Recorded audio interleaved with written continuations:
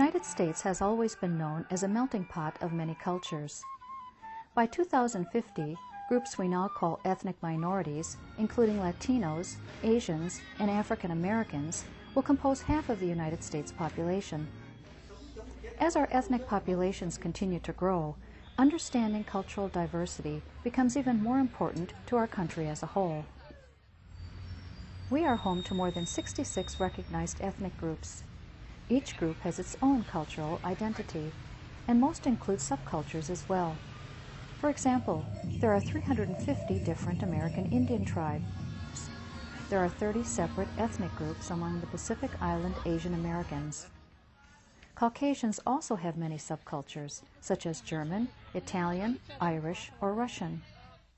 Hello, I'm Marian Karpinski, and I'll be your host during this program. Today there is a movement in our country to improve the quality of health care to all people.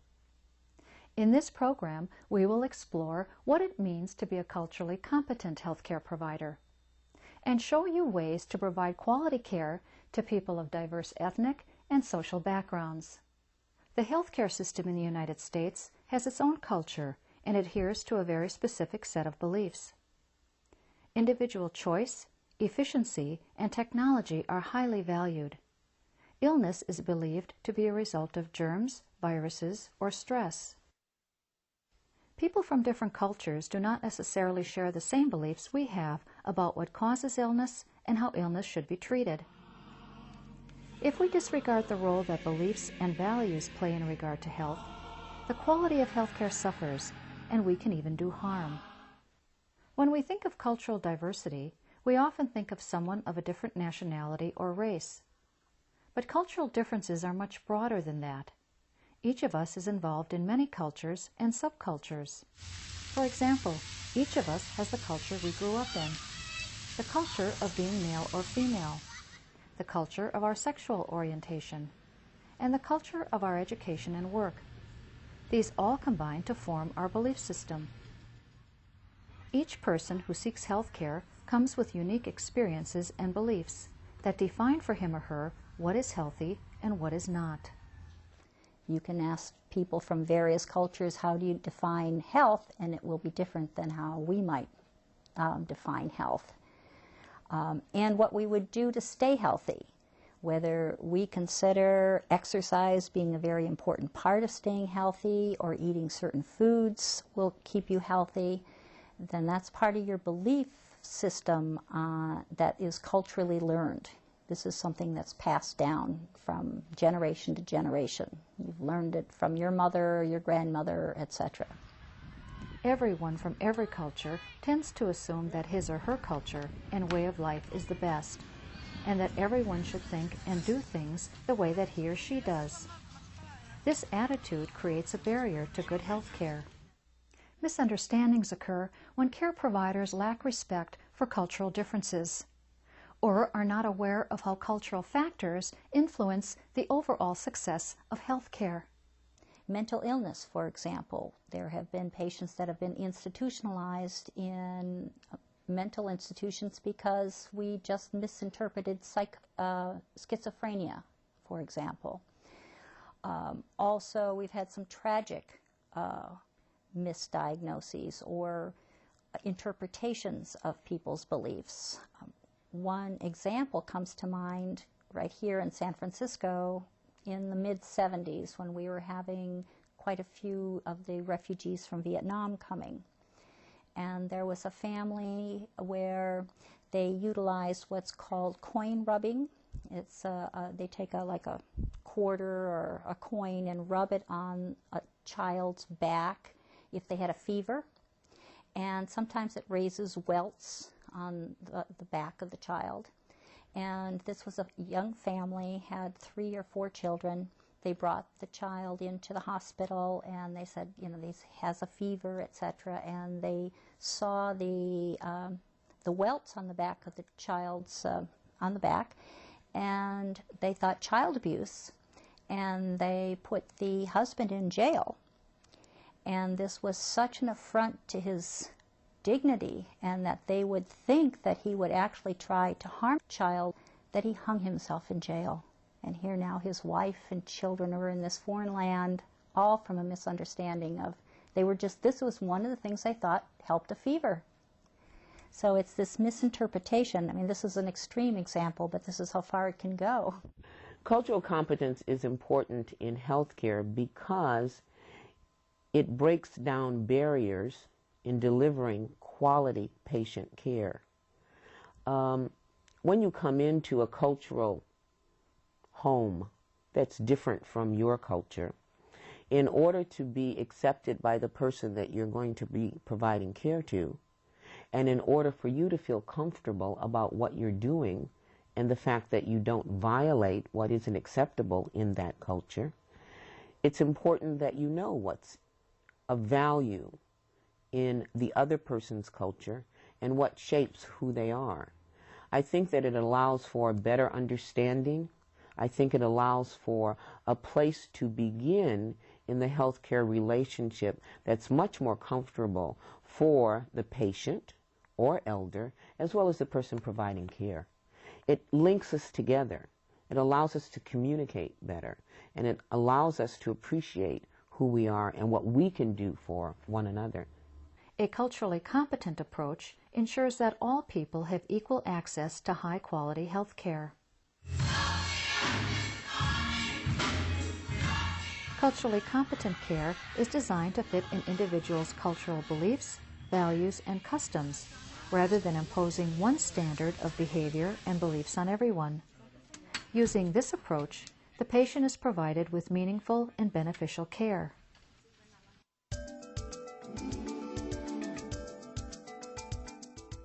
Beliefs about the causes of illness and disease and what is effective to heal them differ from culture to culture. Illness may be seen as a punishment or a curse. They believe that there's the imbalance between yin and yang in the body and the energy. For disastrous disease like cancer, leprosy, for TB, they think that it's the God's will, or mimesis, or they receive that because they have that disease because they did something wrong in their previous life, and in this time, in this life, they get the disease as a punishment, or some even think that they did something or say something bad or disrespect to their grandfather and their past family member, then they got it as a result. Emotional, cultural, or religious beliefs may present obstacles to healing unless they are identified, discussed, and negotiated. The most important factors in delivering competent care, culturally competent care, is, again, to have an open mind, to be accepting and respectful of another culture. It doesn't mean that you would do those kinds of behaviors. You just have to respect the fact that this is the way those patients would practice health care. And then it's a matter of negotiation, trying to find out what will work, a willingness to negotiate.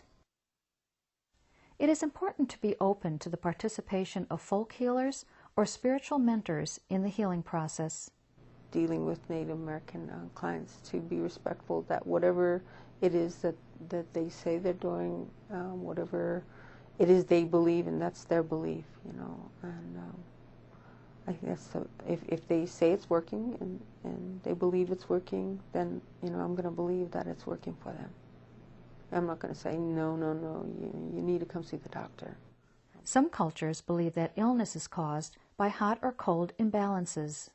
Talking about the hot, warm, cold, and moderate, the Vietnamese look at these characteristics of everything, like food, like medicine, and weather, to adjust their life. For example, if you feel hot in your body, you find something cool or moderate to counterbalance your body energy.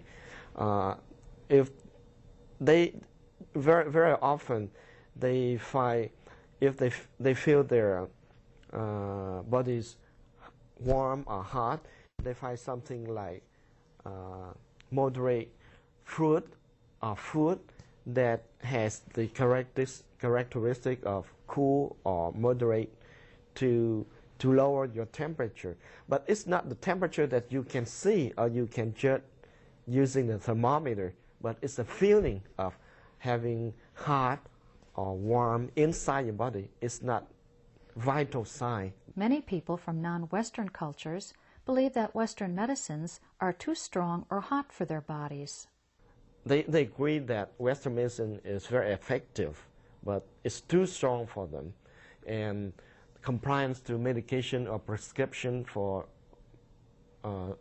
certain people, for certain Vietnamese, is not very good, very strict, because they think that once they think that they are feeling better, they can drop, or they can take it fewer or in a lesser amount, or they can lower the prescription, or they think, oh, someday they think, oh, I'm very good, I'm feeling well, I think I can run more than before, and then they say, okay, that's good, I stop.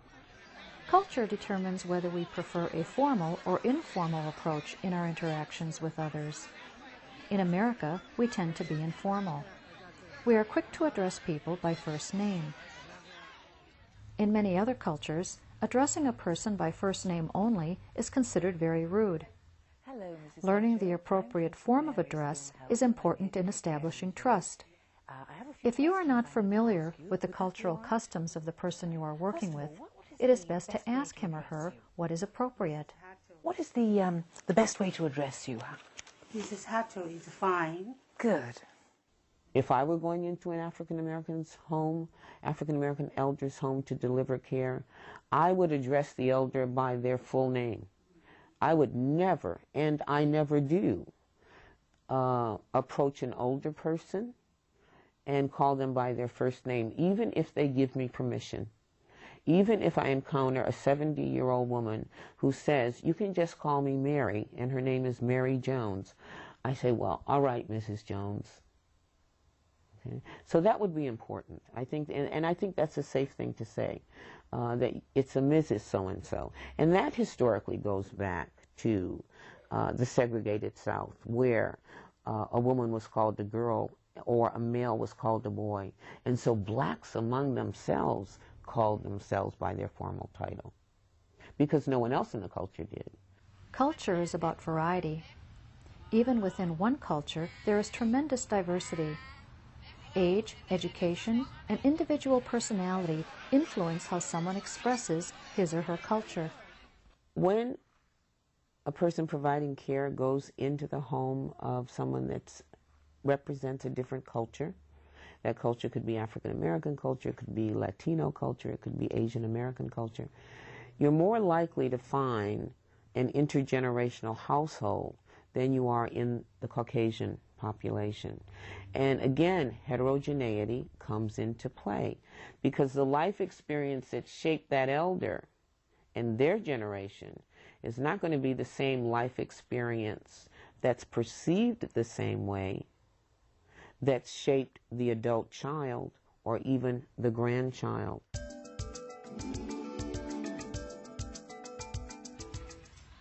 Each culture has a unique style of communication. The speech pattern for Americans is generally fast-paced and assertive. In some other cultures, people speak more slowly and softly. Eye contact is also culturally determined. Eye contact most definitely doesn't always occur with a lot of people, a lot of natives, especially the older traditional people. Okay. And most often it's not, and people I think used to say, well, it's because they're not listening. Well, they're listening, they don't need their eyes to listen, but when it's their turn to respond, then they'll raise their eyes up. When a person speaks softly or avoids eye contact, he or she may not necessarily be expressing shyness, lack of interest, or evasiveness. That style of communication may simply reflect his or her culture. In each culture, there are subjects such as death, money, sexual matters, and certain body parts that are not discussed. It is important to approach these subjects with sensitivity and to educate the person about the need to discuss certain topics in regard to health and prevention. 70 to 90% of communication is nonverbal. Nonverbal cues also differ from culture to culture. Even simple gestures of greeting vary between cultures. We are accustomed to shaking hands in greeting. In some Asian countries, a slight bow is the traditional greeting. In India and Tibet, the hands are pressed together in a prayer gesture. Many gestures that we feel are acceptable, such as the peace sign, the OK sign, or the thumbs up, are considered offensive or may even be profanities in other cultures. If you happen to ask people to stand up or to come to you or come over, and you use just one finger and come on, and they don't accept it because using one finger to point at people is very bossy.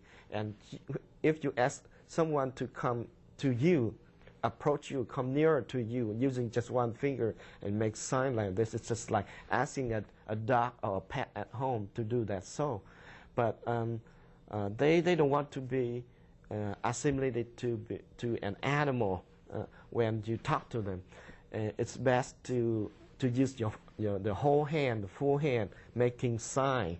If you happen to talk to somebody and crossing your hands behind you, and for them, they will see that it's a very bossy gesture or aggressive or could be unfriendly.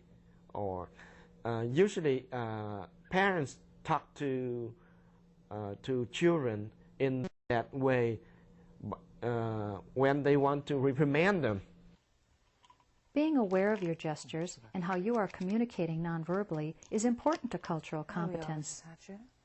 People may respond to offensive gestures with expressions of anxiety or discomfort. Ask if you have done anything to offend that person and be willing to apologize for your actions. This will help to keep communication open and to reestablish trust. Books are available that teach appropriate gestures for each culture. 2 of these books are listed at the end of the video. Other factors that influence the quality of health care are gender roles, language, and literacy. In some cultures, women are extremely uncomfortable being examined by a male. Successful treatment of women from Muslim or Asian cultures may depend on matching them with a female physician. In some cultures, men have a difficult time trusting a female healthcare provider. Language differences can be a barrier. If English is not the primary language, a translator may be necessary to assure quality health care. Family members may not understand how to convey medical terms. Always use a professional translator whenever possible. Do not assume that clients can read. Never rely on only written instructions or assume that written material will be read if you leave it with someone.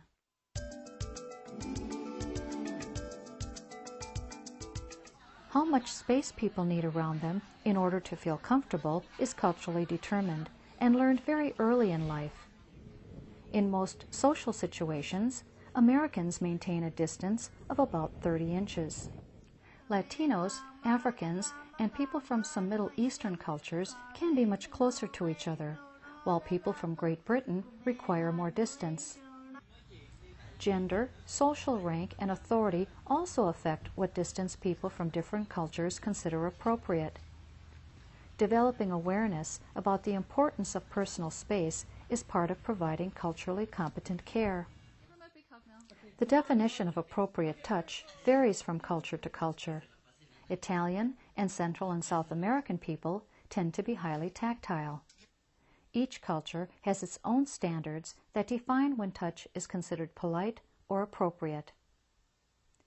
Every culture also has its own taboos regarding touch.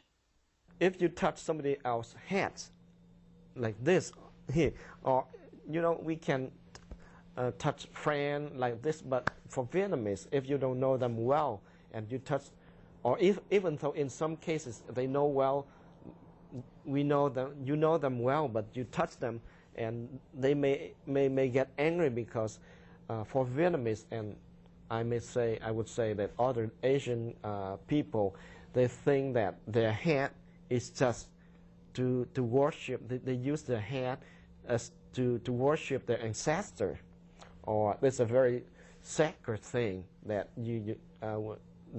that's untouchable.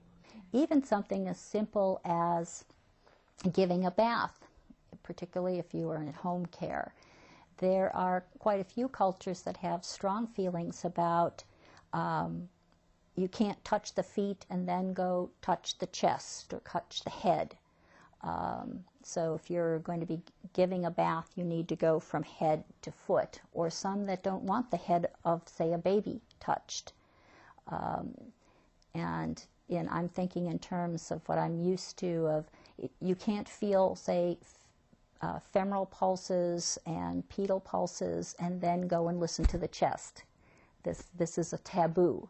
So again, trying to find out if there's, asking the patient, how would you like me to proceed with giving your bath? What parts would you like me to do? And that's where you would pick up the clues that maybe it's important, maybe it's not important. People will often give clues about their preference for personal space and touch. When you sense someone withdraw from touch, you can take that as a cue to behave in a more formal way, mirroring that person's behavior. If you feel as if someone's invading your personal space, remember that personal space is culturally learned. You can choose to move away, or you can honor the interaction with that person by suspending your own cultural preference. Cultures measure and respond to time in different ways. In America, we value efficient time management.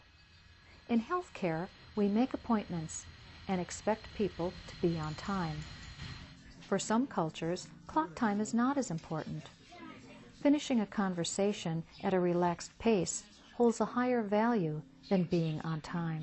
If you talk about the Mexican-American elder, there's some very important values. One of them is how you enter into the healthcare exchange. And you enter into it informally, talking to them about social irrelevant issues to the clinical setting, because that's what they expect from you. And then after you've dealt with that, then we can move on. And I'll give you an example, because I'm not sure that I'm making myself clear.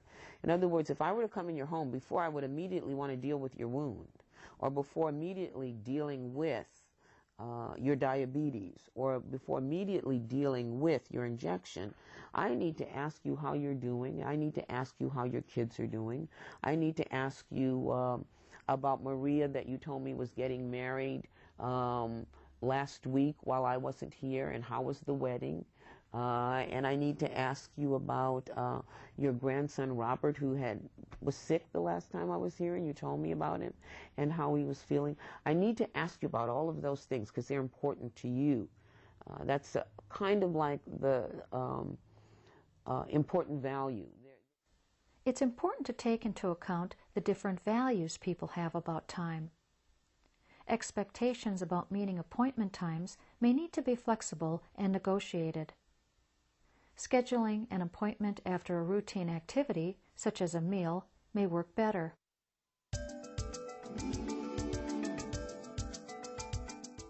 Because people's beliefs and practices around being sick and staying healthy may be different from one's own, we need to understand what theirs are and work with them. If, for example, one cannot give a patient that is just a newly arrived immigrant from another country, and I won't even say any country in particular, but say they don't even speak our language, and if they were just diagnosed as a diabetic, we just can't hand them the American Diabetic Association diet saying these are the foods you should eat, because they're not going to have those foods. Each culture has its own food preferences and food taboos. Successful care of people from different cultures must include awareness of and respect for for their traditional diets and food restrictions. I remember one example where we were pushing a diet to build somebody up for surgery, and this was a person that had just recently immigrated. The food was so detrimental to their intestines, they just weren't used to it, that they had diarrhea all the time. So we were working against ourselves, so we made it worse. If we could have had the family bring in foods they were used to, that would have met everybody's goals better.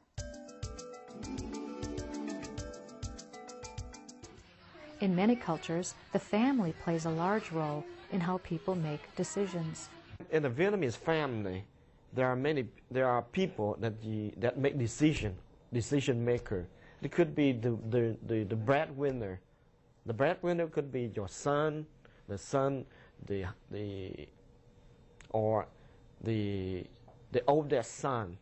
The oldest son would be the decision maker, even though he's not a breadwinner of the family. And parents sometimes have to listen to him in order to make decisions for the whole family. The role of the oldest son in the family is very important. So then after her would come my oldest sister. She would be the decision maker then in the family. Just like my grandmother was the decision maker in the whole family, you know.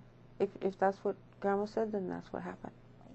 In some cultures, it's the husband that has the right to say if I have surgery or not. In others, it's the oldest son that is the spokesperson on health decisions. But you can't know all the cultures in the world, so you have to ask them who would they prefer that we talk to about the details of their care. Many times in our culture, we want to know all the answers, but that's not true in many other cultures. For example, in many Asian cultures, you never tell a patient that they are dying, and you don't give them all the details. You never give them the results of all the tests. You give that to the family spokesperson. And they decide how much information they're going to give the patient because they see that as their protective role of their mother or their wife. And we're interfering with that if we just blurt this all out. Sexual orientation can affect health care in a variety of ways. Gays and lesbians may find it more difficult to locate open-minded healthcare providers because of stigmas about homosexuality or fears about AIDS. Medical decision-making is often more difficult for gays and lesbians than for others. If one partner of a gay or lesbian couple is in intensive medical care, the wishes of the significant other may be ignored because there is no legal marriage or because of family conflict or disapproval. When possible, the patient's choice for a decision maker should be honored. If you're providing care to an elder from a different racial or ethnic group, there's some things that you need to be aware of. The first one is, as the person providing care, you need to know a little bit about yourself, your culture, what your beliefs are, and what your values are, because they're going to come into play when you encounter someone with different beliefs and values. So you should know a little bit about yourself and who you are. To understand more about your own cultural background, ask yourself questions such as these. What cultural group do I belong to? Who do I go to when I am sick? Are there foods I don't eat because I consider them dirty or unhealthy? What are my religious or spiritual beliefs about health and illness? By becoming more aware of your own beliefs, values, and expectations, you can consider how these affect the care you provide to people of other cultures. Other questions to ask yourself are, do foreign accents irritate me? Do I believe that everyone should be able to speak English? Am I fearful of certain cultures or people?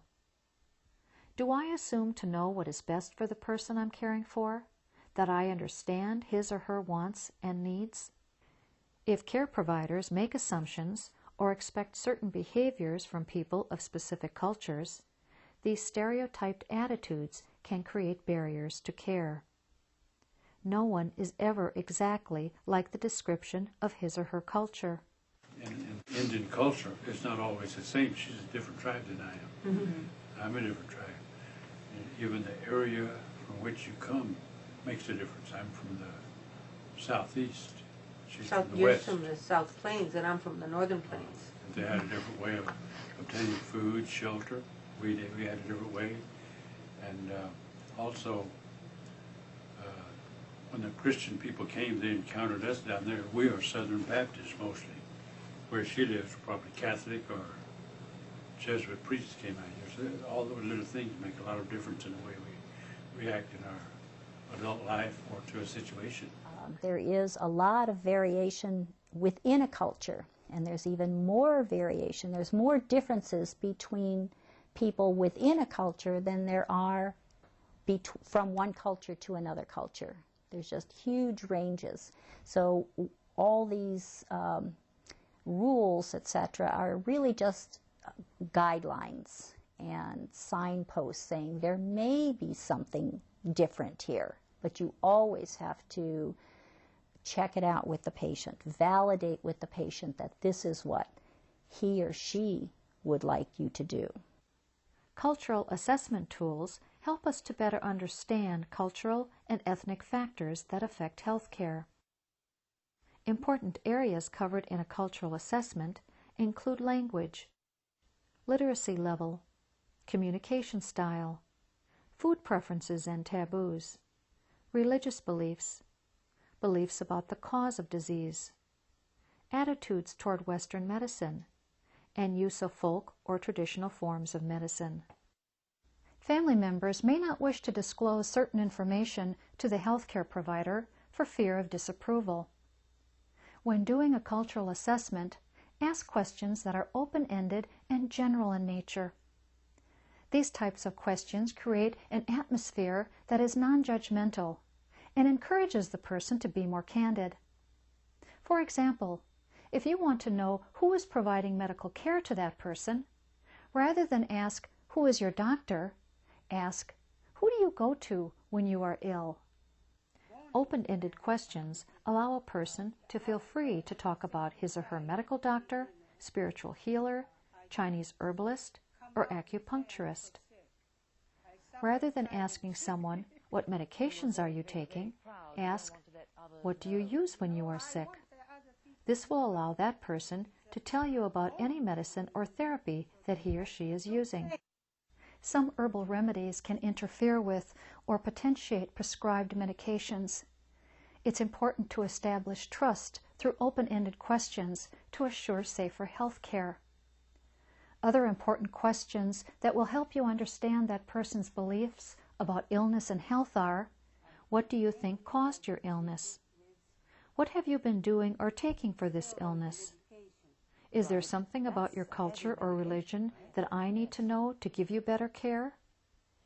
You also need to understand historical factors that may be a unique trauma or stressor to the particular racial or cultural group that you're working with. If we look at the Japanese American elderly, certainly one of the unique experiences for that population would be the Japanese internment in the United States during World War II. If we look at the African American elder, a unique historical event that helped shape who they are would be Jim Crow and the whole institution of segregation. To become familiar with a person's history, consider these factors. Where was the person born? Under what circumstances did he or she arrive in this country? Was there an experience of oppression? Does he or she have reason to be suspicious of Western medicine or authorities in general? Another important historical factor that would be important to know about African American elders is the Tuskegee study. The Tuskegee study was a study of untreated syphilis that lasted for approximately 40 years. It was a longitudinal study from 1932 to 1972 in which all of the data were reported in medical journals as well as to Congress about a study that was being conducted in which a group of low-income, rural, Macon County, Alabama males were told that they were participating in a treatment for bad blood. Essentially, the study was one in which, after having been diagnosed with syphilis, you were told that you were being treated, but you were not, so that they watched to see what would be the results of untreated syphilis on anyone. And the consequences were the same as they would be with anyone. The belief was that this syphilis would in some way be different in blacks than in whites. Many blacks know about that study. Elders know about their study. Their adult children know about that study. And so it makes for a kind of distrust often for some African Americans when they confront the healthcare system. I would try to be clear with what my purpose is. I'm here to da-da-da-da. You know, this is what I'm going to provide for you. You know, I always ask you, is that all right with you? Do you have any questions? Do you have anything to add? And then I would be consistent. And that's where the trust comes from. Because once you promise something, you have to follow through with it. So be consistent with, okay, I'm going to be here on this day and show up for your appointment. Or I'm going to transport you to this appointment. Make sure that you pick them up on time. Certain diseases can be more common to specific ethnic groups. For example, Vietnamese women have 3 times more cervical cancer risk than the population as a whole. Education and prevention regarding culture-specific disease risks are important in providing quality care to all people. Reading is a good way to gain knowledge about a culture, but experience is the best way to learn. Attending cultural events such as a powwow, Chinese New Year celebration, or a Mexican festival gives you an opportunity to discover that culture's style of communication and nonverbal forms of expression. Learning a few words of a person's language helps to show respect and build trust. Even if you cannot pronounce the words correctly, just the fact that you've tried will be appreciated. Everyone has the right to make personal choices about health care, and culture often guides those choices. Every human being wants to maintain quality of life, but what defines quality of life may differ from culture to culture. Although we may not always agree with healthcare choices others make, it is important that we honor those choices. Most of us are familiar with the Golden Rule that tells us we should treat people the way we want to be treated. But in the field of cultural competence, the saying has been adapted. According to this new Platinum Rule, we should treat people the way they want to be treated. Remember that the healthcare provider and the patient bring strengths, skills, and values into any situation. A culturally competent approach acknowledges and includes the patient's strengths and values. Cultural competence includes a readiness to respond to the unique qualities of each person in each situation. The most effective approach bridges cultural differences, allowing people to benefit from modern medicine and their own cultural practices and beliefs. When a healthcare provider works in an atmosphere of respect, cooperation, and cultural sensitivity, the quality of healthcare improves, and we reach the essence of our connection with one another. When this happens, the magic of healing begins. In the last 50 years, nearly 40 million immigrants have migrated to the U.S. By 2055, researchers predict that over half the American population will hail from non-American descent. And every single individual, no matter where they come from or where they go, has the right to belong here. Over the last decade, leaders in the medical and public health fields have pushed for the integration of cultural competence into standard curriculums. They understand that competent care is a crucial step to reduce health inequities in our communities.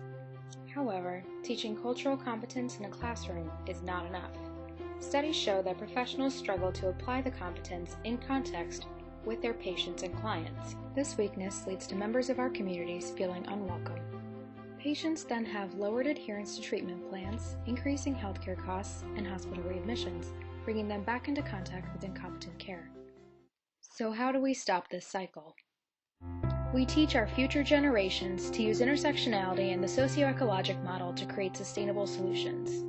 We teach ourselves to look at our neighbors in a way that respects their identities and narratives. We must better equip ourselves to think like the communities we serve, because together we represent the diverse microcosms of our world. Cultural competence should be a standard in the work we do. Our communities need it. Because no matter where you're from, when you're here, you belong.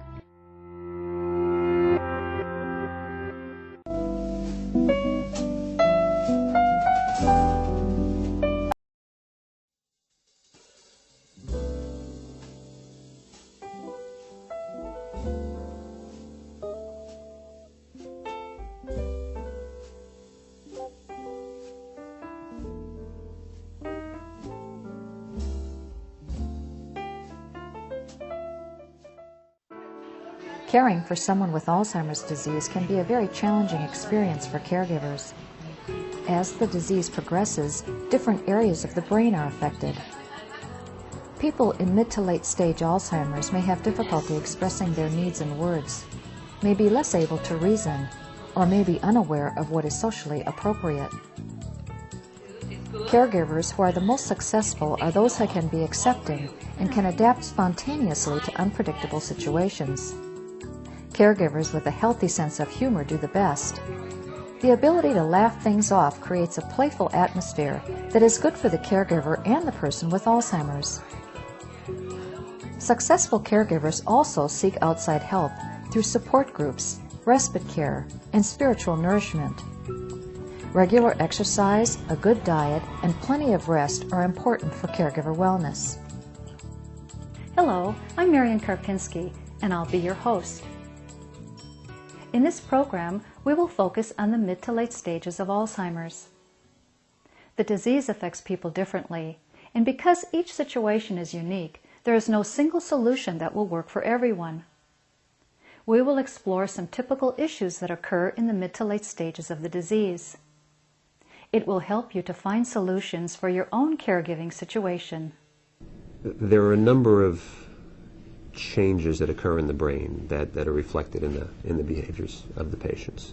So a number of abnormal substances get laid down in the brain tissue, and they infiltrate the brain tissue, and the brain gets sick, and then brain cells actually die. And if you look at a brain of a patient with Alzheimer's disease over time, it actually shrinks. So the brain melts away, and there's this actual loss of brain tissue. And the memory centers shrink first. They get sick first, and the memory starts to deteriorate. And then the degenerative process spreads out to the other thinking parts of the brain. It spreads out to the other higher cognitive centers of the brain, the parts of the brain that do all the things that make us human. So as the disease spreads, then these other mental functions are lost. The ability to use and to understand language deteriorates as the language centers wither away. The ability to organize spatial relations in the mind disappears as the brain tissue withers away. So, for example, you have a mental picture of your neighborhood, and you can find your way around your own neighborhood when your mind is intact. You have a mental picture of the inside of your house, but as the disease progresses and these sort of spatial centers of the brain degenerate, people lose the ability to find their way around their neighborhood. Eventually, when the function is severely damaged, they lose their ability to find their way around their own home. In the later stages of the disease, people often have trouble even spatially organizing a table or a plate in front of them, finding exactly where a chair is that they're going to sit down in. Their perception is profoundly impaired. And family members often think, oh, the person has a vision problem, right? They can't see. They need to go see an eye doctor. And the families are correct that there's a vision problem, but it's not in the eyes. It's in the brain. It's in these spatial and visual centers in the brain. One of the other functions that deteriorates later in the course of the disease is the ability to sort of regulate your own social behavior. We often think of that as a function in the frontal lobes. And as the disease progresses from the memory centers to the frontal lobes, sometimes people's ability to regulate their own impulses or to behave in a socially appropriate manner is sometimes affected. The disease doesn't progress in the same way in every person. Some people develop profound changes in their personality and behavior due to the specific way their disease spreads. Even with the loss of language and other functions, some people still have the same personality and display a keen sense of humor well into the late stages of the disease. People who have Alzheimer's disease on an average live 8 to 10 years after the onset of symptoms. The disease does not attack vital organs such as the liver, heart, or kidneys. Because most people with Alzheimer's are elderly, they will pass away from some other illness they have, or an age-related condition. Common causes of death are infections, such as pneumonia, or complications after a fall. Some people simply stop eating. At the end, it is usually a very quiet and peaceful passing.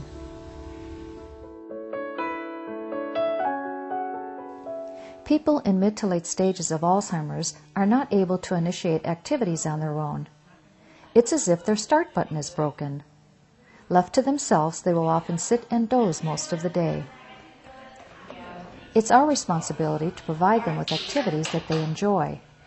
Trial and error is a common approach to activity planning, but it is not the best way to go about it. Finding out what the person enjoyed in the past is important, because then you can plan activities that are more likely to be meaningful. If the person is unable to tell you, consult with family members or close friends. Even if the person can no longer do a specific hobby, such as crocheting, she may enjoy doing something related, such as winding yarn, looking at pictures of crocheted objects, or watching someone crochet. One-on-one activities work better than group activities in the mid to late stages of the disease. However, being with others in a group setting is still important. It adds richness to a person's life, even if she does not appear to be participating. On some level, she may still enjoy what's going on around her, even though her facial expression remains the same. Keep in mind that the purpose of the activity is for sheer enjoyment of the moment. It's not about her completing the activity or following your directions. For example, if in the past he loved to garden, gather together a pot, soil, some seeds, and a trowel. He may not know what to do with the materials, and you may have to guide his hand.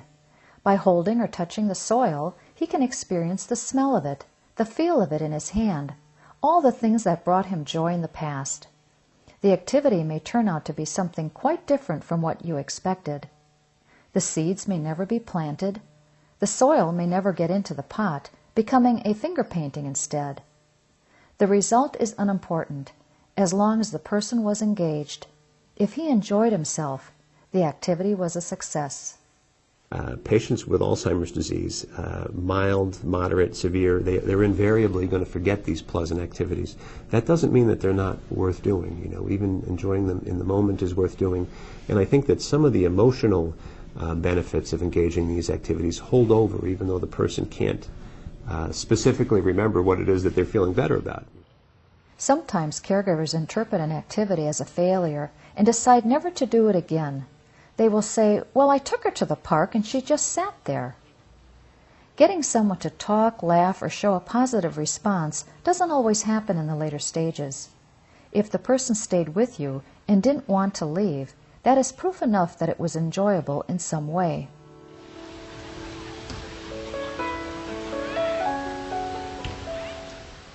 People with Alzheimer's become less able to tolerate commotion or excitement as the disease progresses.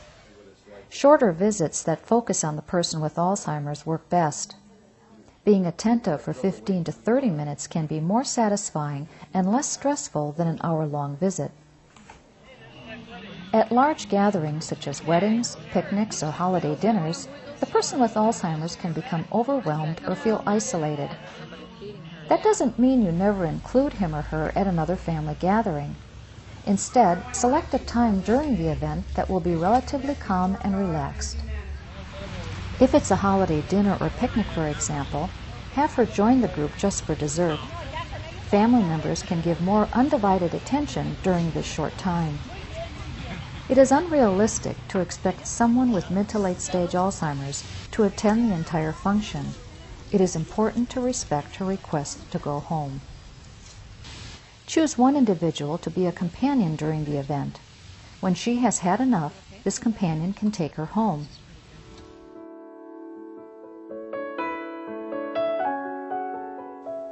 Many older people enjoy taking naps during the day.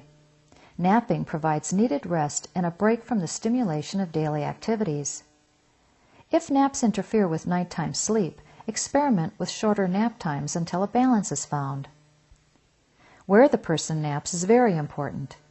The bed is not a good choice because when he wakes up from a nap, it may seem like morning, causing unnecessary confusion.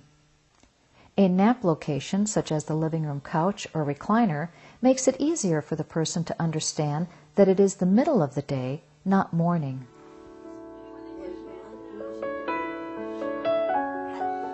The person with Alzheimer's can no longer plan his or her day.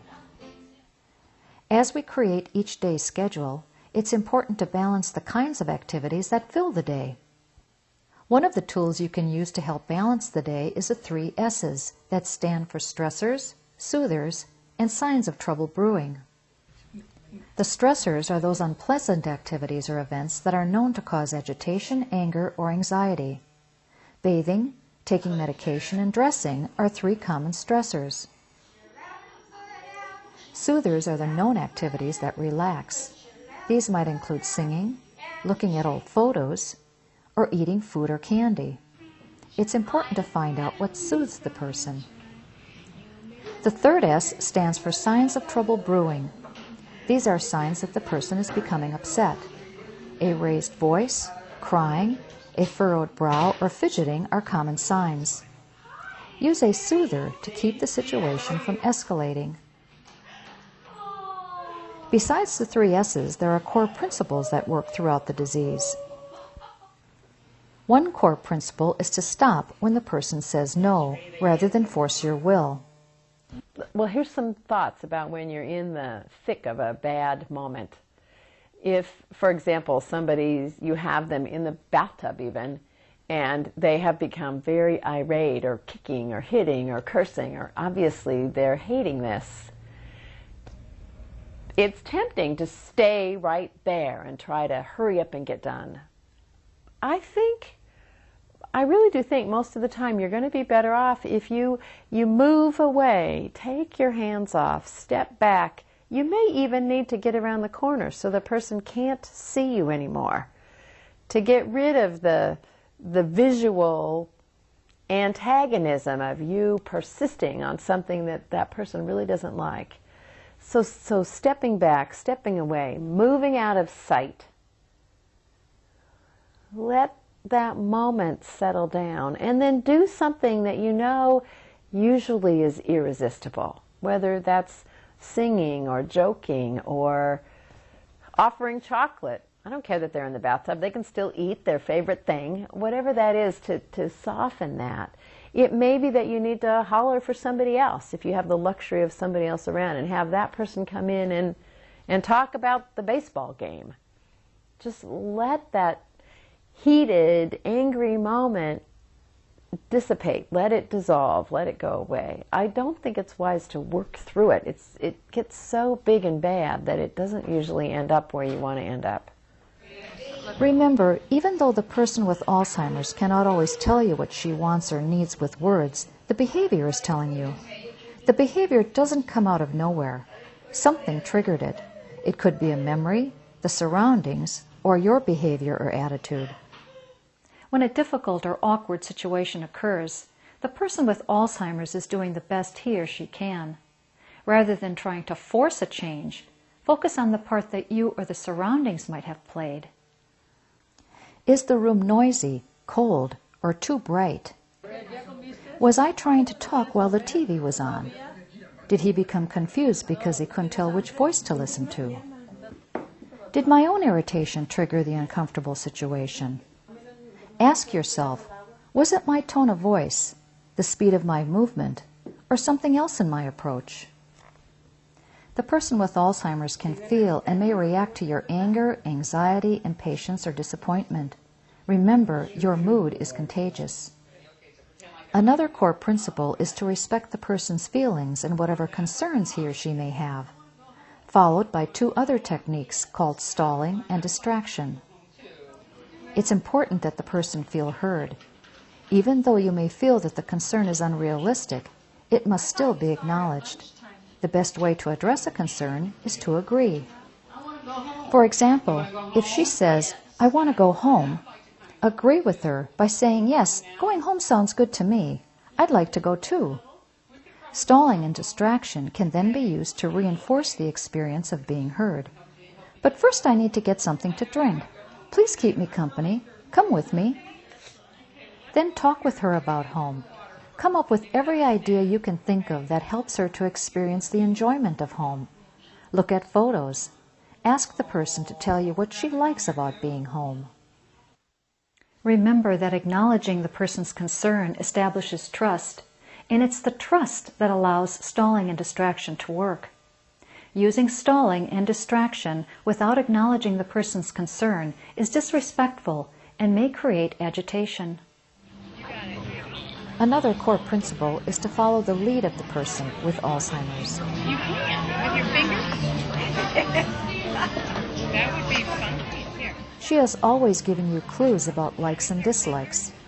When you follow the person's lead, you honor her pace and level of stamina, rather than making her conform to a rigid schedule. One person may enjoy getting up early and being dressed for breakfast. Another needs more sleep and likes to eat in her pajamas. A third may not have the stamina to tolerate a series of personal hygiene activities at once. It's up to you to follow his or her lead and create an individualized plan of care that allows the person to be happy. Repetitive questions, such as, "Where are my babies?" occur early in the disease. As time goes by, the question may be a word or sound, something like, "Babies, babies, babies." Earlier in the disease, you could soothe her concern by telling her that the babies are sleeping. She would be satisfied, understanding the importance of letting babies sleep. Now, with fewer functioning brain cells, a different technique is needed. You still want to let her know that her concern is important, but now she may be more comforted by holding a baby doll or stuffed animal, something that she can snuggle with. "Help! Help! Help!" is another common repetitive crying out. It may involve much more detective work to find a soothing solution for this concern. Here are some things to consider. A cry for help may come from loneliness. Music or voices on videotape can help the person who feels alone. If the discomfort occurs at night, it may be that he or she is uncomfortable in bed alone. Many elderly never slept alone. As youngsters, they shared a bed with siblings and then later with a spouse. A body pillow, something that is as big and warm as another person, may help relieve the feeling of loneliness. Repetitive calling out may be the result of pain. The person can't tell you that he or she hurts or where it hurts. Providing routine pain medication may be helpful. Familiar rituals from the past can be soothing, especially at the end of the day, which is often an uncomfortable time for someone with dementia. Did he or she pray or have warm milk and a snack before bedtime? Trying one of these rituals can help to smooth over that uncomfortable feeling. What brought the person joy before he or she had Alzheimer's disease? What values were important? Was she a religious person? Knowing the person's core values can help you find ways to make that person feel happy and safe. I need to know what that person did, who that person liked, what they did for work, what they did for leisure. What were their values? Was this a very religious person? Was this not a religious person? Did they like to drink?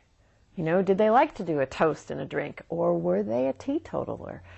Those fundamental core values, if you will, are going to be essential. There was one man who was a boss. He'd always run a huge factory, had hundreds of employees. And when he was in a group setting where there was lots of people around, whenever people, which for him, because he now had this disease, when he was in a group setting, often it was pretty casual. It was a social setting, or it was in a care setting where he went for the afternoon. So it had a very frivolous feel. Fun, singing, cake, cookies, juice. And the more fun it got, the more irritated and annoyed he got. And he would shake his hand at people because he was the boss. And he wanted things to snap along. And he wanted people to stand up when he came by.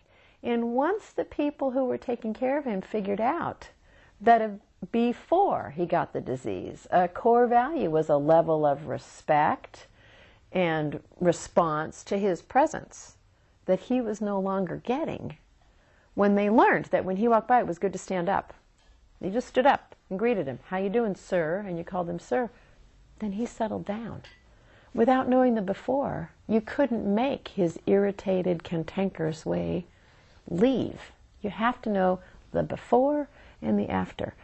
And the before takes a fair amount of detective work. There isn't one technique that will work every time or for every person. A technique that works for you may not work for another caregiver, or you may feel uncomfortable trying a certain technique. That's why it's important to search for and share ideas with others. It is critical to have a variety of ideas in mind to try when the situation comes up. You may not always get an immediate positive response, but it's important to be patient and to keep trying.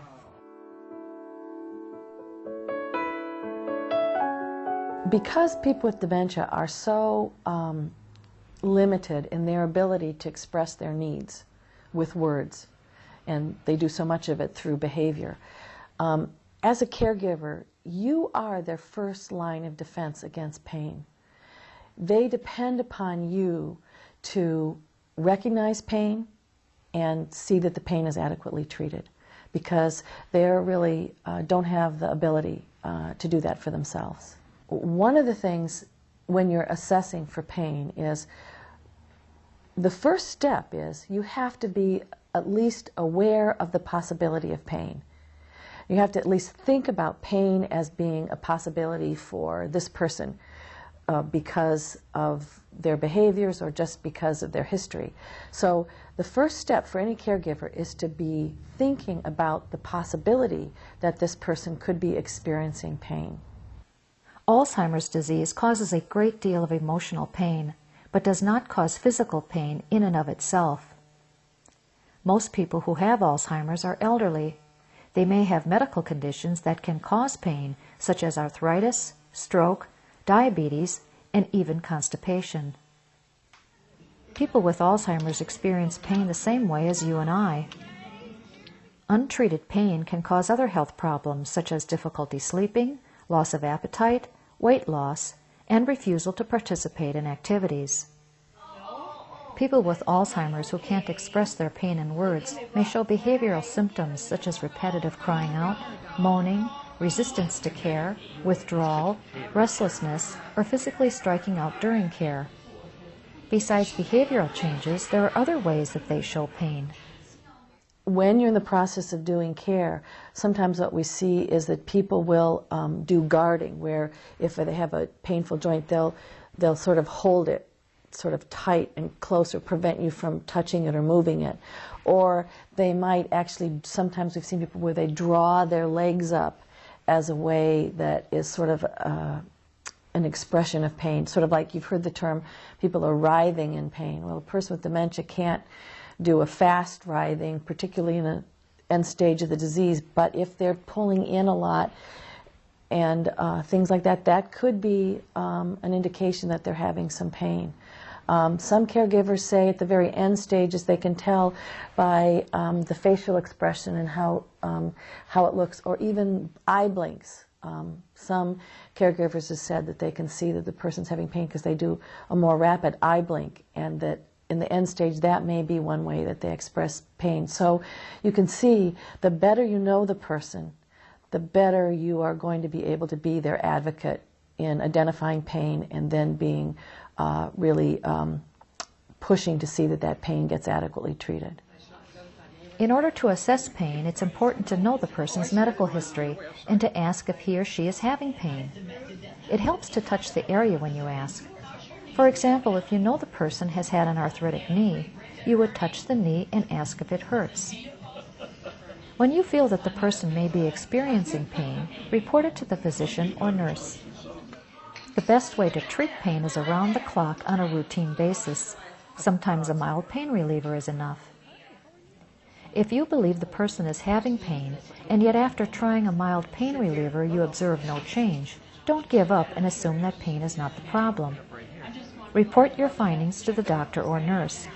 The person may need a stronger medication for effective pain relief. There are a lot of things that just the caregiver can do that can really reduce pain, just in the course of daily activities. Again, any of you that have any arthritis know that those joints can be very painful, and if they're moved too suddenly or too pulled on too much, it can cause a lot of pain. So how the caregiver treats people with pain makes a big difference. One of the things is, again, to take, if you have a joint that you know is painful, is to move it very carefully and slowly rather than just moving it very fast. So that's a very basic thing. The other thing is that if you're going to do something to a person that you know has caused them pain in the past, it's better to give them an early warning. So, for example, if you're going to move a person's knee, you can say, Helen, we're going to move your knee now, and then you move the knee. That's called an early warning, and that lets the person know that something painful might be occurring before it happens, and we've seen that it really does make it easier for them to go through this experience that they know has been painful. The other thing is that if in the course of your caring you do something that causes a person pain, something like ouch, when you move a joint that's painful, sometimes shaving can be a painful thing if you happen to cut somebody. It really helps if you apologize to the person and say, I'm so sorry. I'm so sorry that I hurt you. I'll be more careful. And just those simple words and that kind of acknowledging of their pain and letting them know that you as a caregiver are concerned about that can do a great deal to relieve the anxiety that goes along with pain for any of us.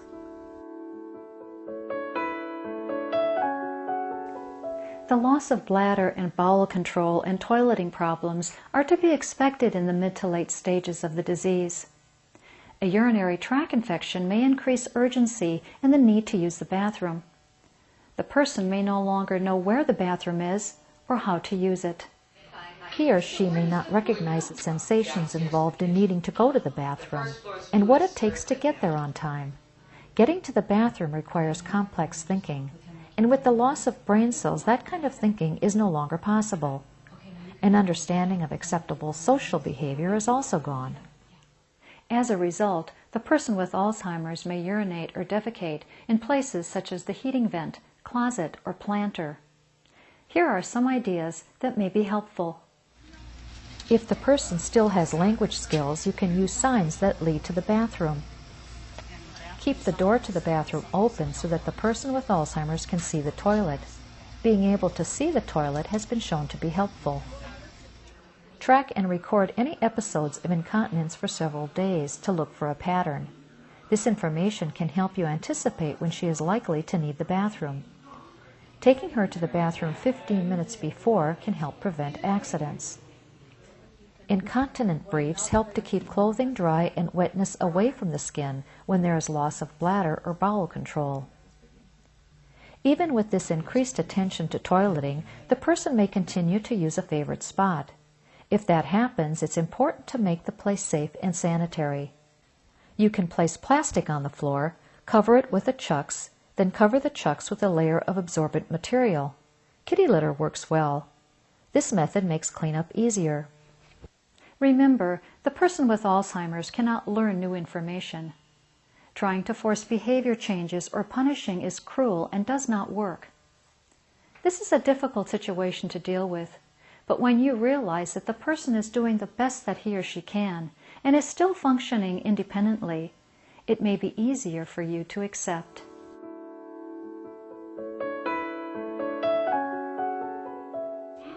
The way that people with Alzheimer's disease respond to the human need for intimacy and sexuality varies from person to person. Some may respond in a hypersexual way, while others may lose the ability or desire for sex completely. As the disease progresses, the person with Alzheimer's may no longer recognize a life partner of many years. He may forget how to have sex, or be aware of what is socially appropriate.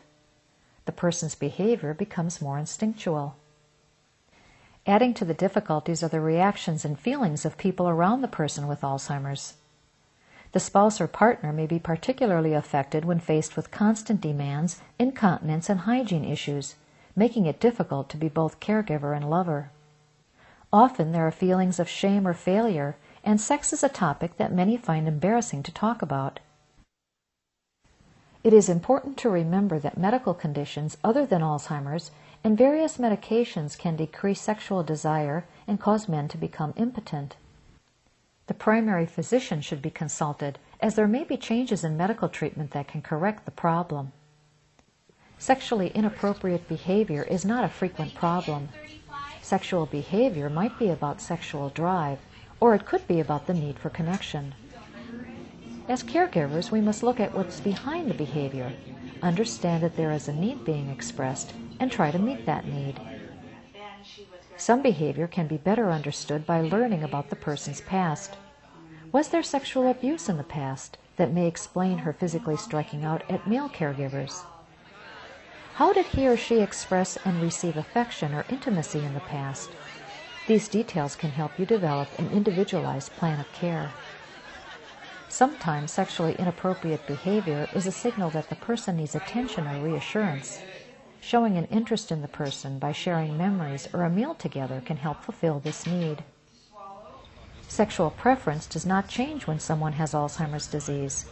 People remain either heterosexual or homosexual. Touch is a basic human need that begins in infancy. It is so vital to our well-being that babies who are not touched and held do not thrive. The need for touch does not go away when someone has Alzheimer's.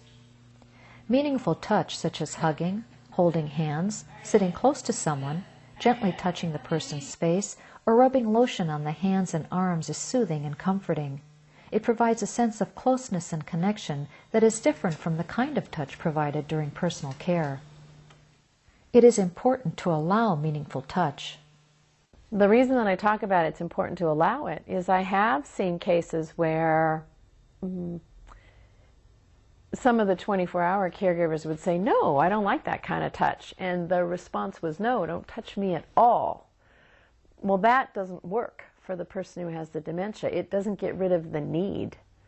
They have a very human need to be connected. And that need will still be, they'll still try to figure out a way to address it. And it can get less and less acceptable because it becomes more intense a need. So we have to do something to address it as opposed to just discourage it. It isn't okay just to make it stop.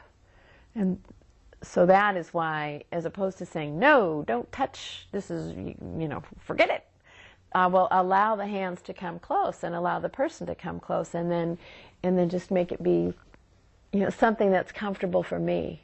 A lot of times I'll hold on to both hands because I don't want those hands going places that make me uncomfortable. But I'll get both hands and snuggle them up, or I'll take both hands and put them on my shoulders, or some way that I can still do a snuggle. Still be close, but not uncomfortable for me, and not completely withholding the intimacy from the person who's asking for that. As a caregiver, you can avoid triggering inappropriate touch or speech by maintaining professional behavior. Be aware of how you communicate and position your body when providing care. Flirtatious comments, reaching across the person's body, or bending over without awareness may expose you to inappropriate touch or response.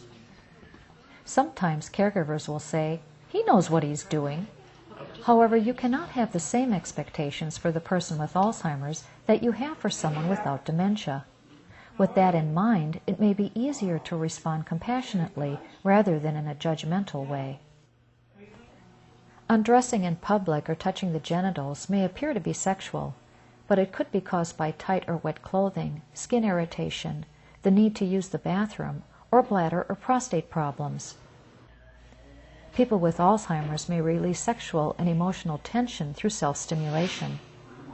Boredom or loneliness can increase the desire to masturbate. Distraction, increased activities, and individual attention can help address loneliness and boredom. If masturbation occurs in a public area, rather than discourage the behavior, direct the person to a private area. Never shame, tease, or scold sexually inappropriate behavior. Sexual identity is important to our sense of self. Treating a person as a man or woman rather than as a non-sexual being is vital to self-esteem. Activities that reinforce gender identity, such as manicures or hairstyling, playing sports, or allowing him to shave, can support a person's sense of self. Treating each individual with respect, such as using care not to overexpose the person's body during dressing or bathing, helps preserve self-esteem. Caring for someone with mid to late stage Alzheimer's disease is very challenging. As the disease goes on, you may feel uneasy about what the future holds. Regardless of this uncertainty, you can still enjoy parts of the experience that are wonderfully fun and precious. Things like just being together, sitting next to somebody on a chair with arms around and having that person just lean their head in. And it'll just be so dear. And wanting to just stay connected that way. There's lots and lots of very precious moments. A lot of them come with no words. The words are hard for a person who has this disease to come up with, but the connection with people, the wanting to be together. I have seen where you'll have one person who's quite frail trying to reach for something that's out of reach, and another person who has the same disease but just a skosh bit more limber be watching and slowly make their way over there and get what was just out of reach and hand it to them. That kind of, it's just so precious. Where even though the words are hard for them to find or impossible, but that's still being observant and still participating and still wanting to help somebody else. That's magic when you see it. There is a piece of being not inhibited socially that's an absolute blast.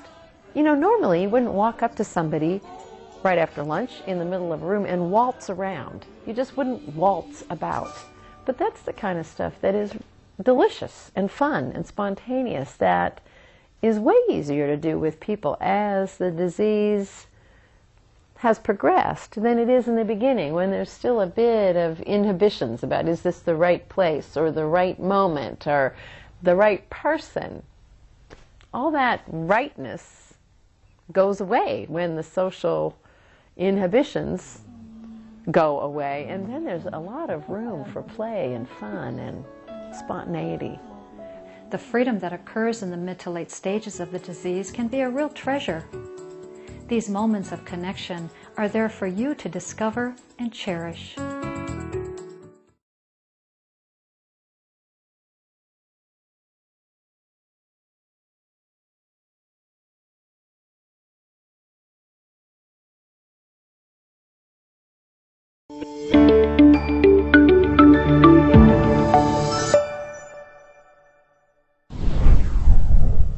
I recently moved in with my mom but continued to work full-time.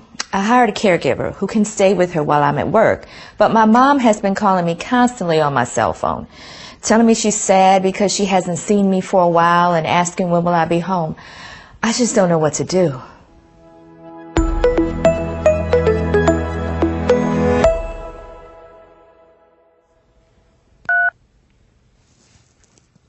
Jane, where are you?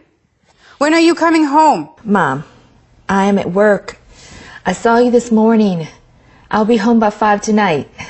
Talk to you later.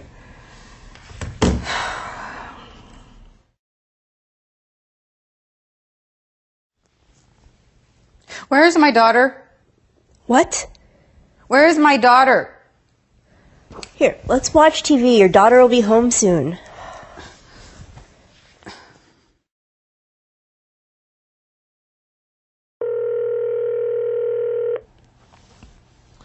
Jane, where are you? When are you coming home? I miss you. Mom, I am at work. I just told you 15 minutes ago. I saw you this morning. I'll be home by 5 tonight. Gotta go.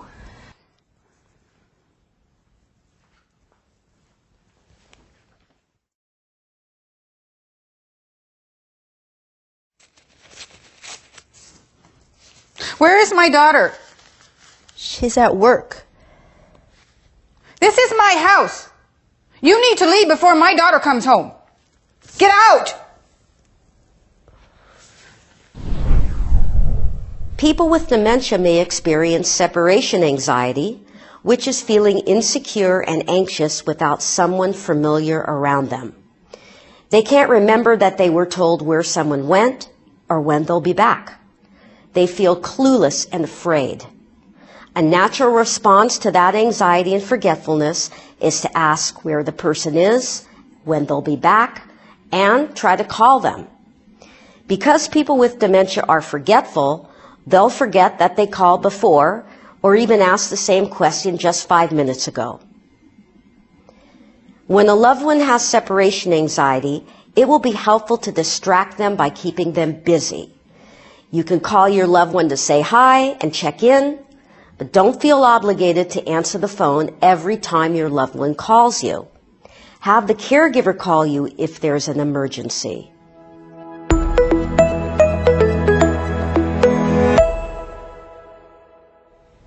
Where's Jane? She's been gone for a long time. She should be home by now.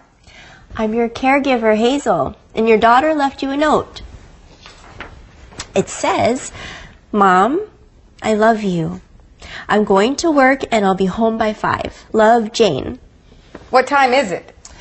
It is 10 a.m., but soon it'll be 5 and then Jane will be home. Hello? Mom, this is Jane. I just wanted to let you know that I'm at work, and there's some things I want you to try and get done before I get home. But first, Hazel's going to take you to that special place you like to go. Shopping. Okay, honey.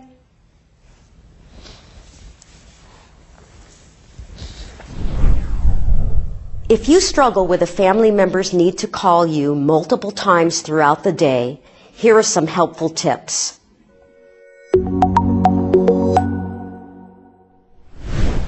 Why don't we look at some photographs? If caregivers pay attention and engage with your loved one is less likely to become anxious.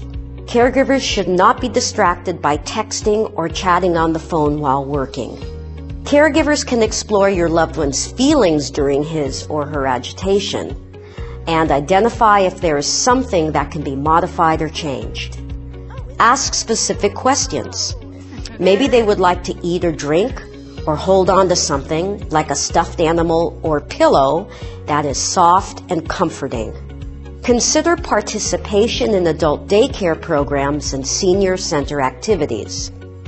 If your loved one gives the caregiver a hard time, the caregiver can try to give him or her some space or distract them with a pleasurable activity.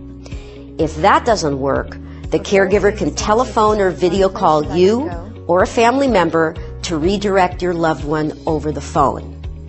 The caregiver should not leave until you are home.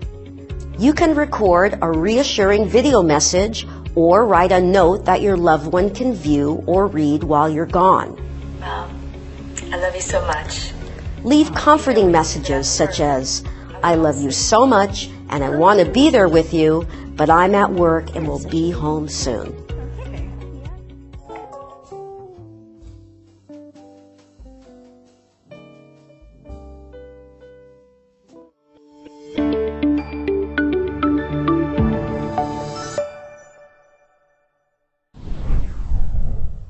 My mother never wants to do anything anymore.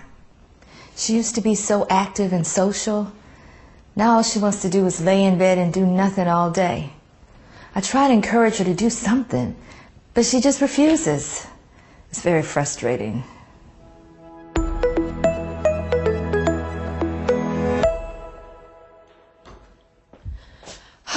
Ma, you've been in bed all day. Don't you want to get up and do something? No, I'm tired. Come on, Mom. You need to get up, or you'll be awake all night. You go ahead. I'm fine right here. Come on, Mom. Just for me, please. You need to get up. Just leave me be. I'm okay. Okay, I give up.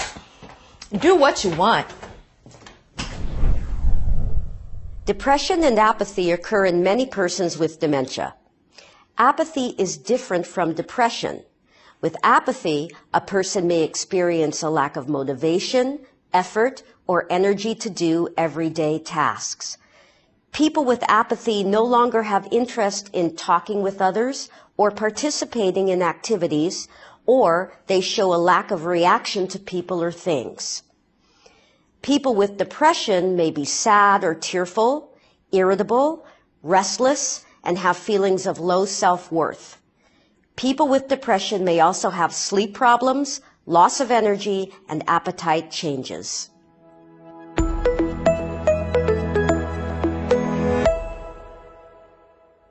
Mom, your friend Maggie's coming to visit today. Let's have you take a bath so you'll be ready when she comes over. I'm too tired. And Maggie really wants to see you. I couldn't say no. She'll stay for a little while. Come on, let's get you up. Okay. Oh, that's my lady. Hi, Mom. Look who's here. Oh, hi, Maggie. Good to see you. Oh, hi, Miss Maggie. How are you? I'm pretty good. You looking good? Thank you. Yeah. Thank you. Let's get to work on this puzzle. Oh, good. Look at there. Oh, my. If the apathy or depression your loved one is experiencing is significant or is a sudden change from their usual self, talk to their doctor, as there could be another medical cause for their behavior that should be evaluated immediately. Don't let depression drag on. Inquire with their doctor about a need for antidepressant medication. Here are some tips on how to manage apathy and depression.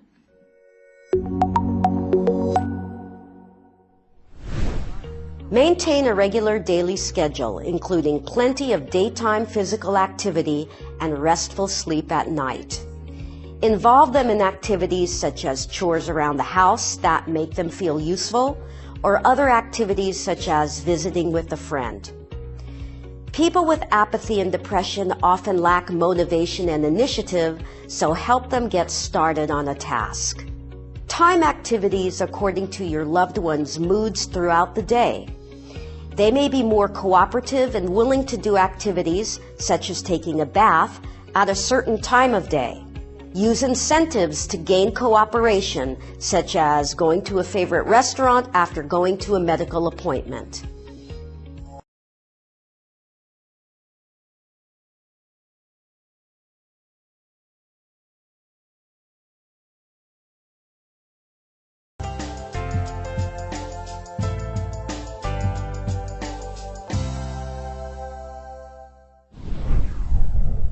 Grandma asks the same questions 50 times a day. What time is it? And what are we doing? I get so frustrated because even after I answer the question, she'll ask the same thing again a minute later. It's driving me crazy.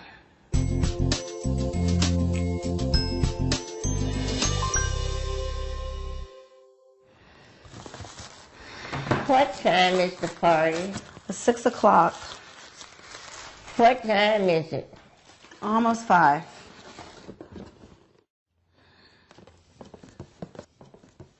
What time is the party? Weren't you listening to me? I answered that 2 minutes ago. The party's at 6. Now stop bothering me. I need to finish wrapping her gift. Repetitive questions are a common behavior in those with dementia. Many families find themselves at a loss for a solution and become frustrated with this behavior. Repetitive questions are often triggered by anxiety caused by memory loss.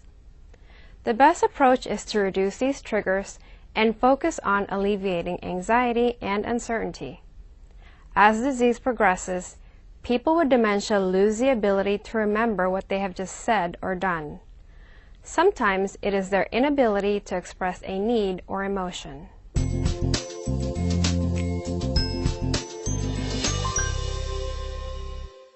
What time is the party?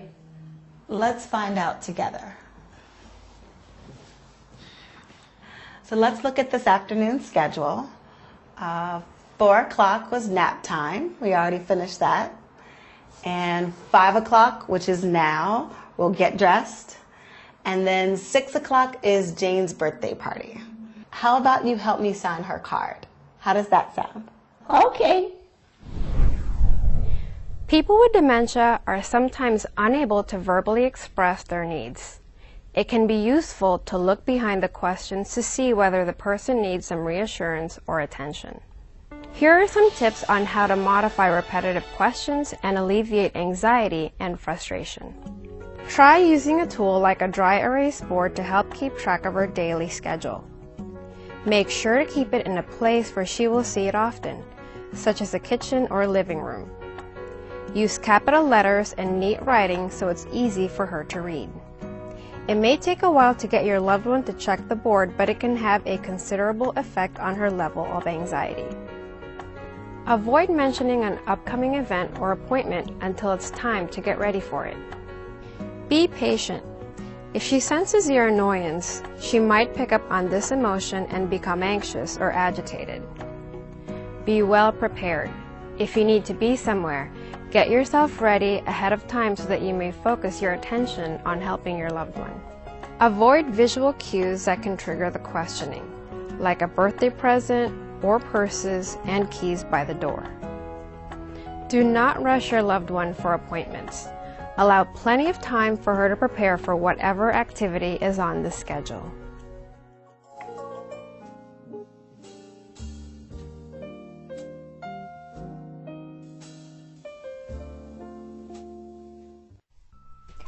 Hey there, Care Blazers. Dr. Natalie here, and welcome back to the place where we talk about everything dementia.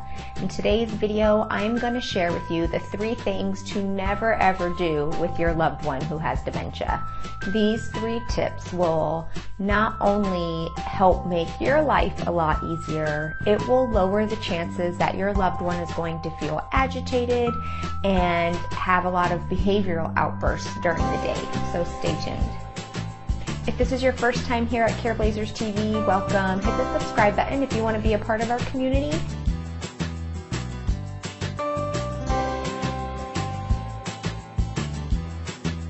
Tip number 1 is do not argue with your loved one who has dementia. Just don't.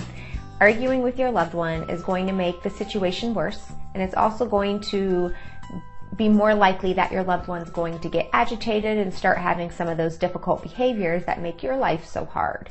So instead of arguing, you just want to acknowledge what they're saying, what they're going through, give a brief response, and then redirect whenever possible. So here's an example. Your mom with Alzheimer's disease is accusing you of stealing her purse, when in reality she just misplaced it as she usually does. So what you don't want to say is, Mom, I didn't steal it. You just lost it again. Remember the last time you misplaced it and thought I stole it and then we found it later? That's going to lead to a lot of frustration and probably some backlash from your mother. So the things that are wrong with that response is that, number 1, you disagreed with your mom, and that's going to lead to some agitation and anger on her part, at least increase the chances she's going to act that way. And number 2, you also asked her to remember a time in the past where she was also wrong. So she's probably not going to remember that time in the past, and then you're just highlighting the fact that she can't remember. So for several different reasons, that's not a good response. Instead, you might want to try something like, I'm sorry, Mom, I'll help you find it. And then you want to distract by offering a snack, going for a walk, watching TV. In this particular situation, since it's a situation that happens often, misplacing her purse, hopefully you'll have done some detective work in the past and you'll figure out where her usual hiding spots are. That way you'll know where to go look and help recover the purse. All right, so tip number 1, do not argue. And in case you missed it, I will put a link to a previous video I did that was all about what to do if your loved one is misplacing items a lot. Tip number 2, do not try to correct your loved one. Here's an example. Your father, who has vascular dementia, starts to talk about how he went to work yesterday and has to go back to work tomorrow, even though in reality he hasn't worked in 10 years. You don't want to say, Dad, you don't work anymore, you're retired. Instead, you might want to try to use your active listening skills and nod, smile, say that's nice or okay, and then move on to something else. No need to correct him, let him talk, and your life will be much easier and he will be content to go along talking and sharing what he believes to be true. There's no harm, let it be. Tip number 3, do not try to reason with your loved one. Trying to reason with your loved one is a losing battle because they no longer have the ability to reason. And you can't win, so to speak, with your loved one who doesn't have the ability to reason through what you're saying. So, for the next example, let's say your loved one is convinced that someone is trying to break into their home and steal her remote control. Don't say, Mom, no one is trying to steal your remote control. No one is after you. Instead, you might want to say something like, you know, I talked to your neighbor and they caught the guy and scared him away. He won't be coming back. Or I talked to the police and they caught the person who was trying to steal your remote control. They won't be back. By just joining in what they're saying and being on their level, you can offer a brief, short response that addresses their underlying emotion, that addresses their need, and then you can move on and distract to something else.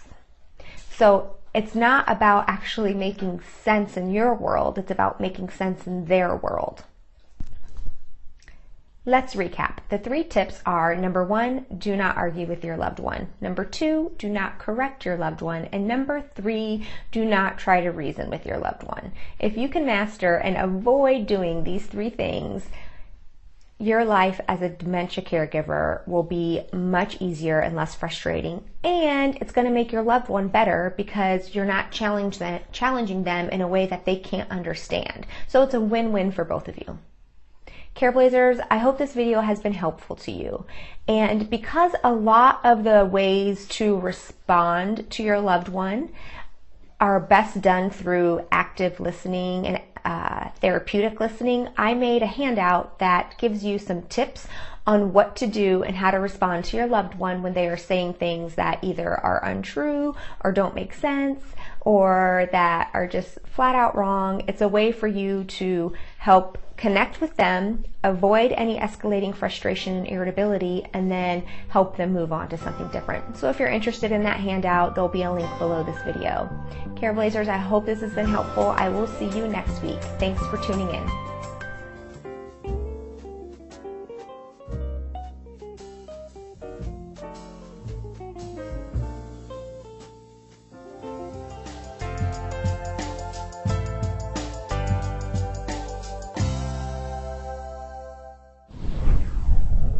My mother used to shower every day.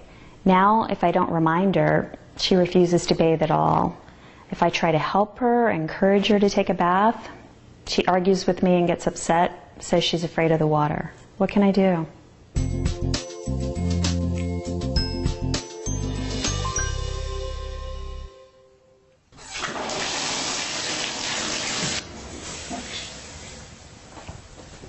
Mom, it's 8 a.m. Time for your shower. Oh, I don't need it. I don't want one. Mom, come on, please. We've gone over this over and over. No, leave me alone. Don't touch me. Come on. It's been a week since your last one. You need one. Please, get undressed.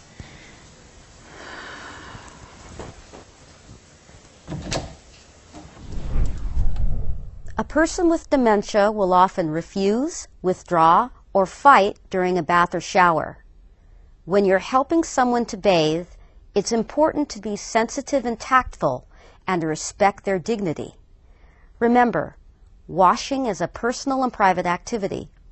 Bathing can be scary for patients as dementia progresses.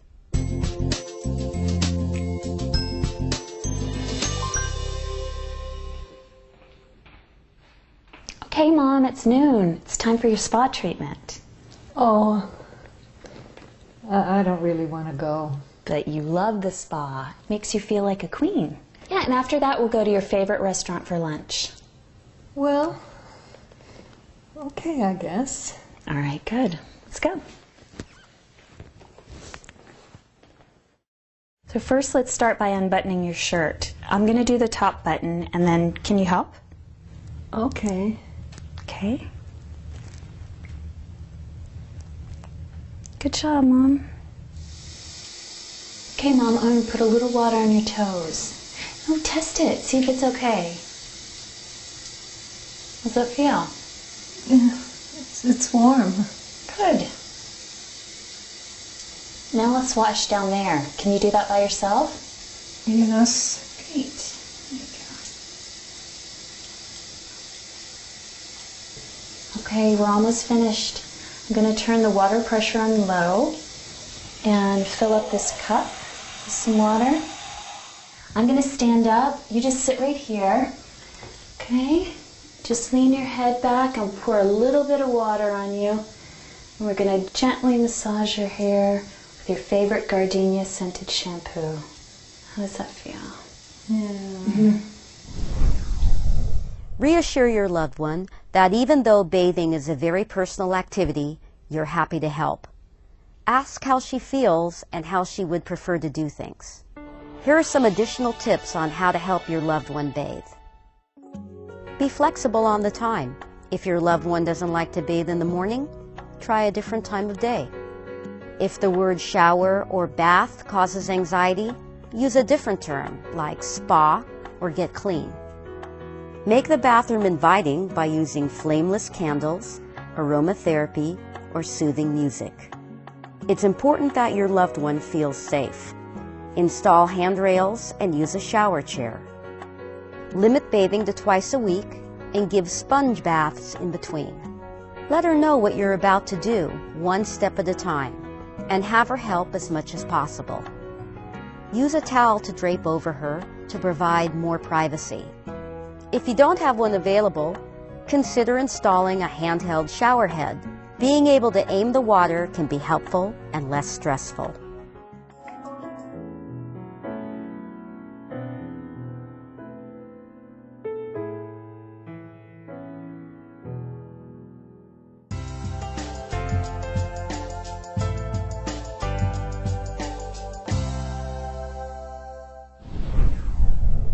My father's been living with me for 2 years. He started wandering in the house, trying to go out the front door, saying he wants to go home.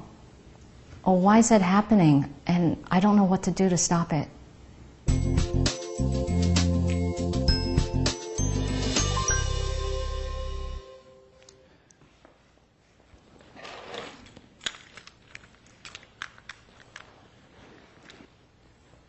Stop, Dad!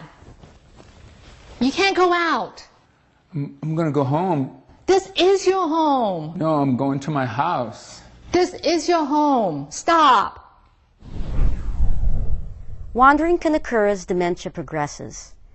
It can be triggered by someone reliving an old memory, not recognizing where they are, or by a feeling of distress.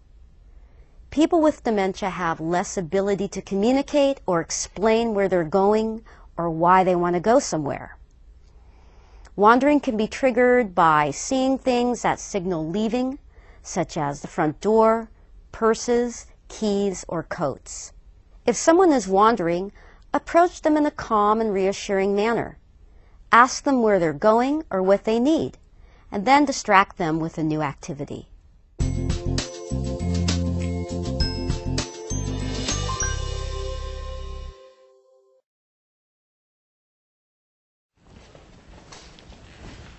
Dad, where are you going? I want to go home. You are home. No, I want to go home. The kids need me. This is your home. See? Here's a family picture. There's me and there's Tom. But where are the kids? I'm right here, Dad. I'm your daughter, Jane. And Tom, your son, he just lives 5 minutes away. Let's all give him a call on the phone and say hello. That sounds nice, honey. Okay, come on. Wandering can still happen, even if you're the most diligent of caregivers. Use the following tips to help lower the chances of wandering. Use a calm tone of voice and ask your loved one where he's going or who he's looking for. Reassure him that he's home, point out familiar things around him, and then immediately distract him with a pleasant activity to allow him to forget his urge to wander. Disguise the door by painting it the same color as the wall or covering it with a large poster or picture. Murals for doors can be purchased on the internet. Cover the doorknob with a drape. Try placing a black doormat in front of the door. Some patients will avoid crossing the mat. Put signs on doors to discourage leaving, such as stop signs, do not enter, or keep out. Make sure your loved one is getting enough exercise. The urge to wander could be a result of unspent energy. Ask if he has any needs. He might be wandering because he feels physical discomfort or stress. Be specific. Ask if he would like a sandwich or some coffee, or if he needs to use the bathroom. Do not leave coats, hats, or keys in plain sight or by the front door, as they can trigger the urge to leave.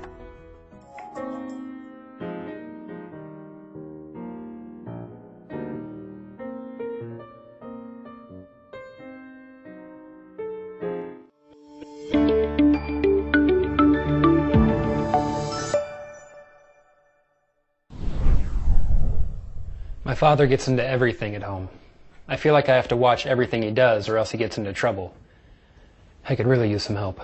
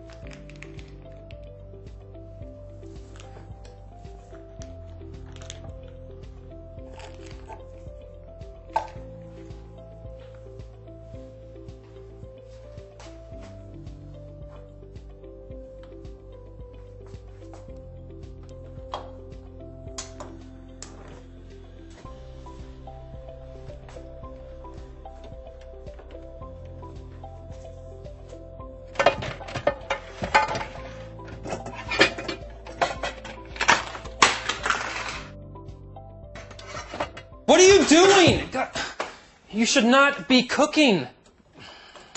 Look at the mess you've made. I was hungry. I wanted a grilled cheese sandwich. I am sick and tired of this.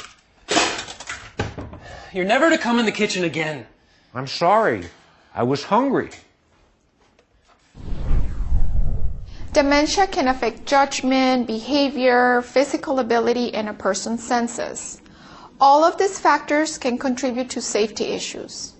Home modifications are needed to keep the home safe.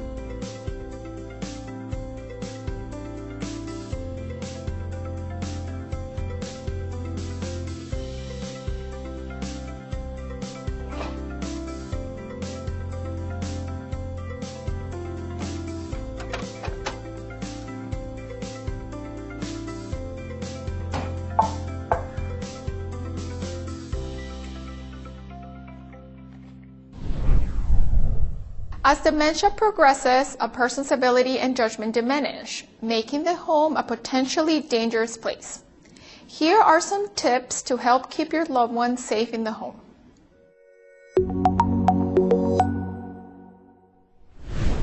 Use child safety locks to store away medications, chemicals, and sharp items such as razors and knives in a safe location.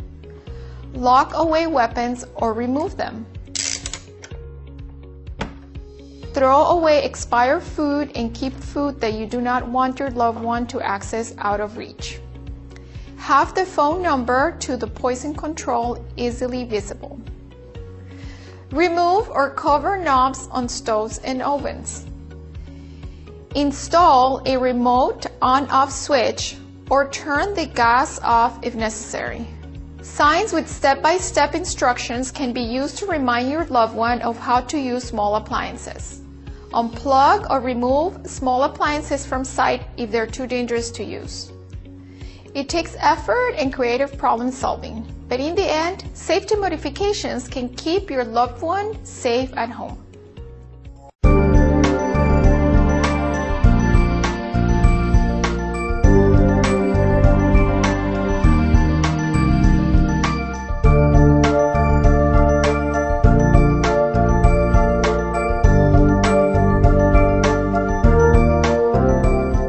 Whether responsible for the care of someone in a healthcare provider role or caring for a loved one at home, it is important to recognize safety both for yourself and those whom you care for. Here are 5 basic guidelines.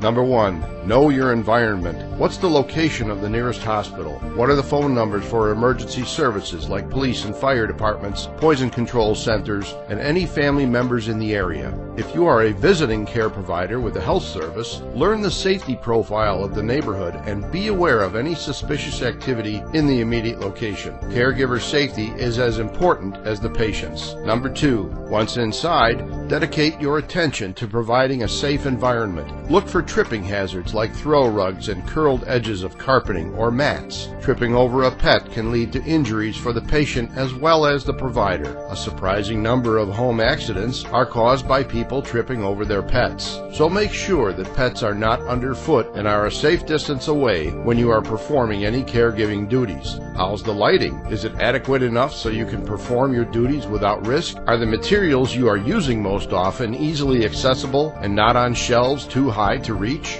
Above all, study the safety guidelines of your agency or healthcare provider company and follow them to the letter. Document any safety concerns so you can help others be aware or to remind you of anything to watch for the next time you visit. Number 3, protect your back. Back safety is important in all areas of work, but especially with caregiving when lifting, stretching, and turning can cause back injuries. Learn how to lift safely. When caring for others, have safety equipment like gait belts, wheelchairs, walkers, and canes available, and learn how to operate these devices. Using things like elevated toilet seats helps with back strain when moving a patient from the chair to a commode. Make sure all the equipment is in good working order. Number 4, needle sticks or bloodborne pathogen exposure. Dispose of needles in the appropriate containers approved for biomedical refuse. This keeps you safe as well as others in the community. Medical waste should be disposed of in the proper safety bags or containers. Number 5, fatigue. Caregivers in general, and especially family members, often overdo the limits of their role in order to protect and meet the needs of those they care for. Maintaining adequate rest for yourself is as important as providing rest periods for those you treat. Get help when lifting. Take respite from your duties when others offer to help. Caregivers often succumb to illnesses from the stress of caring for others as a result of not taking care of themselves. Be aware of your needs too and take care of yourself. If your health breaks down, that hurts everyone.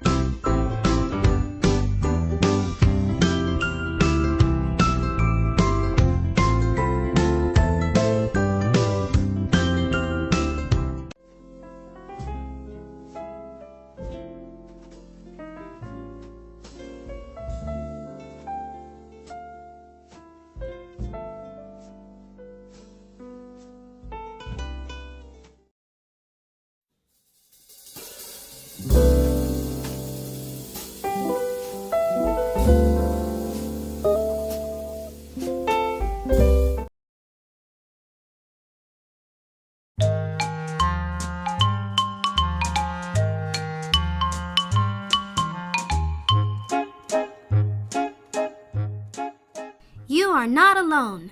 Of course they're not alone. We're right here. No, I mean, they're not alone because they have diabetes. This affects millions of people every year. Millions? Is there a cure? Unfortunately, there is no cure. But there is treatment. And after we tell you what is happening in your body, we'll show you how to take care of yourself. Look out, diabetes. Here we come. The body is made of trillions of cells. That's a million that need energy to function. Millions of millions? That's a lot. How about 7? The food you eat is turned into sugar, which is called glucose. And glucose travels to all of your cells through the bloodstream. Inside your body is an organ called the pancreas. The pancreas makes something called insulin, which helps all those cells in your body use the glucose. Your cells need the glucose to grow and get the power they need. If you have diabetes, your body has trouble controlling the level of glucose in your blood. Either your pancreas isn't making enough insulin, or your cells aren't reacting to the insulin the way they should, so there's too much glucose running around in your blood. And that's a bad thing? Yes. Having too much or too little glucose in your blood can damage your heart, blood vessels, kidneys, brain, and nerves, and cause eyesight that gets worse and worse over many years. And that's not good. How do we know if we have this? Some symptoms are too much thirst or hunger, peeing too often, weight loss, tiredness, changes in vision, slow healing cuts, and itching of your skin that goes on and on. That's a lot of stuff. That's why it's very important for people with diabetes to take care of themselves. In some cases, people with diabetes need to take daily insulin shots. Sometimes you can control this disease through diet and exercise, and taking medication by mouth. Your doctor can help you with a diet and medication plan so that your blood sugar is regulated. I know some healthy foods: fruit, vegetables, whole grains, fish, nuts, beans. And you need to exercise too. Getting good exercise really helps your body control your glucose levels. You can run, swim, skip, hop, bicycle, jump rope, play games. Just keep your body moving. Dance! But even when you're as active as Daniel, you still need to check your blood sugar level regularly. Your doctor will show you how, and in no time, you'll be able to do it yourself.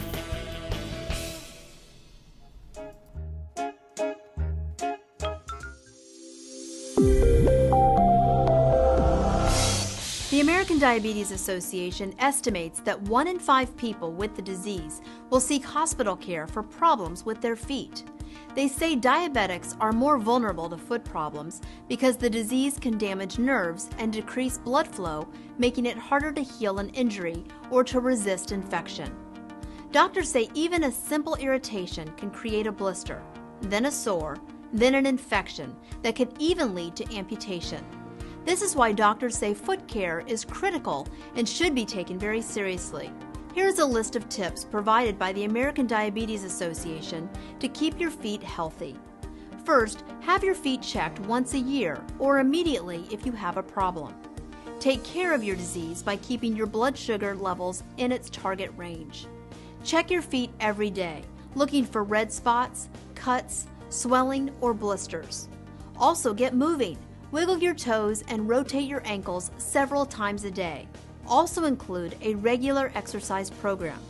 You may also benefit from special shoes. Ask your doctor because they're often covered by Medicare. Wash your feet every day and dry them carefully, especially between the toes. Keep your skin soft and moisturized by rubbing lotion on the top and bottom of the feet, but not between the toes. Keep your toenails trimmed and file the edges so they are not sharp. Wear shoes and socks at all times and never walk barefoot. Make sure you check your shoes before wearing them and make sure the lining is smooth. Protect your feet from hot and cold and don't put your feet in hot water. Never use heating pads or electric blankets because you can burn your feet without knowing it. Don't smoke and don't cross your legs for long periods of time. Doctors say good management of your diabetes and an overall healthy lifestyle will help keep the disease under control.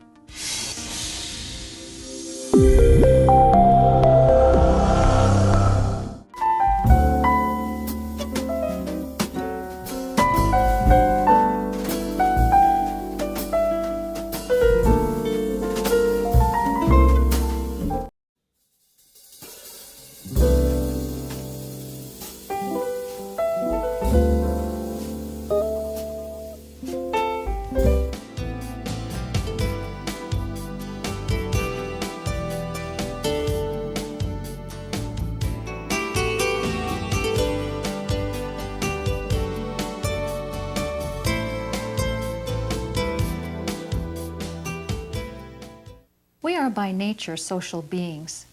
We have an instinctive need to communicate with one another. Our ability to talk using words that form a language is a uniquely human behavior. We share our thoughts, feelings, desires, and dreams. We reminisce with one another. Hello, my name is Marian Karpinski. I'm a registered nurse, and I'll be your host during this program. Communication is vital to our sense of well-being. We feel good when we can express our needs and feelings and be understood by others. As a caregiver, you may feel that the person you are caring for has more pressing needs than the need to communicate. But without social interaction or the ability to express our needs, we become isolated. We feel lonely, frustrated, and even angry. Human communication is a complex behavior. We often don't appreciate it until we lose it. Hearing loss is the most common communication problem that we may experience as we get older. Approximately 17 million Americans over the age of 65 have significant hearing loss. Sometimes people who have hearing loss appear to be inattentive or may give inappropriate answers to questions. Family and friends may confuse hearing loss with forgetfulness, senility, or stubbornness. Treating a person with hearing loss as if he or she is senile is inappropriate and can make caregiving and communication much more difficult. If you believe that the person you are caring for has hearing loss, keep in mind that hearing loss is loss. As with any personal loss, hearing loss can bring feelings of frustration, anger, anxiety, and loneliness. Hearing loss can affect self-perception, work, relationships, and play. I've always been a rather outgoing person, and I unconsciously began to develop the attitude that it was almost over, that I didn't want to make a fool of myself by asking 3 or 4 times, "What did you say?" And I could sense that I was kind of pulling into myself, and I didn't like that at all. Okay. But it was a big thing in my life. It really was. The person with hearing loss is not the only one who suffers. Family members often feel frustrated and angry because of their efforts to be heard and understood. Well, he just didn't hear me unless I repeated it, and yeah, would be very disgusted. At times I think, oh, well, it isn't even worth repeating, you know, so I wouldn't do that. You'd get angry. Get angry. When we're in the pickup going down the road and I say something, he knows I'm talking, but he can't hear what I say, so I have to repeat myself. Also, in the house, if the timer goes off or the doorbell rings or something, he can't tell from what direction the sound's coming from. And it's very hard for her to really understand me, and sometimes I'll repeat 2 or 3 times the same thing. And as a matter of fact, it gets so frustrating. I'll say, "It's a nice sunshiny day today," and she'll say, "What?" And I'll say, "It's a nice sunshiny day today," and then I'll say, "What?" And I'll say, "It's a nice sunshiny day today," you know, and I'll look at her and glare, you know, because it's you want to have some conversation, and instead of having conversation, it feels like a battle, you know. You're trying to get through to her. An audiologist is a professional trained to identify, prevent, and evaluate hearing problems. An audiologist provides training that develops skills to help a person to compensate for a hearing loss. The audiologist determines whether or not a hearing aid will be beneficial. He or she will select and fit an appropriate hearing aid and follow up as necessary. There are many things that can cause sensorineural hearing loss.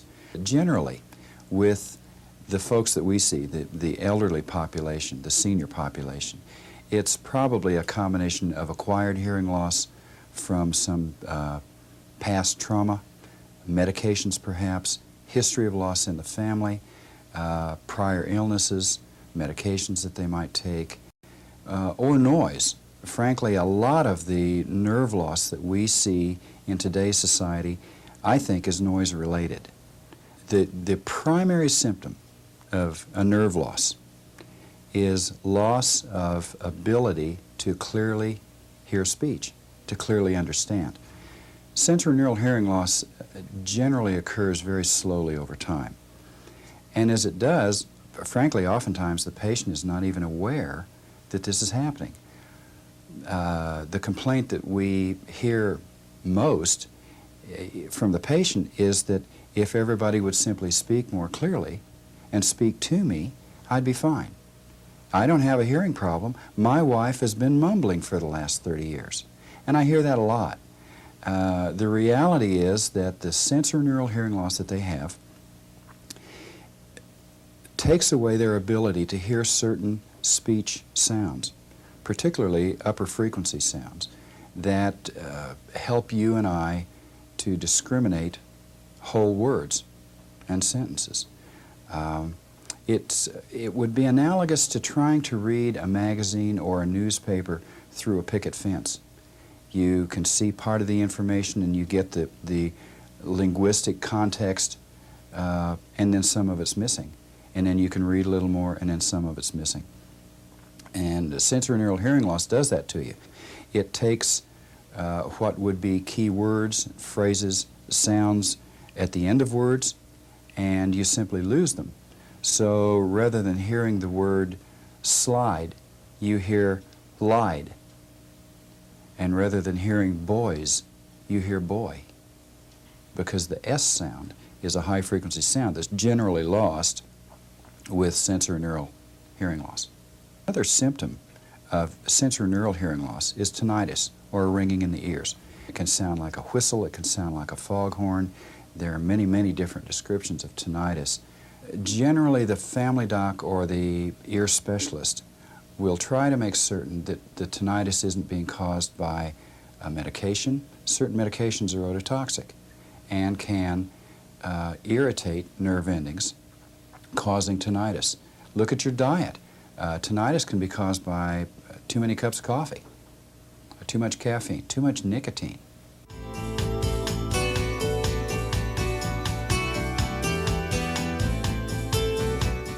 When you suspect someone has a hearing problem, the first thing needs to be done is that they need to be checked. They need to be checked either by their family doctor or by an audiologist or an ear specialist. Obviously, the first thing we look for is cerumen, earwax in the ear. Oftentimes you will have a buildup of wax, debris in the ear that blocks normal hearing. It's a relatively simple thing to remove that. If the ear canals are clean and there's not some obvious blockage of sound, the next thing we would do would be a hearing test. I would put him in a booth, put headphones on him, and through a series of calibrated tones and whistles and beeps and groans, and we would essentially measure his hearing. During that time, I would not only measure his hearing ability for different tones, we would measure it for composite speech, which means that I would give him a list of words, first at normal conversation level and then at a raised level which would be comfortable for him, and determine what his hearing is from a word discrimination standpoint. At that point, I would take the pure tone information that I have, the hearing sensitivity that I have, and I would put it in the computer. And you can see you have less hearing loss in the vowel range than you do in the high range, where the consonant sounds reside. Unfortunately, in our language, it's the consonant sounds which give us most of the information that we need to be able to clearly understand. So you're aware that the hearing loss that you have isn't so much not hearing as not understanding, not hearing clearly. That's right. Okay. Sometimes it's convenient.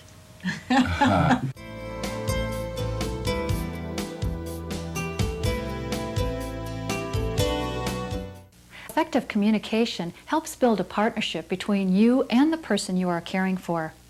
Here are some suggestions on how you can communicate effectively with someone who has hearing loss. These suggestions apply whether the person is wearing a hearing aid or not. Never start a conversation between rooms. Go to the person, call him or her by name, or get the person's attention with a gentle touch. If there are distracting noises from appliances, running water, a radio, or television, turn them off before you begin speaking. To minimize interfering sounds, try to have your conversation in rooms that have carpets and drapes, which help reduce background noise. Move closer to the person who has hearing loss. Speak from 3 to 6 feet away at eye level. Even with a hearing aid, it is difficult to hear sounds from a distance. Avoid sitting with your back to a window or a light. Your face will be poorly lit and the light behind you will distract the listener. Always face the listener so that he or she can see your body and face clearly. Through lip movements, facial expression, body postures, and gestures, we receive cues about what is being said. This process is called speech reading. We all speech read to some degree, usually without being aware of it. However, speech reading becomes much more important for someone who has hearing loss. Chewing gum, eating, smoking, or covering your mouth while you speak will interfere with the speech reading process. When we're eating dinner or we're sitting around as a family talking, but we try not to cover our mouths, chew gum, eat with our mouth full so she can understand us. It is helpful to mention the topic you want to talk about even before you begin conversation. This gives the person with hearing loss a point of reference. Getting my attention and making sure that I was aware of the subject that was being discussed before starting a conversation with me, and those things were very important. Never speak directly into the person's ear. This can distort your message and hide important visual cues from his or her sight. If the person hears better with one ear, speak toward that ear. Adjust the furniture so that the better hearing ear will face the speaker. Speaking slightly louder than usual can be helpful for someone with hearing loss, but try to avoid shouting. Shouting can actually distort your message rather than making it clearer, and you will appear to be angry. And I've been wearing hearing aids for about 20 years now. Even when you wear a hearing aid, you don't always hear as clearly as you might. And I get really pretty upset when people shout at me and talk loudly at me, because I really can understand, providing they're standing someplace where I can see their face and hear them well. If I'm not right where she can look at me, then she sometimes doesn't hear me, and then she tells me so, and I tend to speak a little louder, and I try to speak more clearly. Sometimes I overdo it, and that just frustrates her a lot. And I noticed with other people too, and we tell other people, like a waitress or anybody we meet, that she's hard of hearing, speak a little louder. They don't speak a little louder, they speak a lot louder, see, and that I notice she doesn't, I can see her wince. Even when I do it, you know, when I speak loud, she kind of winces because she doesn't, I guess it must be extremely loud, and learning to kind of lower the voice but go a little higher, but not exaggerated like I was doing. Speak every word and sentence clearly without exaggerating. Exaggerating your lip movements makes facial cues hard to understand. One of the things I did was I fixed my voice and tried to enunciate words perfectly correct, like how, now, brown, cow, and I did that, you know, and that doesn't work. If you are a fast speaker, slow down. Otherwise, speak at your normal pace. If the person does not appear to understand what is being said, rephrase what you are trying to say using short, simple sentences. Use different words that may be better understood rather than repeating the same thing over and over. Some sounds and words remain difficult to understand, no matter how many times we say them or how loudly we repeat them. If you are communicating something important, ask the person to repeat what you've just said to make sure he or she understands you. Feedback is very important, especially if you are giving instructions. Write down specific information like phone numbers, addresses, or dollar amounts. Give the person plenty of time to answer a question. It may take an elderly, hearing-impaired person longer to respond.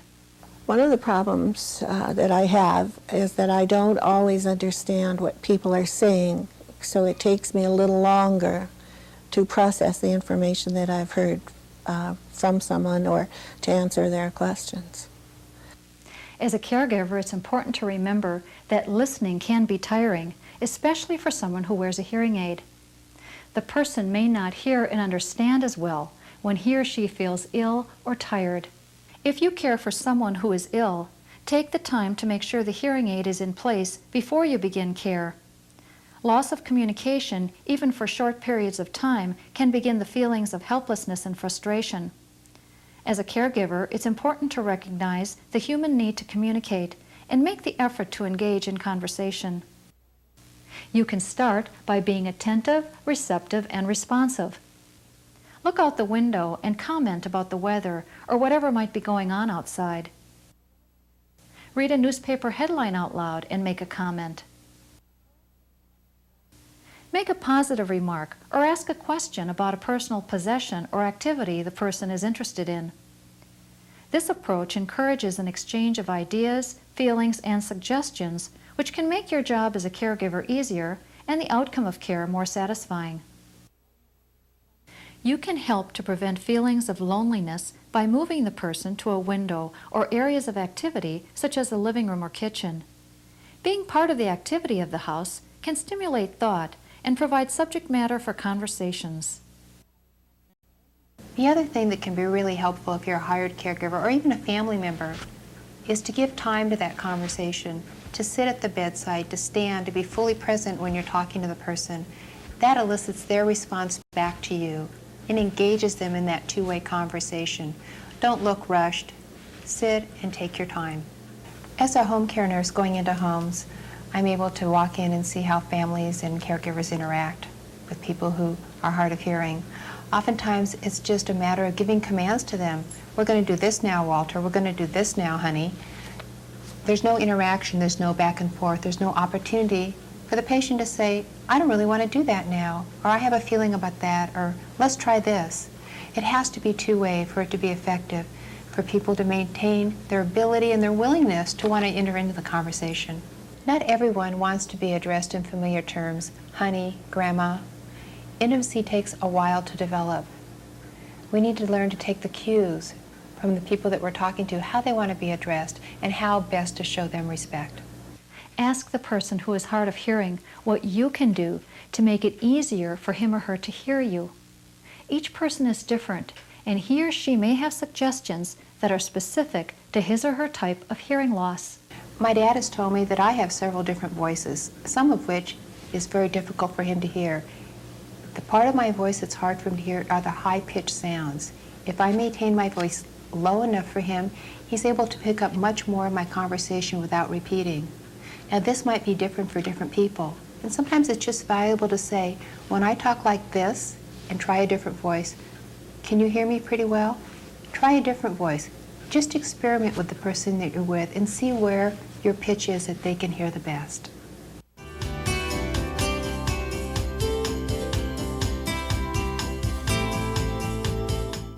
There can be many distracting sounds when you're riding in a car, such as a radio or the heating and air conditioning fan. Even the wind noise from an open window can make it difficult to hear for someone with hearing loss. Turn off the radio or fan and roll up the windows before you begin to talk. When in a restaurant, it's best to have the person with hearing loss sit with his or her back to a wall, rather than in the middle of the room. Sit across from the person rather than next to him or her, keeping your face visible. In a group situation, only one person should be talking at one time.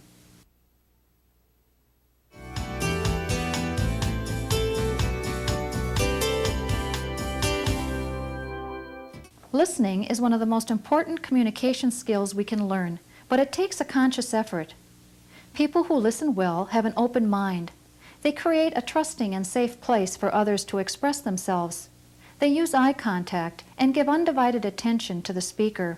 Good listeners confirm what the speaker says by asking questions.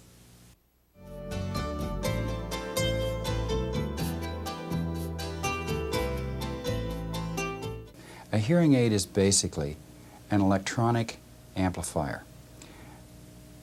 There are different classes of hearing aids, from conventional to fully digital. And one of the things that I like to point out to patients is that it doesn't matter what we do to the sound through the hearing device. You need to remember that we're still feeding that sound ultimately into your ear, which is damaged. And the hearing aid hasn't changed the damaged portion of the nerve. One of the problems, I think, when you first get a hearing aid, it takes a long time to get used to them, and so it requires going back and forth to the audiologist and talking to them and having them fine-tune it for you. Once you get used to the hearing aids, however, I hardly even notice that I'm wearing them anymore. If you're taking care of somebody who's wearing a hearing aid, it's very important that they wear that hearing aid all the time. A lot of people who wear hearing aids take them out when they're at home and then put them back in when they go out in the public, and that way you never really get used to them, and they're always then what a lot of people will say is a nuisance. So it's better to put the hearing aids on in the morning when you get out of bed and take them out the last thing at night. A lot of people said to me, "Don't you think your hearing aids are very noticeable?" And I said, "I think they're less noticeable than always asking people to repeat themselves or to be louder." Now that I have my hearing aids, I know that my self-esteem is much better. I can hear. Within 2 months of getting my hearing aids, I was back to work. And for 2 years prior to that, I had not worked simply because I could not hear. Because I had gone so long without being able to hear well, there were times immediately after I got the hearing aids when there would be sounds that I was unfamiliar with because I hadn't heard them in so long. So I'd have to ask, what is that? What is that sound? Sounds would startle me because it had been so long since I had heard those particular sounds. Even a jet in the sky, I had to ask, what is that sound? It was an amazing experience. Well, the hearing aids have made all the difference in the world to me, and I couldn't survive without them anymore. As a caregiver of a person who wears a hearing aid, become familiar with how to maintain a hearing aid. Some elderly people neglect their hearing aids because of mental problems or physical limitations. You should become familiar with how to clean a hearing aid, how to replace batteries, and how to turn the hearing aid on and the volume up or down. Check with an audiologist for more specific instructions. Never attempt to repair a hearing aid yourself.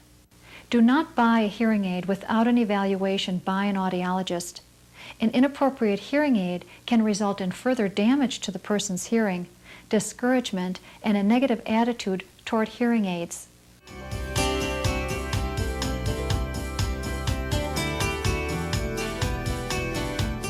You can, for a limited amount of money, get a very nice telephone amplifier that will add on to your existing phone and solve a lot of problems. One of the assistive devices that is very popular today is closed captioning. It's available with most television sets. You can access it through one of the functions on your remote control. And you'll simply look under Menu on the remote control, and somewhere as the screen pop-ups, it will give you closed captioning. And you can turn this on or off as you need to. And as you can see, it basically gives you the speech in printed form along with the audio, so that for someone who's really hearing impaired, this can make a big difference in understanding. Also, you can go to an infrared listening device. A transmitter is attached electronically to the TV set. It's not a difficult thing to do. Most of the instructions are very clean and straightforward and can be done by almost anyone. And this device then transmits the audio to a wireless headset that you or the patient or whomever can wear in the same room. They can then adjust the loudness of the audio to their comfort level without also affecting the loudness of what comes out of the television set, so that there's There's no conflict between who wants it louder, who wants it softer. This makes a big difference so far as being able to hear and understand. Very clean, very nice. These are also available in most theaters. Most of the movie theaters will have these. All you have to do is ask the box office personnel when you buy your ticket. Tell them that you want an infrared headset to be used in your particular movie, and they will give these to you, and they're usually free. Communication makes a difference in our lives every day. We feel good when we can express ourselves and be understood, and when we understand what others are saying.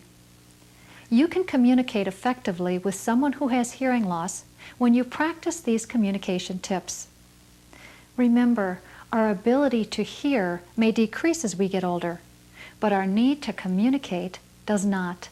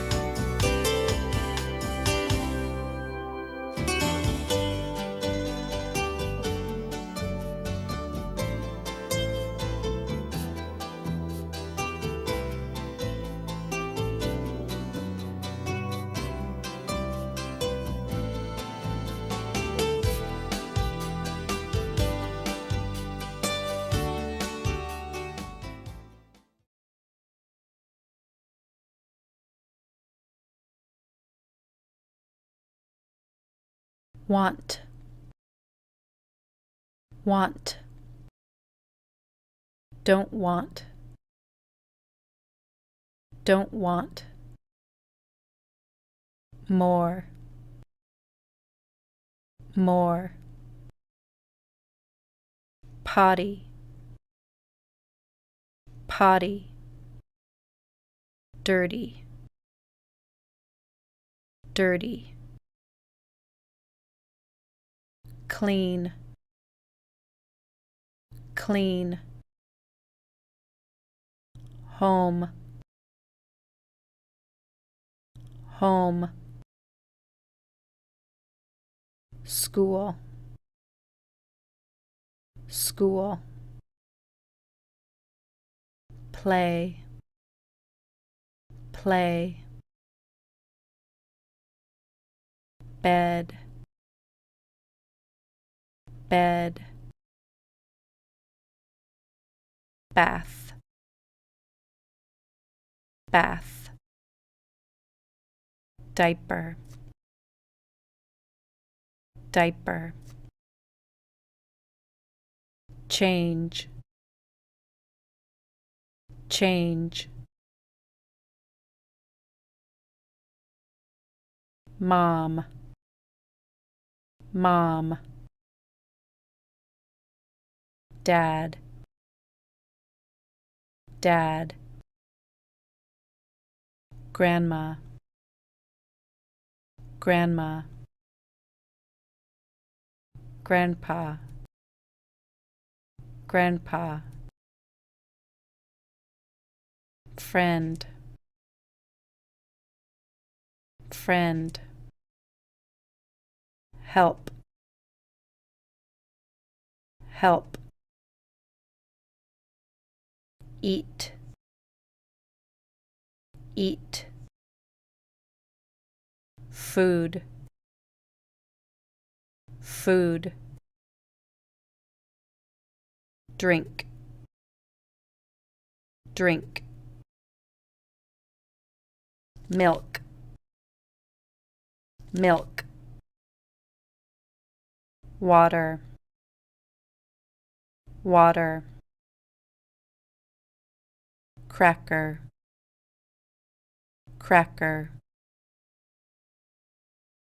car, car, bus, bus, baby, baby, finished, finished, clean up, clean up, my turn, my turn, your turn, your turn, please, please, hearing aid, hearing aid, wait, wait, stay, stay, stop, stop, yes, yes, no, no, sorry, sorry, hurt, hurt, headache, headache, stomachache, stomachache, happy, happy, sad, sad, thank you, thank you. Do you want more? Do you want more? Good job. Good job. Hooray! Hooray!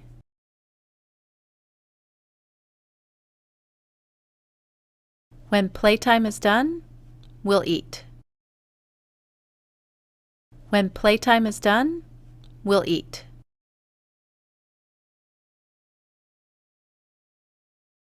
All done. Time to clean up. All done. Time to clean up. I love you. I love you.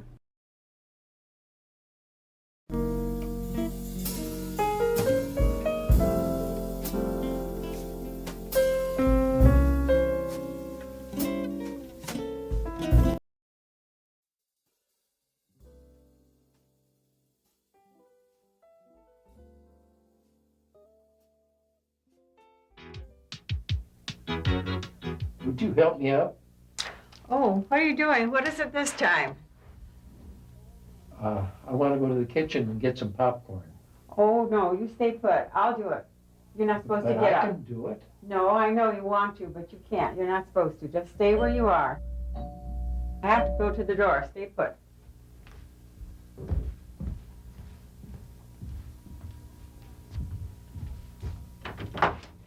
Oh, hello. Come on in. Hi, I'm Cindy Bird. I'm from the Home Health Hello, Agency. Cindy. I'm glad to know you. During the initial home visit, a home health nurse assesses a client's home to identify safety risks and demonstrate key safety concepts. This tape will focus on fire safety, outdoor hazards, and safety risks in each room of the home. Medical equipment, supplies, and the disposal of hazardous waste will also be discussed. The home health nurse will make recommendations to the client and caregiver for the resolution of any safety issues within the JCAHO, OSHA, EPA, and any state licensing agency guidelines and regulations. Cindy, I'd like you to meet my husband, Alan. Alan, this is Cindy. Oh, hi, Cindy. Hi, Alan. Before the home safety assessment, the home health nurse assesses the client using the nursing process to identify patient needs. Cognitive status of the client is ascertained. If the client is incapable of learning and remembering the safety recommendations, then the home health nurse should ensure that the safety recommendations are directed to the caregiver, although the client should be included whenever possible. Alan, you're doing very well. Are there any things that you're having specific problems with? Just getting up out of the chair. All right, well, let's work on that right now. You've got your walker. Always make sure you have your walker nearby when you try to get up and down from a chair. Okay. Scoot up to the edge. This is a pretty low chair, so you're going to have to work hard to get out of it. Ready? Good. Okay. It might be a little easier to find a different chair in this room. I think the chair that you're in looks like it might be easier for him to sit. Okay. Let's go over here and try it. I can see how you're doing with your walker. Okay. Could you move that out of the way a little bit? Is it in the way? Okay. Yeah, it's important to keep things out of his path that he might bump into and trip over. Yes, I guess so. You're right. Okay, get close to the chair before you sit down. Go down. Okay, how's that? Comfortable. Good. I think you'll be able to get up and down from that a lot easier and by yourself instead of waiting for someone. Yes, I think so. I'd like to go around the house with you to check out the equipment that was delivered and to look at any safety hazards that might exist and see how we can change things to make it a little easier. Okay. Okay. Oh, I noticed that you have sliding glass doors over there. Yes. You have stickers already on them. Yes, we put those on so no one would bump into the glass doors. I usually have to inform people about this, but it sounds as if you've already thought out a lot of safety hazards. Oh, I noticed you have a beautiful fireplace. We have a screen there to protect the sparks from flying out. Do you have it inspected annually? Once in a while. Okay, it's important to get a chimney sweep here to do that, to avoid the incidence of an accident and a possible fire hazard. I noticed that Alan's leaving his medications here. Yes, he does. They're handy there. He has to have them close by. It's easier to remember them when you can see them. Yes. The problem with that is that sometimes you have visitors, such as children. Yes, we do. Come over, and if they see these, children often think that pills are candy. So it might be better to keep the medications in a more secluded spot. Oh, you see this switch here? Yes. Would be more easily seen if you got a lighted switch or iridescent strips to put over it so that it would show up in the dark. Oh, okay. We'll try to do something about that. I see a transition area between the rug and the hallway here. There is a little ledge that's developed between the rug and the hallway, and it would be nice to make sure that this isn't a loose rug so that he doesn't trip over it. Oh, okay. We'll watch that. Okay, you can trip over that too, so it's important for everyone. Would you like to see the bedroom? It's right here, right next. Let me get my checklist. We'll go in. Okay. A checklist itemizing fire and safety hazards in the home can be useful for the home health nurse when making home assessments to make sure important hazards aren't overlooked. Okay. Florence, could you come back here a minute? This hallway is a little bit dim. I would suggest that you change that light bulb and put a little stronger wattage in so that you can get more light, because Alan will need to be able to see as clearly as possible to be safe. Okay. And bedrooms? The bedroom is here, right. Oh, I see that they've already delivered your equipment. Yes. It's great. Were they able to show you how to use it? No. Okay. This is a trapeze. This you'll find very handy for Alan to get in and out of bed. The home health nurse or therapist should instruct the client and the caregiver in the safe use of medical equipment according to JCAHO standards, and should also check that all such medical equipment is properly installed. If Alan has a wheelchair or his walker nearby, he can use those for support to help lean upon when he's standing up. So he stands up, and you'll find that it will save a lot of wear and tear on your back to use the trapeze and those other devices. Okay. This is a commode chair. The commode chair has arms that you can put up and down so that he can have some leverage when he gets up and down from the commode chair. This is very convenient, especially late at night. It will keep you from having to walk a long way to go into the bathroom. Well, there's a bathroom right here. So you have a toilet safety frame. Mm-hmm. Did the vendor show you that it can be adjusted in terms of the height? No. Okay. Right here is a little adjustment clip that you just push in, and you can elevate it or lower it. Has your husband been using it? Yes, he's used that. He hasn't used the tub or shower.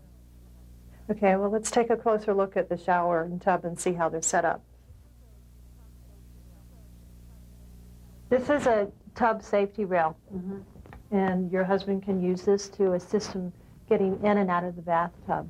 Well, what is a chair in the tub for? What does he need that for? This chair will make it much easier for him to take showers, and it will be a lot safer. A lot of people get tired when they try to shower or bathe, and that's when they have slips and falls. Oh, and they left this, but they weren't able to fasten it on. They will be putting this on to the tub spout, and it's a handheld shower so that when Alan is taking his bath, that he can rinse himself off more easily. Oh, see. Why don't we bring him in here and we can try to make sure that he knows how to properly transfer. That's a good idea. Okay. Make sure you get close to the tub as you can with your walker. Well, you're doing a good job. Good, grab hold of that grab bar.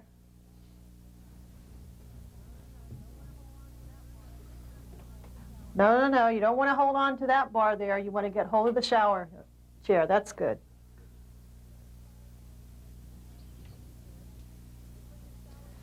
Okay. That was good. We put the shower chair here with this handle so you don't grab hold of the soap dish. The soap dish can pull right out of the wall and you'll go falling with it. A lot of times people find that when they use soap, it falls and they have to fish all the way down to the bottom of the tub. One way to keep that from happening is to get a bar of soap, drill a hole in it, and put string around it, and put it around your neck. No, you've seen them in the stores called soap and a rope, huh? Right. Right, okay. The other thing... Soap and a rope. Yep. The other thing that you can do to keep from getting injured is to make sure that the hot water doesn't get too hot. You can look at the temperature on your water heater and keep it at about 111 degrees.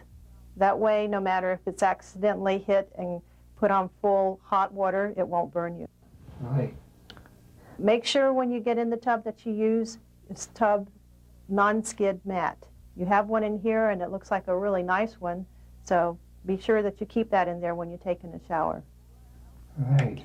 And if you have a rug outside the tub, that's a good idea to keep the water from making the floor slippery, but make sure that that rug doesn't slide. Is your wife at home most of the time? I can't get her to leave me alone. But of course I need her too.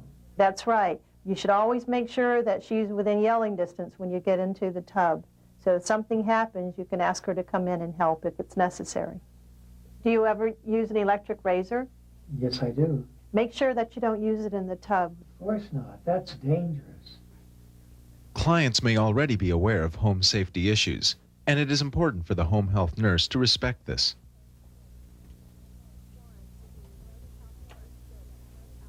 Florence, did you notice how close that Alan came to this table? No. You'll want to make sure that furniture isn't in the paths that he might take to move around the house, either using his wheelchair or with his walker.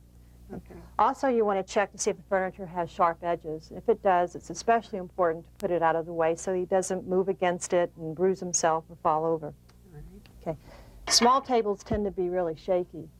And if you have furniture that's unstable like this, make sure it's not in a place where he's going to want to lean against it for support, because he might fall over with the table then. Okay. A piece of furniture like this is perfect because it has these rounded corners, and he's not going to bump into it and bruise. And it's big and stable, and he can lean against it if he wants to without fear of falling over. Yes. I see you have a telephone beside the bed. Yes, I do. That's very handy. In case of emergencies, you'll be able to call in the middle of the night without having to search for a telephone.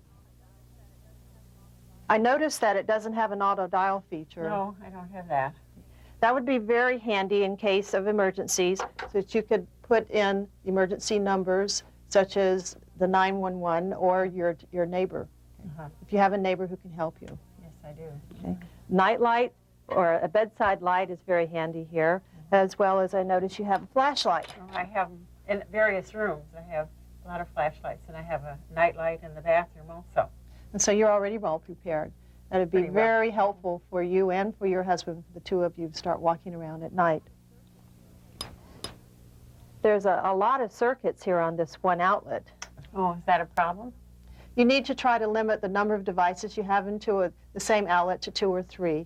Oh, well, I guess I can do that. Okay. That way you avoid the possibility of circuit overloads as well as electrical fires.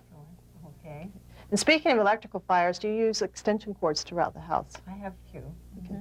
Make sure that they're rated for the appliance that you're using and avoid putting them underneath rugs. Oh, okay. Sometimes they can Do become, something about that. if they become frayed, then they can possibly start electrical fires under a rug. I hadn't thought about that. Oh,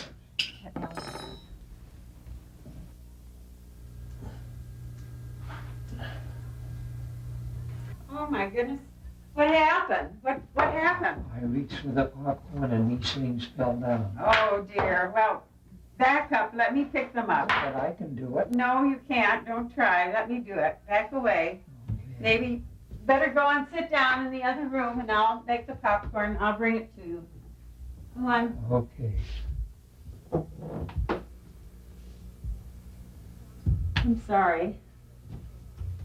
Sounds as if both of you are pretty frustrated with things as they are. Yes, difficult, yes. Are you concerned about his safety in the kitchen? Yes, I am. Perhaps we can do some things to make you feel a little more comfortable for him to work. What can we do? What does he like to cook? Well, he loves making popcorn. He likes to cook. And use the stove. Okay.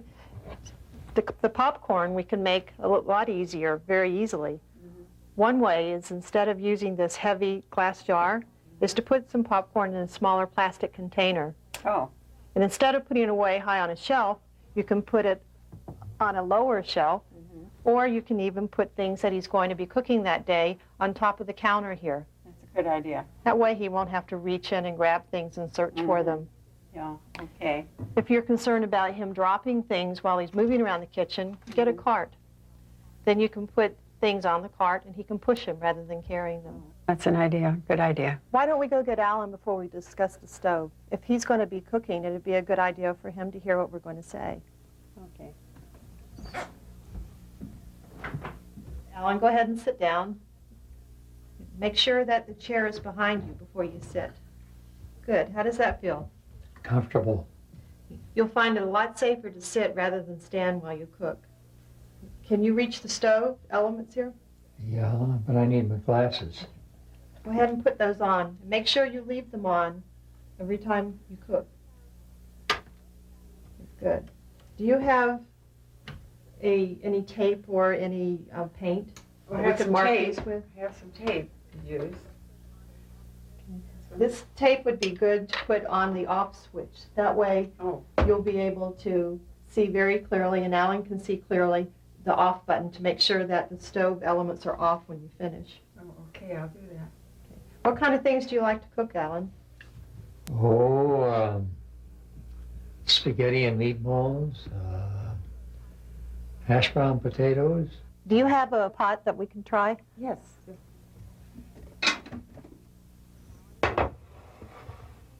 Okay. Alan, can you put this on the stove for me? Good. See, your sleeve was loose here. When you reached over the stove, it went right over the top of the stove element. You have to be careful not to have loose sleeves and loose clothing because it's a fire hazard. When you put the pot on the stove, make sure that you turn the handle to the side or toward the back.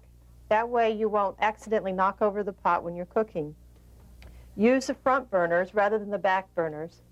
The front burners get very hot and you have to reach over them. That can also be a fire hazard. I see that you have baking soda here. Do you always keep this here? Yes, I do. This is very good to smother fires in case you have an accident here at the stove. Have you ever had a fire at the stove? Yes.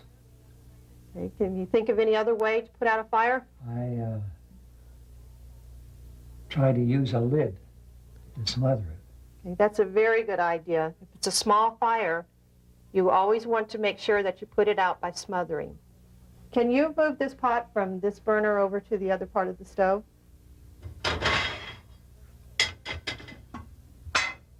Because that's pretty heavy, isn't it? Yes, it is. It's also metal. Do you have a pot holder? Yes. Okay. It's going to be important for you to use a pot holder to make sure that you don't burn yourself on the handles and things. Okay, move it back here. Okay, that time instead of lifting the pot, you slid it. Is it easier to do it that way? Oh, definitely. Okay, when you try to move pots, especially when they have water in them, try to slide them across the counter all the way over to the sink rather than lift them. And if you've been cooking and the water's hot, wait until it cools down. That way you won't have any spills and possibilities of burns. Okay? That takes a long time. Takes a long time, but you're going to find you're going to have to take more time to do things, to do them safely. And it's going to take a little bit more patience than before. If you take your time, you'll avoid accidents, and you'll also save a little bit more energy by slowing down. The next time I come, I'll bring a cart, and we can see how well you can push that with items on top of it. If that's difficult, an alternative is a basket that we can attach directly onto your walker. In addition to a cart and basket, the home health nurse may also demonstrate small adaptive devices, such as a food processor for clients who are unable to use knives safely, a portable reacher to avoid potentially dangerous bending and reaching, and a medication container that is secure and easy to read. When they finish reviewing adaptive devices, Cindy and Florence will continue their review of the house. Florence, I noticed that you have a throw rug here. Yes.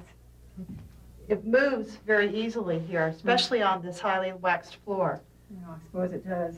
You might consider removing it so that Alan doesn't slip or anyone coming in your house doesn't slip when they're in near the door. Well, I need it, though. I have to have that there. It catches all the dirt when people walk in. Okay, if you really want to keep it, then an option is to get some sticky back tape and put it on the bottom of the rug, making sure you catch all edges, and put it there and hold it down securely. Oh, okay, I could do that, I'm sure. Okay. To help as well, you could make sure that you don't wax this floor anymore because Alan's going to be using his walker, and that makes it a lot more slippery. Okay.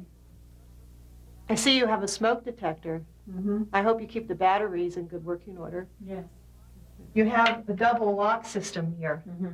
I know it's important to have locks on your door, but you also have to be aware that it takes twice as long to get out in case of a fire or an emergency. No, I haven't thought about that. So when Alan and you are inside, perhaps you should only lock one of them, leave the other unlocked so he can get out quickly. Yeah, we could do that. Okay. There are stronger locks that you can get rather than just getting this type. So that you feel a little more secure too. It's an option. We'll see. Okay, let's go on outside and see what your porch entry is like. You have a nice light out here. Does that come on at night? Yes. It's good you have it on an automatic system. Automatic system.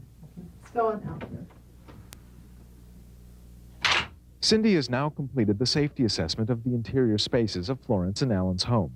She has reviewed fire safety and has reminded them about overloaded circuits, proper use of extension cords, fireplace safety, and smoke detector maintenance, as well as safe cooking practices. She has noted the layout of their house in order to design a fire and earthquake evacuation plan. She has noted that there are at least 2 exits with clear pathways, and that Alan's bedroom is located near one of them. She has also identified procedures for Florence and Alan to use in case of earthquakes or other natural disasters. In addition, Cindy has made recommendations that will help make the everyday environment safer for Alan. She has advised Florence to remove or relocate wobbly or otherwise unsafe furniture and throw rugs, and not to wax the floors. She has suggested safer storage areas for kitchen items, as well as easier and safer ways of cooking. She has stressed the importance of good lighting, including higher wattage for hallways, automatic porch lights, glow-in-the-dark strips for light switches, and bedside flashlights for emergency use. Cindy has also demonstrated the safest way to use medical equipment and demonstrated the use of adaptive devices. She and Florence will now review the safety of the home's outdoor spaces. Make sure that Alan is aware of this crack in the sidewalk. Oh, okay. You could trip over this and have an accident. If it's not possible to fix it right away, you can paint it with white paint or use some tape if you don't want the paint to be on there permanently. Good idea. And over here you have steps leading to the garage. As you can see, they're very uneven, so make sure that Alan doesn't try to walk across here with his walker. Okay. It's a very uneven surface. Yes, it is. In your garage, it's important to be careful about fire hazards. Yeah. So you should limit the amount of flammables and other items that you keep stored in here. Okay. Want to go on back into the house? Yes. Okay.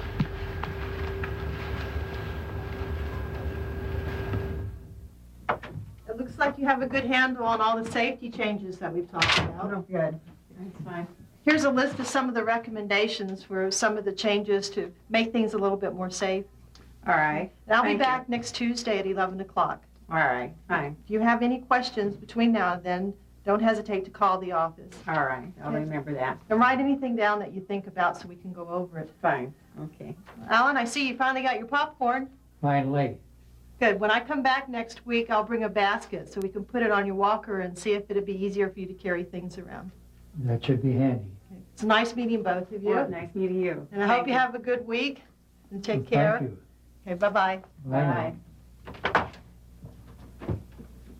The safety risks identified in Florence and Alan's one-story home are relevant to all environments, but the home health nurse must be aware of the special risks associated with multiple-story dwellings. All stairways must be kept clear for quick exits, and no stairway should be without a sturdy, waist-high handrail that extends 18 inches beyond the top and bottom step. If a client is on a second, third, or higher floor, fire safety becomes even more critical. Safety ladders should be installed at windows. There should be a smoke detector in every level of the home, and at least one fire extinguisher per family dwelling. The evacuation plan must be especially thorough. In addition, clients should be advised that in case of fire, they should never use an elevator unless instructed to do so by the fire department. All homes should have a first aid kit, and many families require more extensive medical equipment for the client. The home health nurse must make sure that the clients and caregivers know the proper and safe use of all supplies, medical gases, and drugs, including chemotherapeutic agents. Oxygen cylinders lend their own fire safety issues, and the home health nurse should instruct clients and caregivers accordingly. Explain oxygen safety precautions and make sure through demonstration that the client knows the correct operating procedures and has an equipment information sheet and telephone number for routine emergency situations. Store cylinders away from heat, open flames, and electrical equipment. Post no smoking signs. Check for grounded outlets. Explain the importance of proper cleaning and maintenance, and explain procedures for dealing with power failures. In some situations, there will be hazardous medical waste present in the client's home. The client and caregiver should be instructed in the proper disposal of hazardous waste.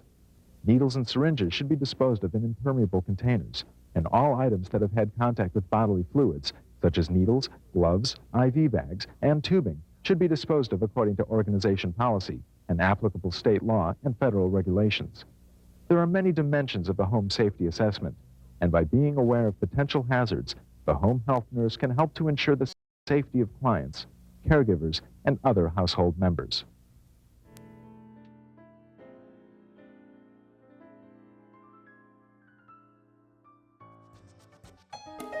Falls in ages 65 and older is a very significant problem within the realm of a trauma world. It's half of our trauma admissions every year downtown.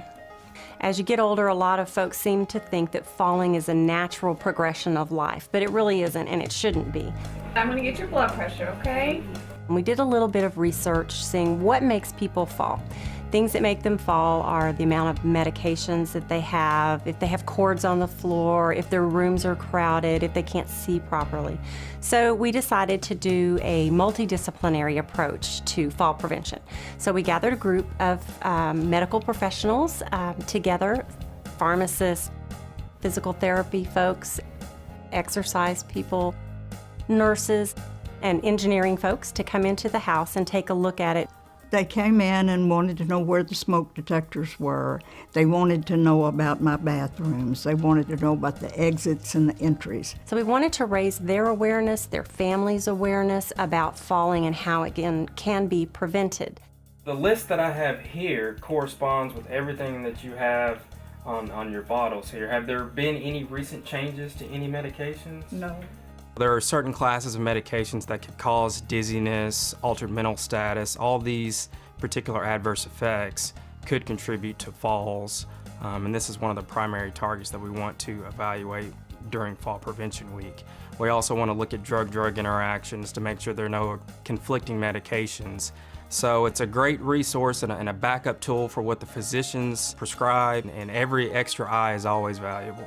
I'd like you to reach as far as you can towards the other end of the clipboard without losing your balance.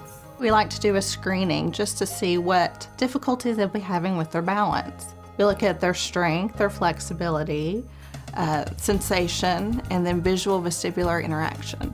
After the test, then we will then give them education on home safety issues, including looking at barriers and environmental issues, and then we can also teach them exercise. Lift, perfect, and drop down. There we go. Keeping those core muscles tight, right? Fitness is definitely something that has no age limit to it. It's our job as health professionals to keep them in an environment where they can be strong and be confident to do things on their own. We can create fitness in a way that's more realistic for somebody that's in their 60s or older to feel comfortable with exercise. It's very comforting. In the first place, it's a coordinated effort. This is the Vial of Life, and this has, particularly from Texas Health, what we want to do is have an accurate home ed list with some other past medical history and physician history on a sheet of paper, so if God forbid anything were to happen and the emergency medical services were to arrive, they would know by seeing this sticker on your front door as well as a sticker on a refrigerator that you are part of the Vial of Life. We talked with the Area Agency on Aging, and that is a nationwide organization that has actually taught us some classes on fall prevention, a class called A Matter of Balance, and we're going to be instituting that in our facility also, which brings in the community dwelling senior citizens and teaching them about ways that they can prevent falls. To keep our elderly people independent in their homes is ultimately our goal and their goal too. And so we need to give them the opportunities and the tools and the education so that they can be as safe and as independent as possible in their own home. They know if you're standing correctly, if you're walking correctly, if your blood pressure is right. They did everything. The best thing of all was that they made you realize that you were still a person, you were still active, and there was help to be had, and they could provide it.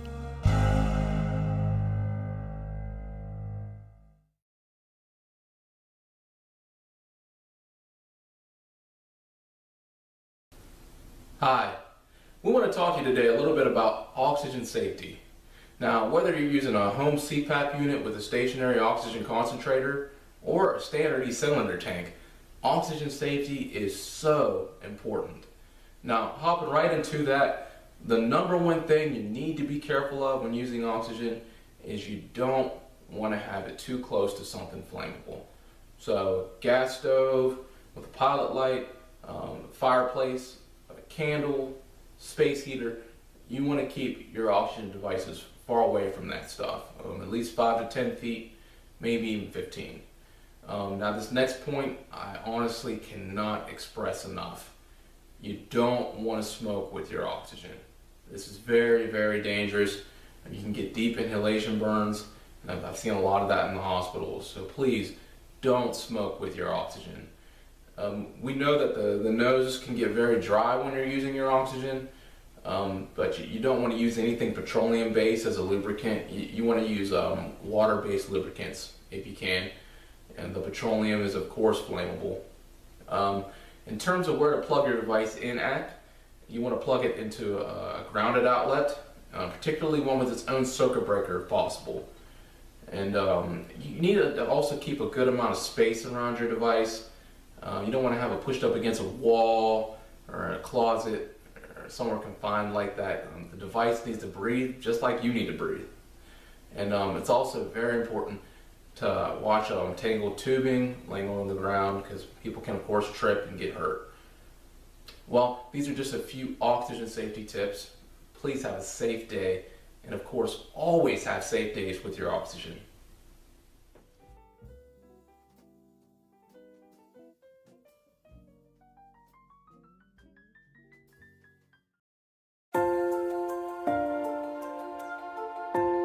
Hello, I'm Jamie Gibson. As a nurse, mother, and caregiver, I understand the importance of movement for not only the physical necessity, such as blood circulation and muscle strength, but also for the psychological benefits, such as sensory changes that trigger our feelings of happiness. Your loved one may have been used to moving without assistance prior to surgery or had more strength prior to chemotherapy and may not be used to asking for help. In life, we all need help at some point. Recognizing, embracing, and working through this temporary time of growth will be paramount to the safety and healing of your loved one. As a caregiver, you are in the unique position of not only helping them regain their strength, but also their independence by safely and efficiently assisting them with movements. Whether your loved one is needing to move from the bed to chair, bed to the toilet, or from the sofa to standing, safety is priority number one when it comes to assisting, lifting, or transferring. Proper technique and body mechanics will help protect you from injury. Here are a few tips to keep in mind when lifting someone.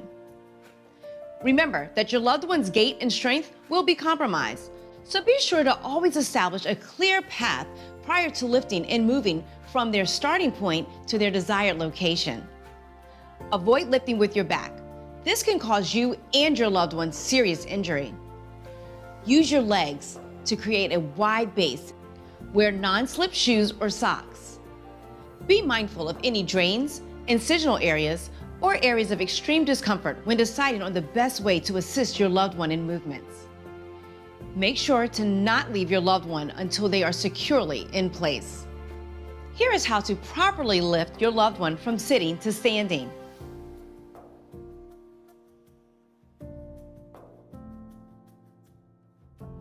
With these simple tips, you are using your strength as a caregiver to help your loved one get stronger, one step at a time. Thanks.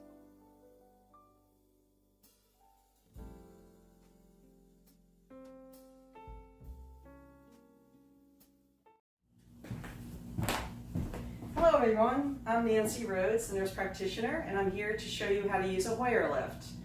Now, a Hoyer lift is an object, it's kind of big. It works for people who cannot stand or cannot transfer without some sort of assistance of more than, with just one person. Otherwise, people need a lot of people to move people from a bed to a chair. So it makes you very independent as a caregiver once you have a Hoyer lift. And you can move people as little as 100 pounds up to like 400 pounds with a Hoyer lift into a chair, either a chair or a wheelchair, from the bed to the wheelchair and vice versa. So it's very versatile and it's something to have in the home if the person cannot stand. So I have my lovely assistant here in bed waiting to give us a hand here and show us with the Hoyer lift how to use it. And the first thing I want to tell you to do is wash your hands. Before you go near the patient, wash your hands with soap and water, front and back. Use a little soapy hot water, rinse, and then just dry them well. And always make sure to talk to the person and tell them what you're going to do. So the first thing I'm going to do is raise the bed up because you don't want to hurt your back. And your bed should be up to like your waist so that you're not bending over the person. And make sure the side rails are up so they don't fall out of the bed while you're doing that. Most beds have a remote. This is a hospital bed, so if you don't have one and you need one for mom or dad, you should just go ahead and get one from your doctor's order. So hit the middle button, takes us all the way up. We're just cranking along here. Crank, crank, crank. Some beds make more music than this.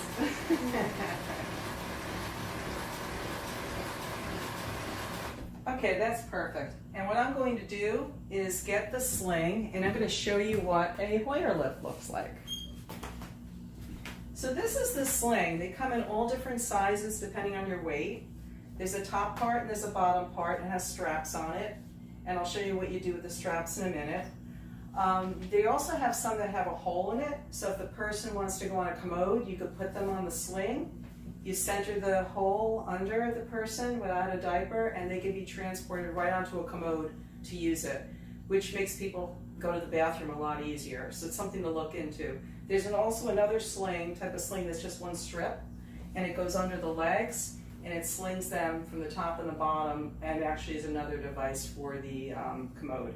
So when you order a Hoyer lift, and if you need that kind of device, ask the company for a sling with a hole in it so that you can actually use it on the commode. Okay, so the first thing I'm going to do is tell my lovely assistant Julia here she could roll over a little bit to the side, bend your knee, if your person can't help you, and hold on to the railing. Now she knows what to do, so she's really cooperative. But you got to talk to people and take them every step of the way.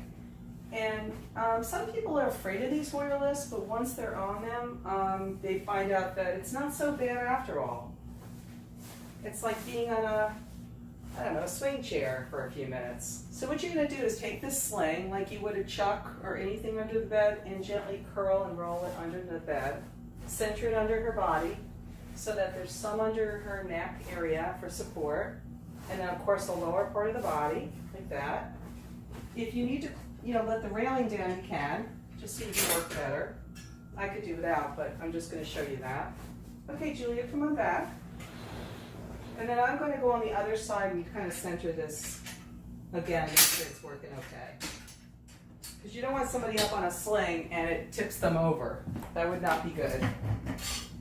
So I'm just going to go to the other side, and Julia's going to roll over again, nice and slow. And we're just going to pull that sling back. All right, good job. You can come right back.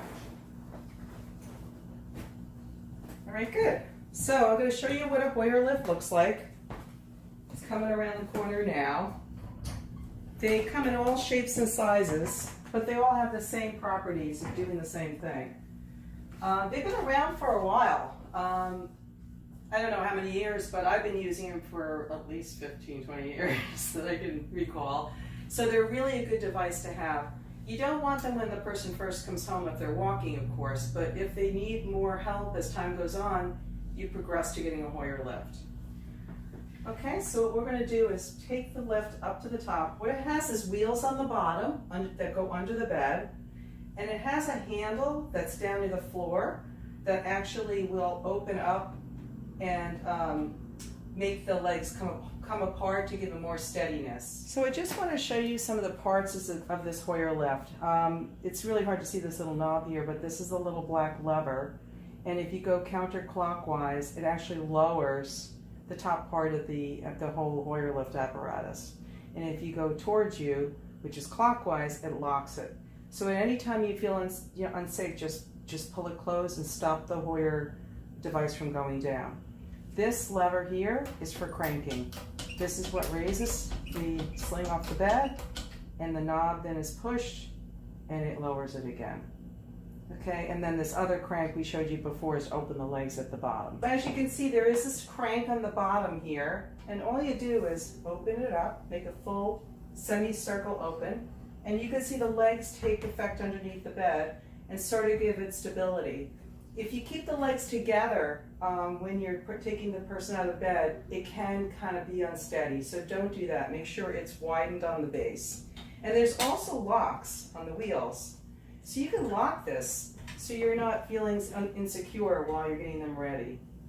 Okay, and the next thing you're going to do is you're going to hit this little black knob here, and it's like a little lever, and it's going to slowly lower, as you can see, the top part of the Hoyer. The bed is up. We've got the Hoyer lift underneath. You're going to pick the same color loop.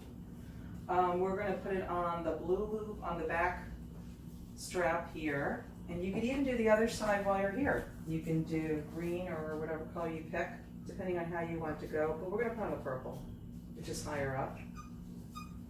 And the other side we'll do the same colors. The bottom was a purple, so make sure you use the same color. All right, this was a purple. And then the top one was a blue. So let's make sure we put it on the blue.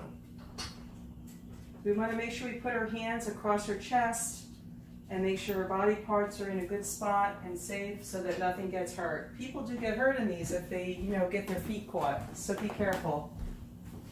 Okay, now the bed is still up, and you're not going to get this sling off the bed until you lower the bed again. So she's nice and secure. We got this thing ready to go. It's cranked open, and we're going to lower the bed just to get it down low enough to get the sling up. Crunchy, crunchy, crunchy. in bed.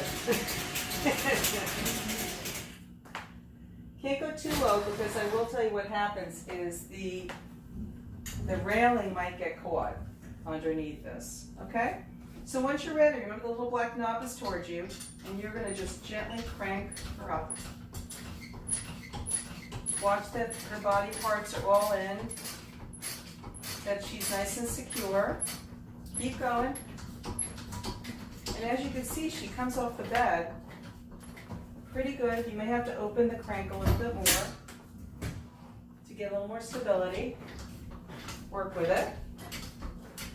And once she's off the bed, just kind of take the sling with you and tell the person that you're just going to be moving them off the bed over to the wheelchair. Just like that. Are you comfortable, Julia? Mm-hmm. Okay, now we have locked our wheelchair wheels so that the wheelchair doesn't go flying, which is very important. You don't want anybody to get hurt. And I'm coming across the room with the sling and the Hoyer. You may, sometimes if you have two people, it's good to have two to help you, but if you don't, work with what you have. Just kind of go slow. The Hoyer lift is coming through. And make sure the legs are open just for stability again. You may have to take your leg rests off the chair so that you can get around it. And if you have another person to help you, it's really a great idea to have them, because when you get over to the chair, I'm having a little trouble on this floor, but when you get over to the chair, you want to have the person sit nice and upright. And you might have to adjust this chair a little bit more like that. It's better to get behind the chair or close enough and push her all the way back, and then you're going to gently push that little black knob. And look at how nice and easily she came down off of the chair, off of the Hoyer. Okay, what you do then is take the sling off, and the person stays on the sling until you're ready for them to go back in bed. And when you're ready for them to go back in bed, you go right back and you do it totally opposite. We'll take the Hoyer lift away. Make sure she's nice and secure. She looks great in that chair. And you again would just go back and bring the Hoyer lift back. Put the loops on, crank it up, and reverse and go right back into bed.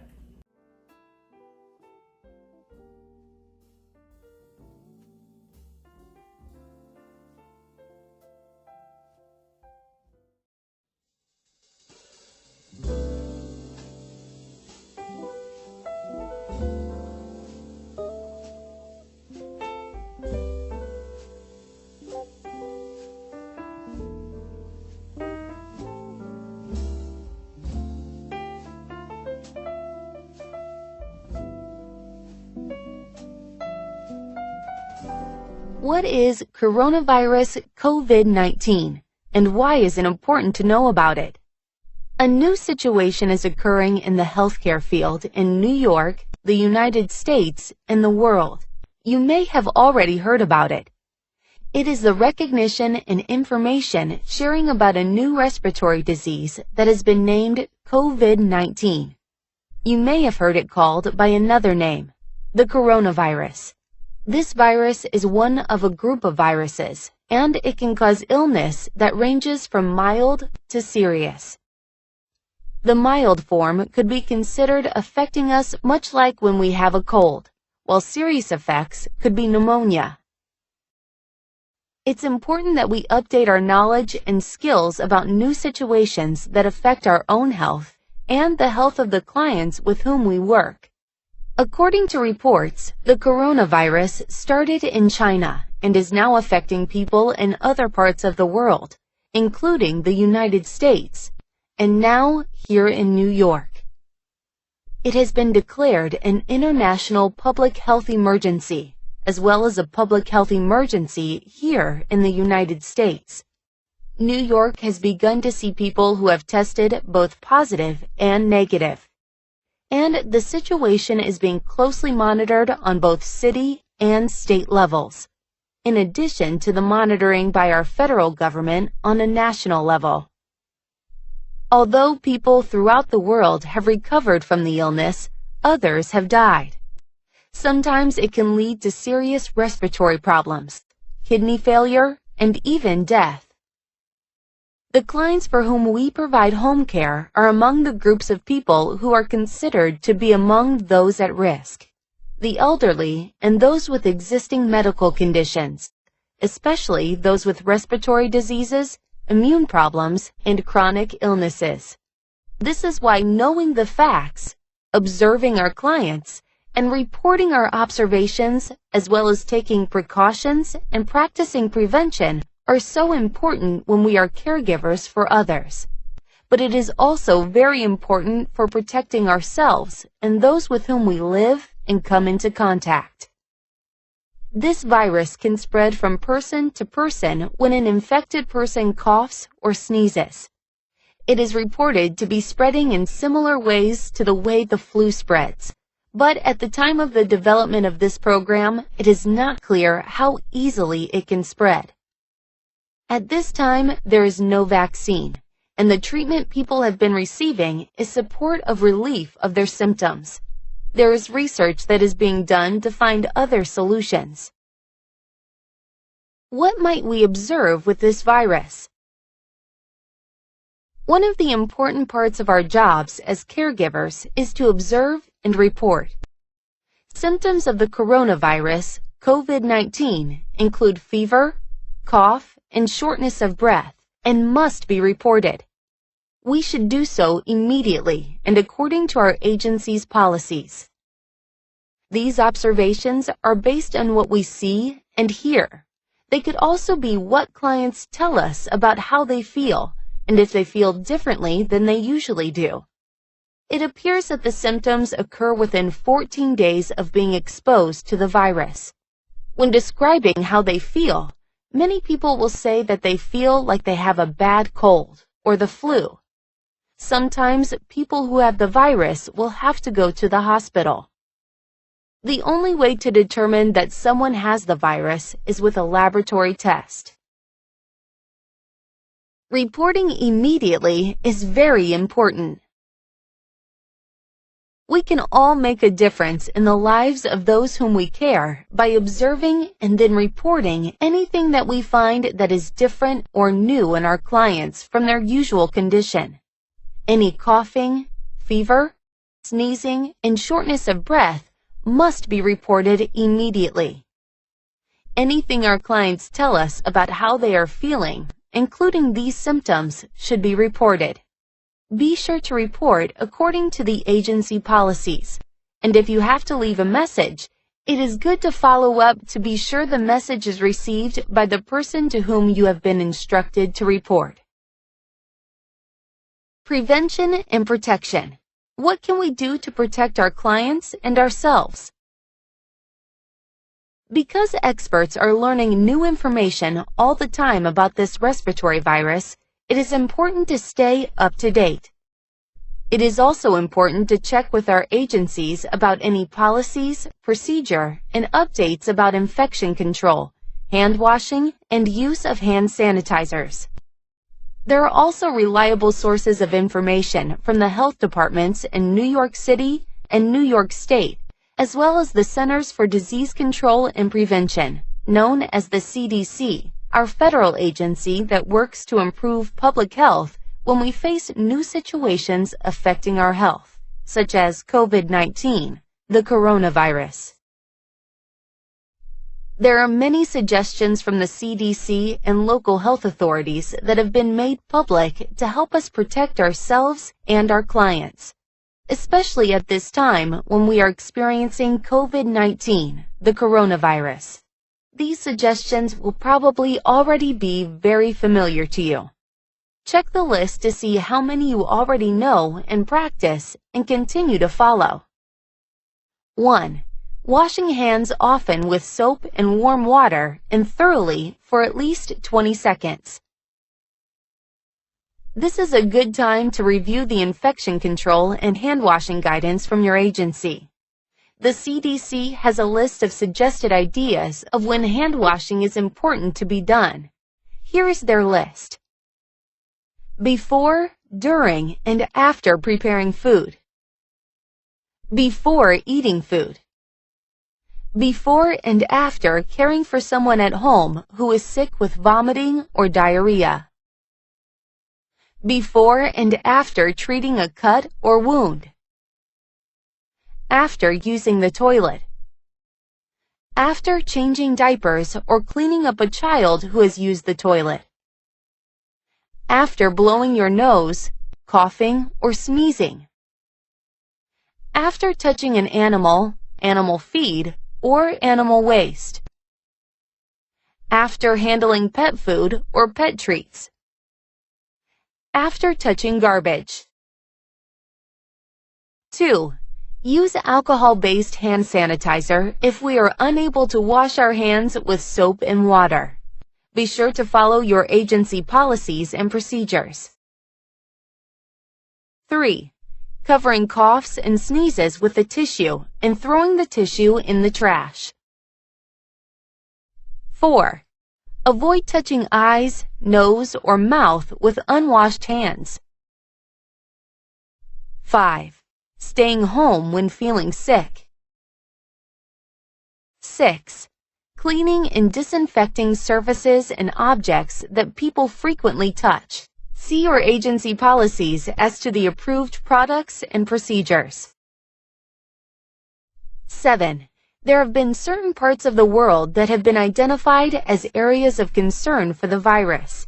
For anyone who has traveled to those parts of the world or is in contact with people who have and have symptoms, the recommendation from the health experts is to speak with a healthcare provider.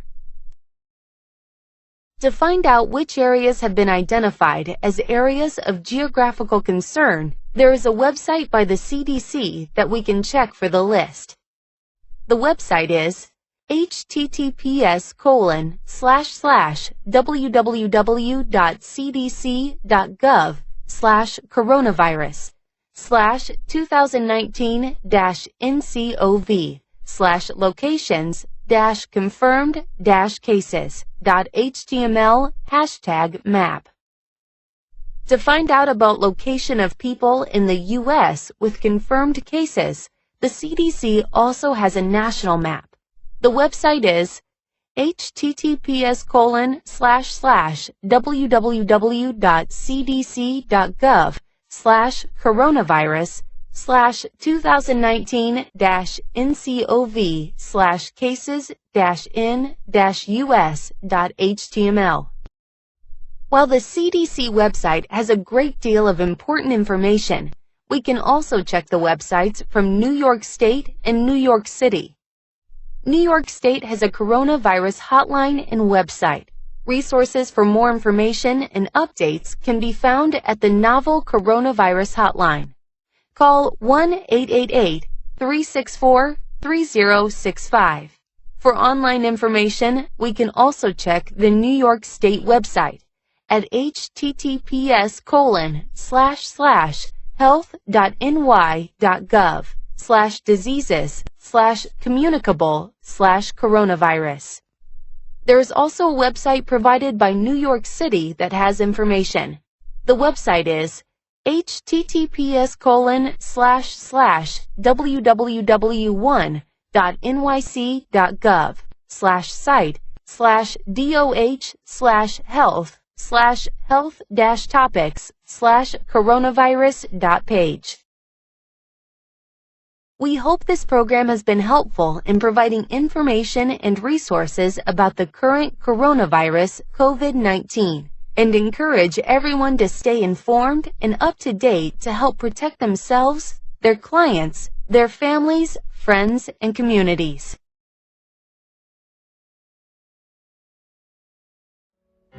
Hi! So now we're going to do the hand washing task. And this is really important because this is one of the tasks that's part of your common practices, and you have to do it at the beginning of every task. So, hand washing. You'll come in the bathroom, and of course, you'll make the water so it's pretty warm, not hot, not cold, just A little warmer than lukewarm. So you're going to wet your hands. And one of the things I want to stress is try not to wear any jewelry the day of your testing. So I'm going to take my watch off. Make sure your sleeves are pulled up. For hand washing, you're going to wet your hands. And you're washing your hands from your wrist, so where your hands end, from your wrist down. You're not washing your arms, just your hands. You're going to wash them for 20 minutes. So first you're going to wet them, always keeping them pointed downward. Get some soap. One squeeze will do it. And then wash them. So you're going to wash them. I'm going to show you, but I want you to do it inside the sink. And I want you to wash your hands rigorously, each finger. So you see how I'm doing each finger?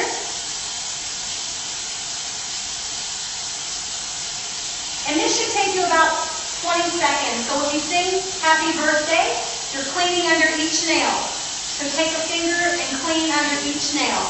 And the whole time you're doing your hand washing, you're keeping your hands in the sink under the water, rinsing, washing. You see how I'm doing that in between each hand? And make sure you do it for 20 seconds. So I kind of figured out if you sing happy birthday, that's about 20 seconds. Never do this. That's a big no-no.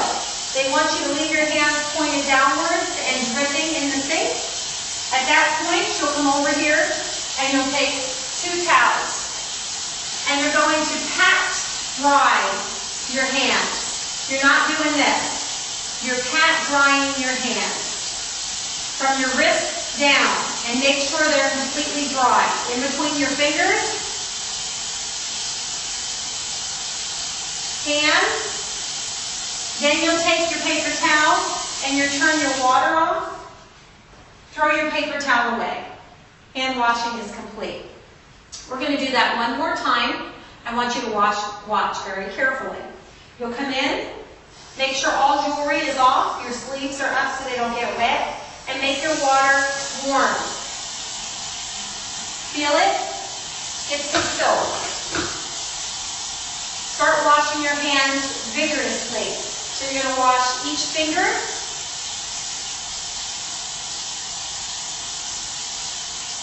In between with friction, because you're getting off the germs. And right at your wrist. Where your hand ends, that's where you start and stop your hand washing. Constantly in the sink, under each nail. So you're going under each nail when you're hand washing, getting all the dirt out from underneath your nails. Then you're rinsing. You're rinsing from your wrists down. And this should take about 20 seconds. You have to wash your hands for at least 20 seconds. So if you sing happy birthday to you, and you sing that, that's about 20 seconds. Make sure all soap and suds are off your hands. Constantly pouring them downward. Let them drip. Come over here and get 2 paper towels. Dry your hands by patting. Patting your hands with the towels. In between your fingers and making sure they are completely dry. Because if they're not dry, that doesn't look good for testing. You have to make sure your hands are dry because you'll go from here to put gloves on and you'll leave your hands dry. At that point, when you're done drying your hands, you'll turn the water off. Hand washing complete. This ends this task.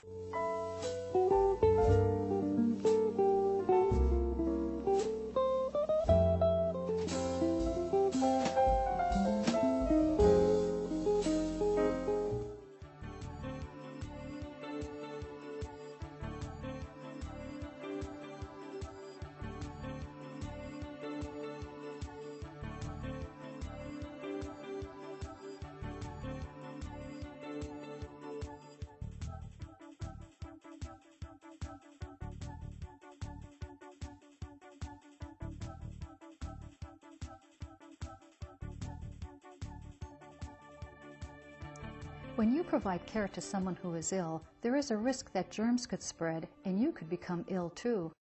Infections can be fatal. That is why it is important to understand how to control the spread of germs.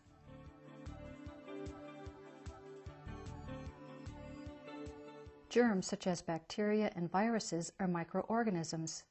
They are found everywhere in nature, including on and inside our bodies.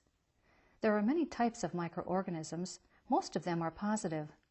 They maintain our atmosphere, make soil fertile, and help us digest the foods we eat. Microorganisms are used in making medicines, cheese, and wine. Some microorganisms are harmful, causing infections and disease. The primary defense against germs and infection is healthy, unbroken skin. The skin protects us and acts as a barrier against germs. If the skin is cut or broken, germs can enter the body and cause infection. Our immune system is the second line of defense. It works to kill germs that have entered the body. When we are healthy, our immune system naturally protects us against them. Some people are more vulnerable to infection because of a lowered immune system. These include babies, the elderly, those with chronic illness or recovering from surgery, smokers, alcoholics, and those who are physically or emotionally exhausted. There are 5 ways that germs are spread. They include direct contact, indirect contact, airborne contact, vehicle spread, and vector spread. Direct contact involves skin-to-skin contact. It happens anytime you touch someone who is sick. Colds are often spread by direct contact. When someone sneezes into his or her hand and later touches another person's hand, germs are transferred. Those germs can enter the second person's body if he touches his nose, eyes, or mouth. Bathing someone, changing dressings, or disposing of body fluids such as feces, urine, sputum, or blood are other examples of direct contact. Indirect contact occurs when you touch dishes, bed linens, clothing, or equipment that has been in contact with someone who is ill. Airborne contact takes place when you breathe in dust particles or droplets containing germs. These germs are suspended in the air after an infected person sneezes, coughs, or talks. Vehicle spread occurs when germs enter your body through contaminated food, drugs, water, or blood products. Vector spread is a spread of germs from animals and insects. Malaria is spread by infected mosquitoes. Ticks carry the germs that cause Lyme's disease.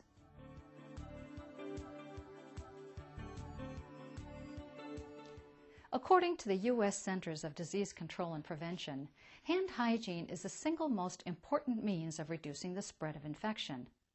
Hand hygiene means cleaning your hands, using an alcohol-based hand rub, or washing your hands with soap and water.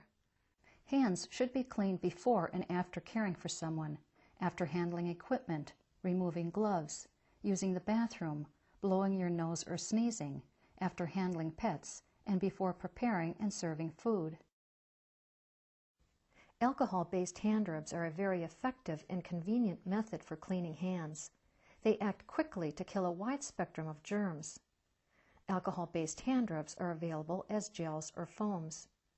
Alcohols are flammable, so be sure to store them away from high temperatures or flames. To apply the gel, start with dry hands. Use the amount of gel recommended on the product. Apply to the palm of one hand and then rub the gel all over the hands, including the back of the hands and in between the fingers. Continue rubbing until hands are dry. With continued use of alcohol-based hand rubs, a coating can build up on the hands, making them sticky. After 5 or more uses, wash hands with soap and water to remove the sticky residue. Alcohol-based hand rubs are not recommended when hands are visibly soiled. When hands are visibly soiled, you must wash with soap and water. Use antimicrobial soap if there is a chance that hands have come in contact with harmful microorganisms. Plain soap may not adequately kill or remove pathogens from the hands. To wash hands, use liquid soap dispensed from a pump bottle. When bar soap is used, it should be in small bars, changed frequently, and placed on a soap rack that promotes drainage. According to the Center for Disease Control, bar soaps that do not drain well can become contaminated with germs.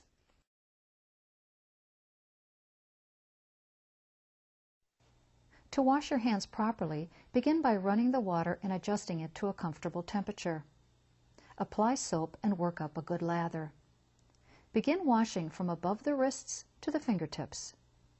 Friction helps to mechanically remove germs from the hands. Produce friction by using rotating and rubbing motions. Be thorough, rubbing all surfaces, including your palms, between your fingers, your thumbs, and fingertips. Move rings up so you can wash the area underneath. Vigorously wash for at least 15 seconds. Use a nail brush or orange stick to clean beneath your fingernails. Rinse thoroughly by holding your hands downward and rinse above the wrist to the fingertips. Use clean paper towels for drying and another to turn off the faucet. Long fingernails harbor germs, are hard to clean, and can puncture gloves. Do not wear artificial fingernails or extenders when providing care. Keep natural nail tips less than 1/4 inch long. Apply lotion at least twice a day to keep your skin moisturized. Dry, cracked, irritated skin can be an entryway for germs.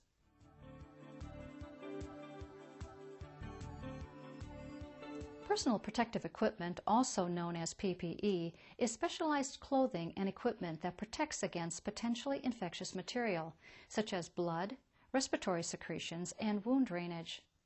PPE includes gloves, gowns, masks, goggles, and face shields. Protective barriers work only if they are worn correctly and used each time they are recommended. Gloves are used during procedures that involve possible contact with body fluids. If you are taking a rectal temperature, cleaning someone after a bowel movement, changing linens, or touching equipment that may have body fluid on it, you should be wearing gloves. A good rule of thumb to remember is, if it's wet, wear gloves. Select the right size and type of glove. Latex gloves are commonly used because they are inexpensive and provide the best protection against bloodborne disease. However, about 12% of healthcare workers have latex allergies. For them, vinyl, nitrile, or other synthetic gloves are a better choice.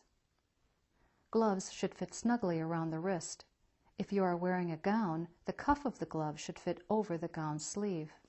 Change gloves after having contact with fecal material, wound drainage, or anything that is known to contain germs. Use a new pair of gloves for each procedure. Use gloves only once. Gloves are an important part of infection control, but they do not provide complete protection. It's possible for fluids to leak in. Gloves can become punctured. After removing gloves, it's important to clean your hands with an alcohol-based rub or wash with soap and water.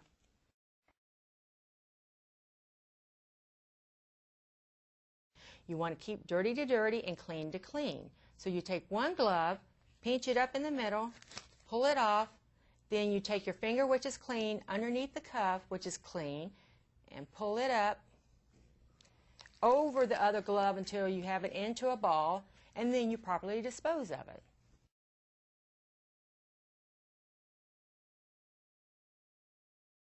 Wearing a mask protects against breathing in airborne germs.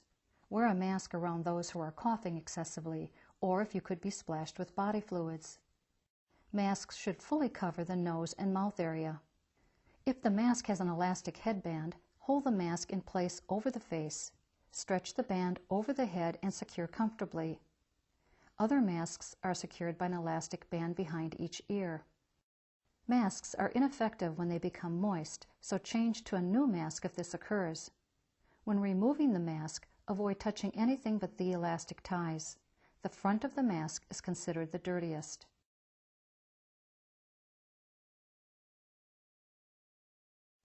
Goggles should fit snugly but not tightly around the face. Flexible goggles that fit over prescription glasses are also available.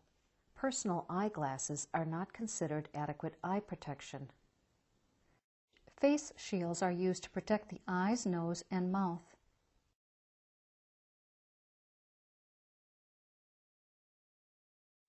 Disposable gowns protect against germs and small amounts of body fluid. Waterproof gowns are also available. When you put the gown on, the opening should be in back. Secure the gown at the neck and waist. If areas of your gown become saturated, change into a new gown for protection.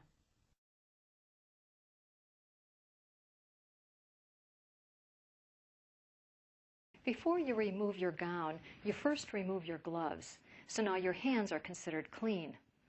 The front of the gown and the sleeves are considered dirty. So to remove the gown, you begin at the neck to untie the tie at the neck, and then you untie at the waist.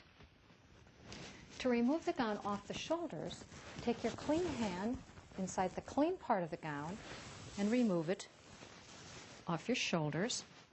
Then you take your clean hand, go under the cuff of the sleeve, being careful not to touch the outside of the sleeve. You pull your hand in and cover it with that sleeve. And then you use this covered sleeve hand to touch the outside of the gown to pull it off the other arm. So now you have the gown in this position, and with knowing that the sleeves and the front of the gown are dirty, you fold the dirty side together away from you. Then you roll the gown and then dispose of it in a proper receptacle. Personal protective equipment is put on in this order. Begin with the gown, then the mask, put the goggles on next, and finally the gloves. Personal protective equipment is taken off in this order, beginning with the dirtiest item. Remove the gloves first, then the goggles, next remove the gown, and finally the mask. Always wash your hands after taking off and disposing of personal protective equipment.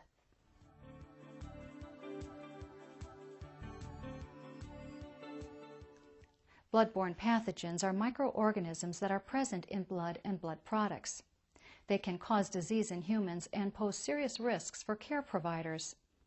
These pathogens include, but are not limited to, hepatitis B virus and HIV. As a care provider, you could be exposed to blood or body fluids that can cause infection.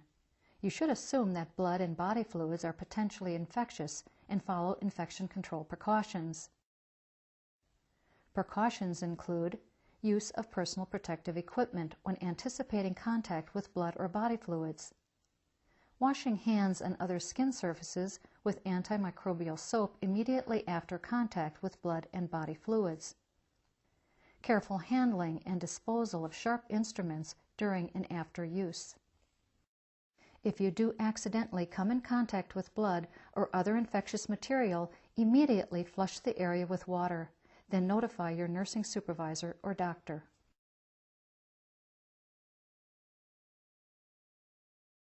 Needles, razors, and other sharps should be disposed of in a puncture-proof, leak-proof, appropriately marked container. Many of the injuries that occur when using needles happen during disposal. Do not recap needles before placing into the container. They should drop into the container easily.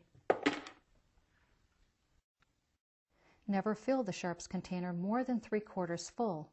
When the container is 3/4 full, close it. It is designed to lock after closing. Needles or sharps containers should not be placed in ordinary garbage. Some states impose fines for disposing of needles improperly. Follow your agency's policy and procedure for sharps container disposal, or your local sanitation company for proper disposal of sharps containers.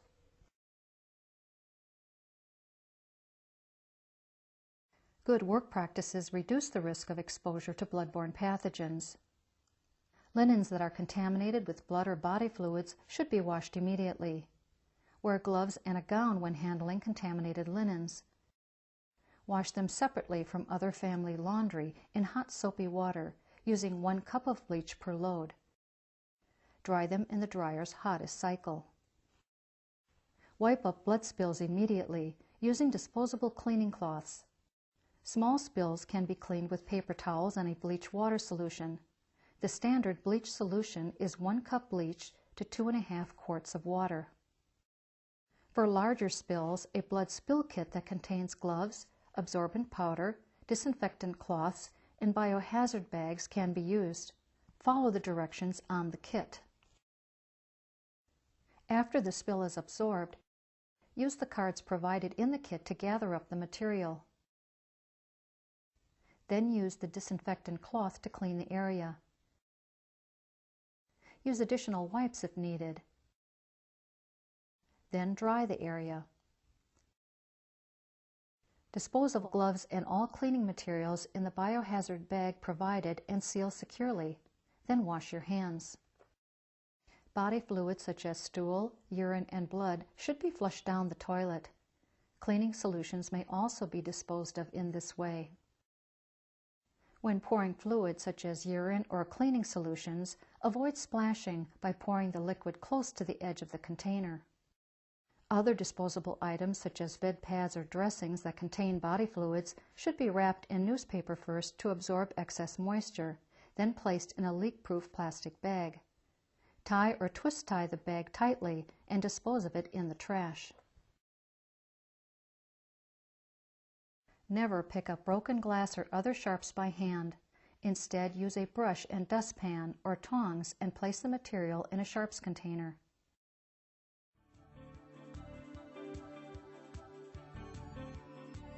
Store medical supplies in a clean, dry, draft-free area away from household traffic. Choose a location with adequate lighting that protects them from dirt, heat, moisture, pets, insects, and dust. Supplies should not be stored on the floor. Instead, place them in drawers, on tables, or in cabinets. Check expiration dates regularly. Throw supplies out when they have expired. As new supplies are brought into the home, bring the old supplies forward and use them first. Use the cover, a clean sheet or plastic, to cover supplies when they are not in use. Never use medical supplies that have been soiled or damaged. Opened bottles containing liquids should be stored with the cap on in a cool, dry place.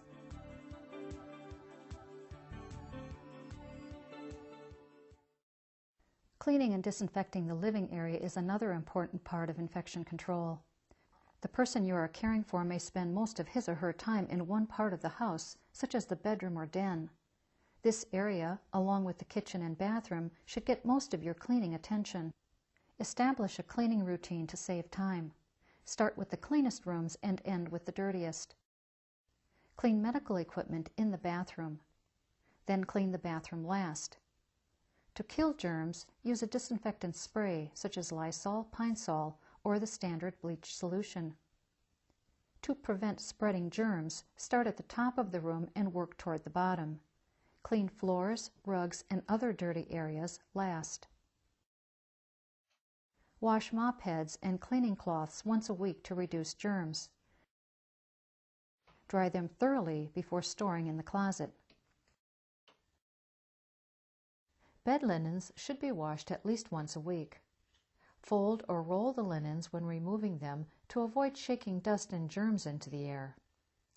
Bag dirty linen in a plastic or cloth bag before carrying it through the house.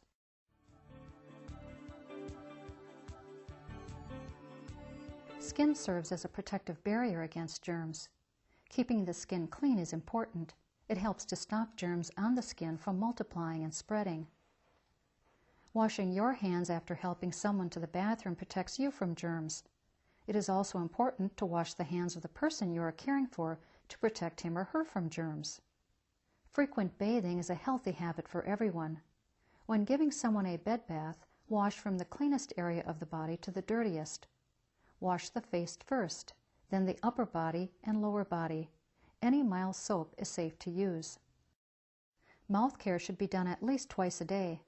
The mouth contains many germs that can cause gum disease and infection.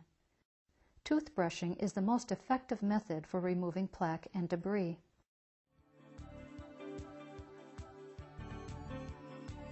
It's not always possible to prevent an infection, no matter how hard you try. If you are able to recognize the first signs of an infection, you can prevent it from getting worse.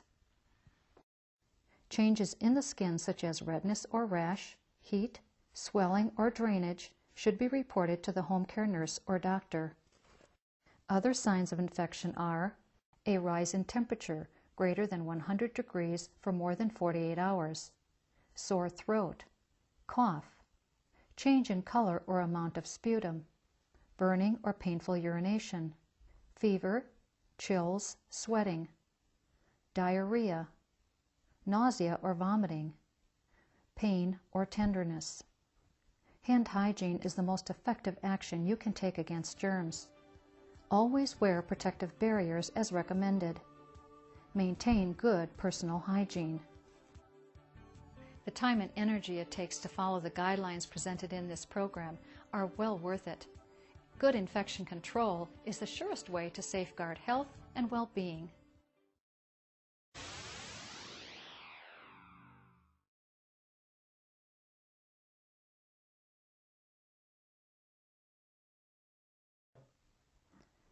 Those who provide home care to several patients throughout the day should develop procedures for handling clean and dirty equipment in order to reduce the spread of germs from one patient to another. Begin by establishing a clean area in your vehicle for clean supplies such as the nursing bag. Choose a covered box or plastic container and store the clean supplies in this container each and every time. Choose another area and container for dirty supplies or equipment that needs to be returned and cleaned at the agency. When you go into the home, take a barrier such as newspaper with you. Place your supply bag on the barrier to protect it from dirt or pet hair. This helps to eliminate the possibility of transferring germs to the next home. Always wash your hands before going into the nursing bag. Plan ahead and remove all the supplies you will need. Place the supplies on another barrier in order to keep them clean.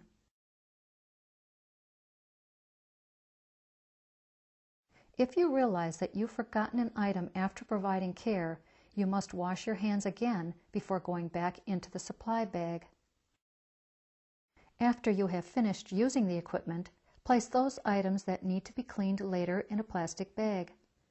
Other equipment can be cleaned immediately with an antibacterial wipe and return to the supply bag. When you are at the car, spray the supply bag with an antibacterial spray. Store the bag in the clean container. Equipment or supplies that need to return to the agency for cleaning should remain in the dirty area. Items that need to be disposed of or cleaned should be returned to the agency.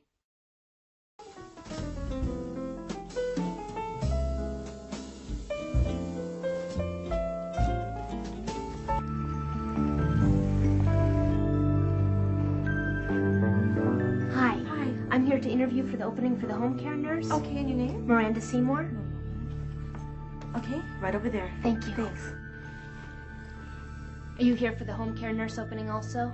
Yep.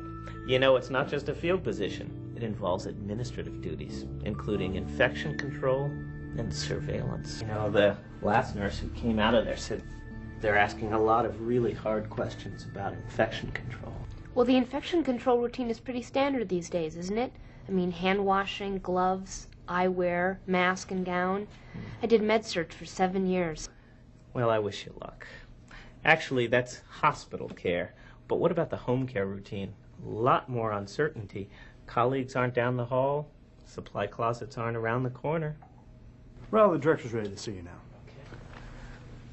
Follow me. Infection control? I know a lot about infection control. Don't I?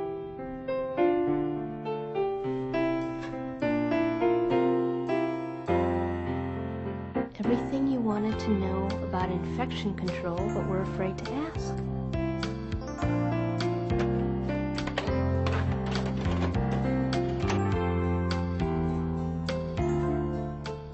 We don't have much time and there's a lot of ground to cover.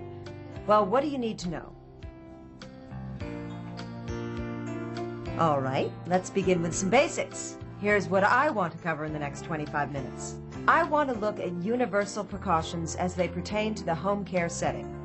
Of course, we'll cover hand washing, personal protective equipment, or PPE, sharps management, equipment disinfection, spills and soiled linen, and biohazardous waste management. We'll also cover surveillance programs, post-exposure management, antibiotic-resistant microorganisms, and high-tech plus high-touch philosophy. Well, that's a lot. You're absolutely right. Infection control remains a pressing issue for all health professionals. In fact, infectious disease is now the third leading cause of death in the United States. Third leading cause. Home care agencies are servicing more and more cases that call for diligent infection control policies. IV therapy, ventilators, catheters, complex wound care, immunocompromised patients, and the chronically ill. Add to this the fact that many bacteria are developing resistance to antibiotics. So, Miranda, what's different about infection control in the home care setting? Did I just hear my name? Yes. Am I on candid camera? I'm in interactive TV, okay? You do want to do well in this interview, don't you? You've already talked about the home being more unpredictable than the hospital. Hey, watch it. In addition, there may be unsanitary conditions or a lack of water and ventilation, and the patient may be less compliant with infection control precautions than they should be. All this means that infection control in home care requires careful planning and consistent and ongoing education. What are the most common entry points for infection? Miranda, the most common entry points for infection? Through the mucous membranes, the site of a wound. Good. Perhaps the most common entry site is at the point of contact with any invasive device, such as an IV line or a Foley catheter. And what is by far the greatest means of infection transmission? The hands. That's why hand washing and the appropriate wearing of gloves cannot be overemphasized. Can't believe I'm doing this. Well, Miranda, you are. Infection travels in both directions, from nurse to patient and from patient to nurse. Let's see your hands. You have to watch out for lesions, dermatitis, cuts or scratches, and dry and chapped skin. Breaks in the skin are possible pathways to infection. Cover any breaks with a bandage before putting on gloves. Washing my hands a dozen times a day and then wearing those latex gloves really dries them out. Well, you might want to use a moisturizer after each time you wash your hands. As we'll see, infection control is the art of thinking ahead so that you can adopt adequate precautions to prevent infection. Universal precautions are a set of strict guidelines that all health professionals should follow. All human blood and certain body fluids are to be treated as potentially infectious for HIV, hepatitis B virus, and other blood-borne pathogens. Universal precautions are followed whenever there is anticipated contact with blood or other potentially infectious body fluids, such as semen, vaginal secretions, cerebrospinal fluid, synovial fluid, pleural fluid, peritoneal fluid, pericardial fluid, amniotic fluid, and saliva in dental procedures. Are there any body fluids that don't require universal precautions? Nasal secretions, sputum, sweat, tears, breast milk, feces, urine, vomitus, and saliva. Does that mean that when I might be in contact with those fluids, I don't even have to wear gloves?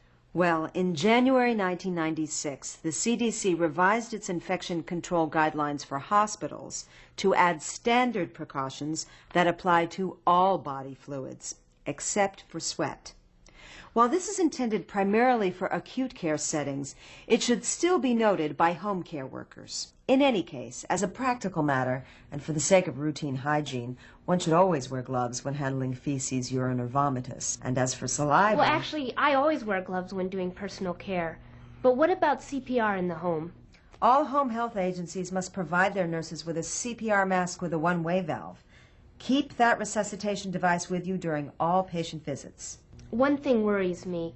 Don't all these masks and gowns and gloves really get in the way of that vital element of human touch? Well, it is important not to overdo it with the barriers. Use only the personal protective equipment necessary and appropriate to the situation. We don't want to seem like voyagers from outer space if we can help it. For example, if you're simply drawing blood or changing the dressing in a wound, then gloves are sufficient. In any situation where there might be blood or contaminated body fluid splashes, more PPE is needed. So dress for the occasion. Right. It's possible to show compassion and caring even when you're covered with a face shield and layers of latex. Talk to the patient. Okay, Mr. Campanella. Explain the reasons for the precautions. Before I start the line in, we're going to all dress up. You two are going to have a mask on. I'm going to look like I'm going into surgery. I'm going to be covered from top to bottom, okay? But this is for your protection as well as mine. Make frequent eye contact. Touch the patient before putting on gloves and before leaving. Elicit feedback for understanding. I feel cool. Everything will be as clean can be. And give the patient the opportunity to ask questions. Let's move on to hand washing. As we've discussed, hand washing is the single most effective means of preventing the spread of infection. Hands must be washed before and after each patient contact, and any activity that possibly contaminates the hands. All right, I use lots of friction. I work up a really good lather, and I make sure I get in between the fingers really well. And also make sure that I keep my fingers pointed upwards so I don't soil what I've already cleaned. Good. I see you're getting 2 inches above the wrist line. Then when I'm finished, I grab a paper towel and wipe my hands down with one paper towel. And then I use another paper towel to turn off the tap, and voila. An alcohol-based cleanser is a must when adequate running water is not available, or in a situation where the patient should not be left alone, but your hands must be cleaned immediately. Liquid soap is strongly recommended over bar soap, since bar soap can actually harbor bacteria. I have a question. Why is it important to wash your hands after you remove the latex gloves? Is that to just remove the powder? Good question. You wash your hands not because of the powder, but because of the possibility of contamination. So gloves don't provide absolute protection? That's right. Gloves aren't puncture-proof.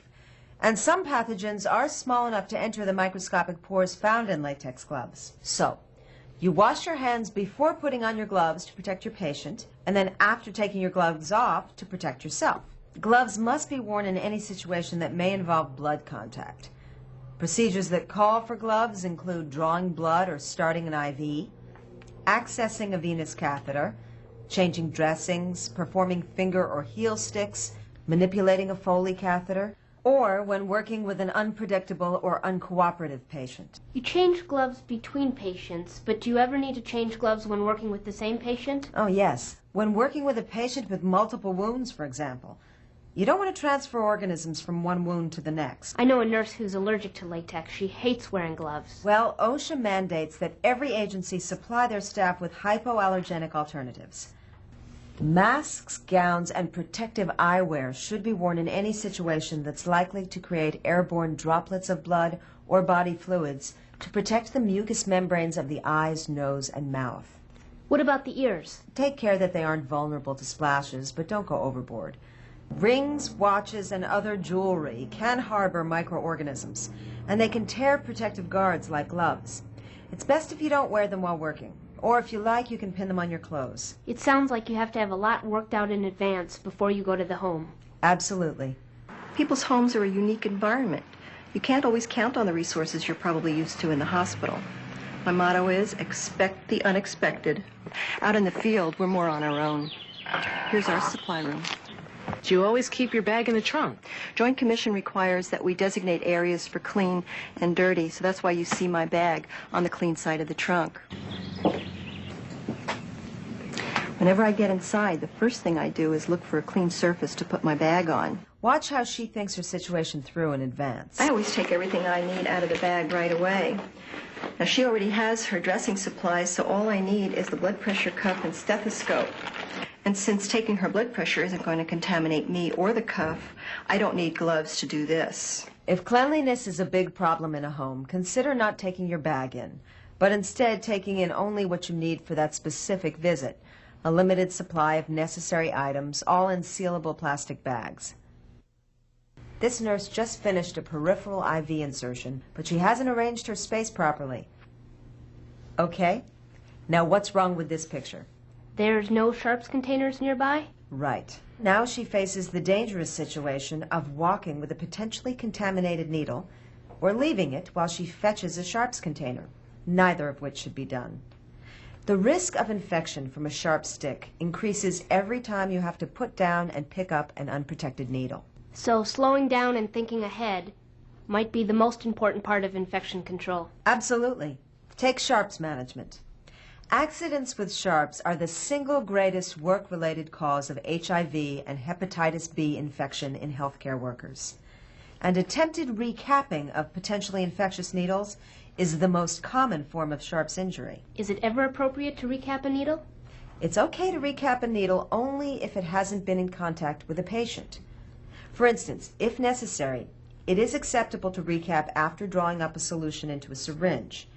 If you must recap a contaminated needle, use a one-handed method or a recapping device. Never manipulate or try to bend or break a sharp by hand. Dispose of it immediately after use in a puncture-resistant container. Keep sharps containers inaccessible to children, just as you would with any poison or medication. Once the container is about 3/4 full, take it away for disposal and leave a new one on the site. If it gets too full, sharps may stick out of the top. Overfilling containers can compromise their integrity and put you and others at risk for accidental needle stick injuries.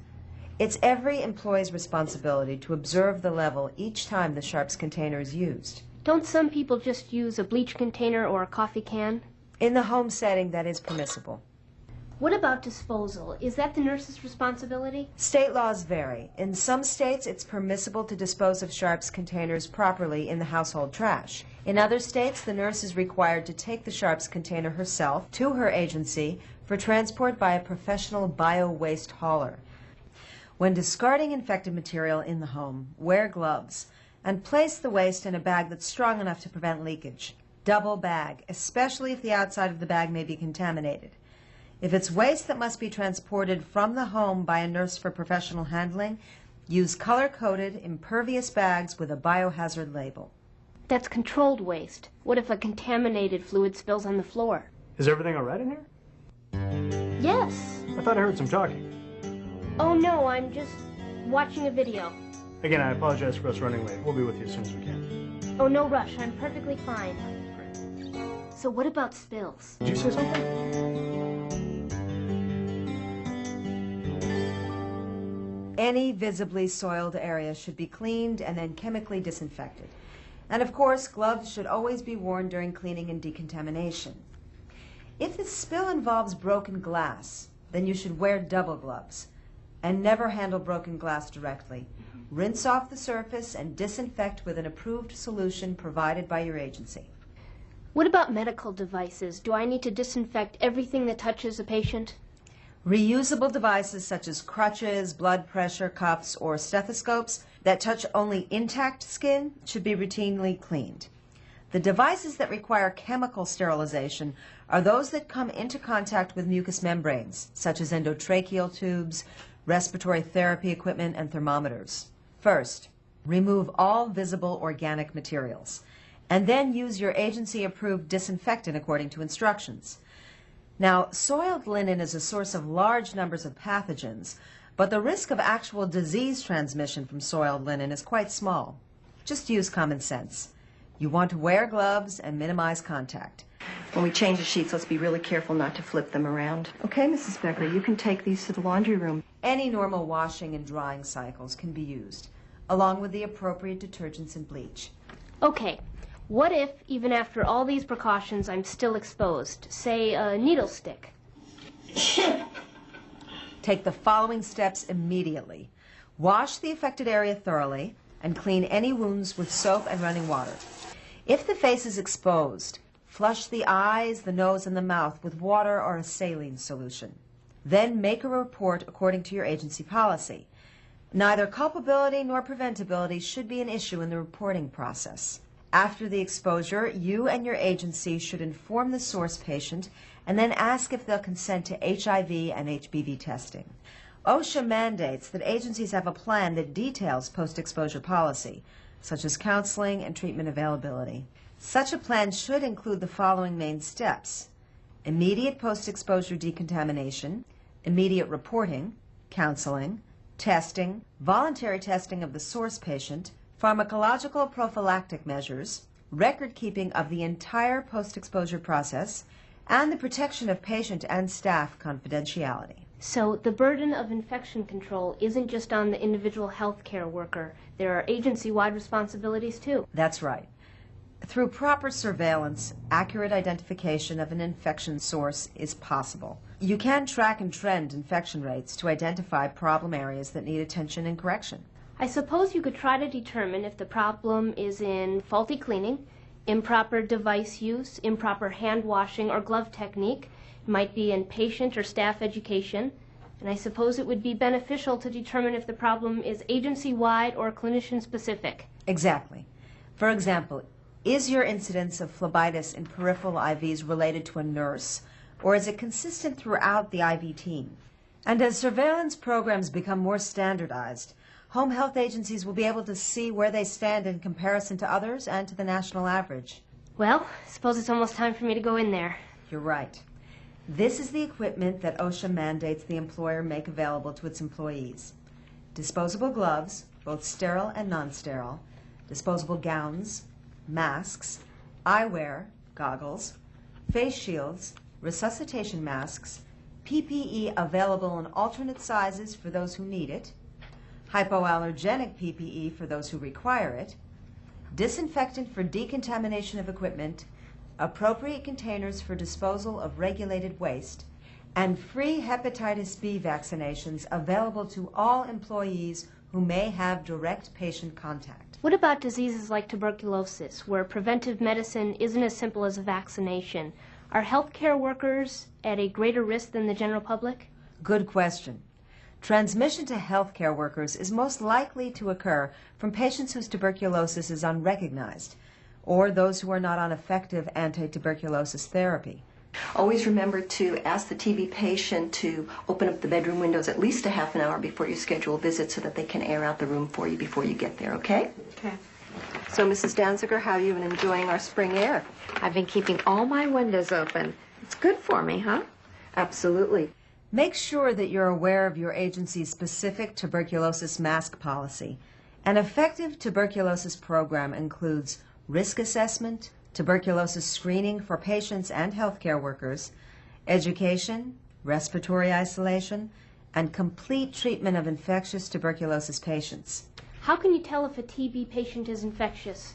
In general, patients who have suspected or confirmed active TB are considered infectious if they cough for longer than 2 weeks and exhibit any one of the following criteria: blood-tinged sputum, night sweats, weight loss or loss of appetite, or fever. So if a patient is responding well to therapy and has 3 consecutive negative sputum smears, they're not infectious and masks aren't needed? Yes. What about organisms that are resistant to antibiotics? Liberal use of antibiotics and the growing power of broad-spectrum antibiotics that target a wide range of bacteria has resulted over the last decade in an explosion of bacteria that are multi-drug resistant.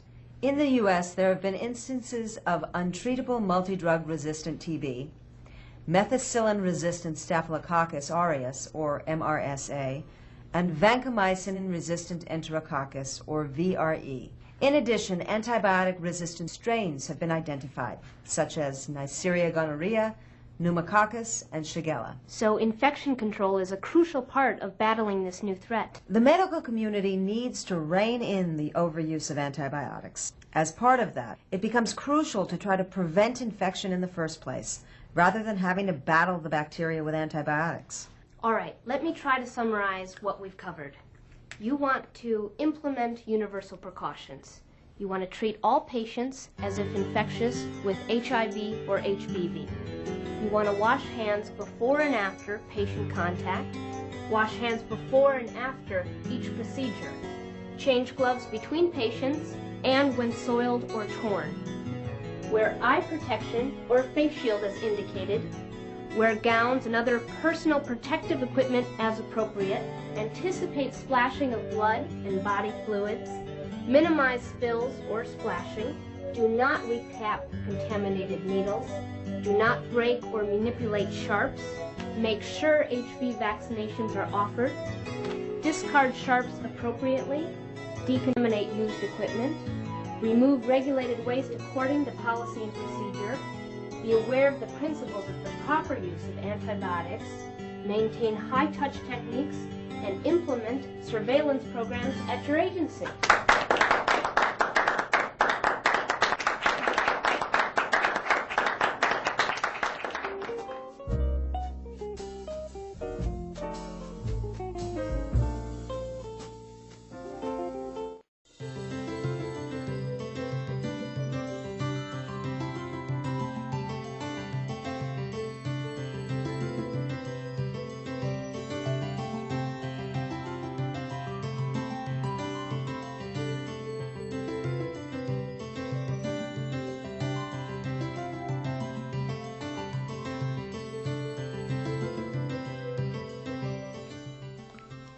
As a healthcare worker, you're probably concerned about the risk of getting a blood-borne infection while on the job. After all, both AIDS and hepatitis B are serious diseases. Although the risk of getting an infection is small, if precautions are not taken, it is possible to become infected while working. But if you learn about AIDS and hepatitis B, And learn how to protect yourself from infection. you can perform your job safely and with confidence. First, let's learn about blood-borne infection.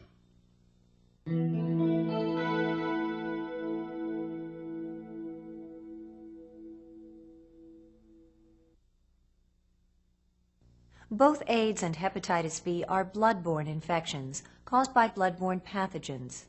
Blood-borne pathogens are disease-causing agents found in the blood. The human immunodeficiency virus, HIV, is the pathogen that causes AIDS. The hepatitis B virus, HBV, causes hepatitis B. There are many other blood-borne infections, including hepatitis C and syphilis, but AIDS and hepatitis B are the main ones you should be concerned about.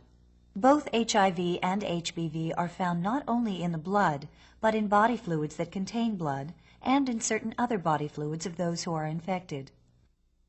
You can only get AIDS or hepatitis B if you are exposed, if the virus from the blood or body fluid of an infected person gets into your body.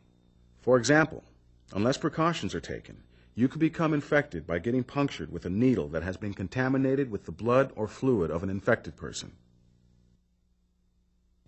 What could happen to a person who becomes infected with HIV, the virus that causes AIDS? HIV ultimately affects the immune system and limits the ability of the body to fight off infection. But the virus may live in the body several weeks or even months before symptoms develop. The first sign of infection may be a flu-like illness that could include fever, sweats, aches, swollen glands, sore throat, diarrhea, fatigue, or a rash or skin lesions. For some, the glands remain swollen. But for most of those infected, all symptoms disappear within a few days, and although they are permanent carriers of the AIDS virus, able to infect others, there may be no more symptoms for months or even years. Most persons with HIV will develop the more serious symptoms of AIDS, although it may take as long as 10 years or more. Trouble fighting off infections, weight loss or frequent diarrhea, or a long-lasting fever. In some cases, the brain is affected, causing confusion, memory loss, depression, or motor dysfunction. Infections like tuberculosis or an unusual kind of pneumonia or certain types of cancer eventually lead to death. Although there are drugs or combinations of drugs that may delay the onset of symptoms, unfortunately there is no cure and there is no vaccine to prevent HIV infection. Hepatitis B is also a serious disease. What could happen to a healthcare worker infected with HBV? About 1/3 of HBV-infected individuals experience no symptoms. Another third experience only a mild flu-like illness that goes away. The last third develop clinically apparent acute hepatitis B. They may experience abdominal pain, nausea, and fatigue. The skin and eyes may become yellow in color, called jaundice, and the urine may become dark. Sometimes there is joint pain, rash, and fever. Most people with acute hepatitis recover within a few months.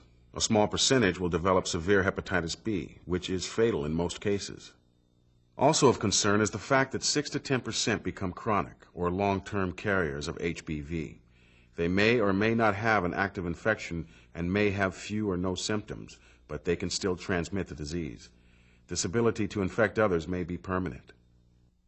Chronic carriers are at risk for primary liver cancer and for chronic active hepatitis, a progressive debilitating disease that can result in cirrhosis of the liver and even death. More than 2% of all individuals infected with HBV will die as a result of either acute or chronic hepatitis B. The good news about hepatitis B is that there's an effective vaccine to prevent infection, and there is treatment that can be effective when given soon after an exposure incident.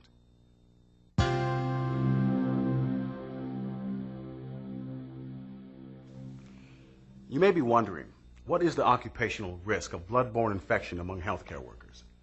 For AIDS, the risk is very small. As of December 1995, out of about 5 million healthcare workers in the U.S., 49 had been documented as infected with HIV on the job.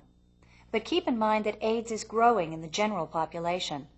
One of the reasons is that once a person is infected with HIV, they are a carrier for life.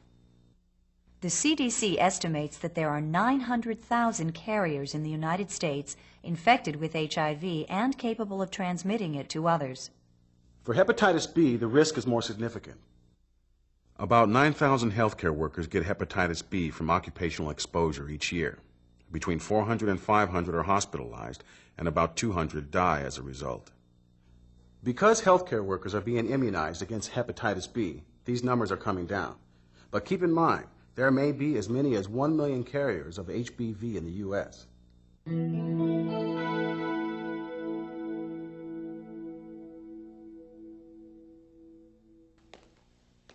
So you can control the risk of getting AIDS or hepatitis B, you should know how bloodborne infections are transmitted. OSHA regulations for protecting workers require that universal precautions be observed whenever there is a risk of contact with any potential source of bloodborne infection.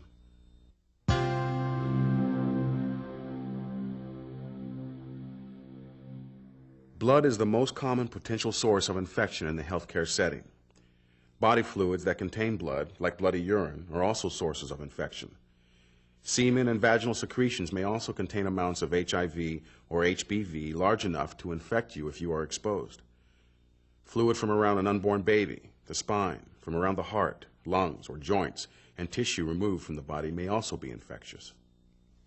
Also, all body fluids in situations where it is difficult or impossible to differentiate between body fluids should be considered infectious. Body fluids that have not been identified as containing enough of the virus to infect you are sweat, tears, saliva, sputum, nasal secretions, vomit, urine, and feces, unless they contain visible blood. Differentiating between body fluids and knowing whether or not they contain blood may not be practical in some situations. Because of the risk of bloodborne and other types of infections, the CDC has issued standard precautions that recommend that all blood and all body fluids, secretions and excretions, except sweat, whether or not they contain visible blood, be treated as infectious.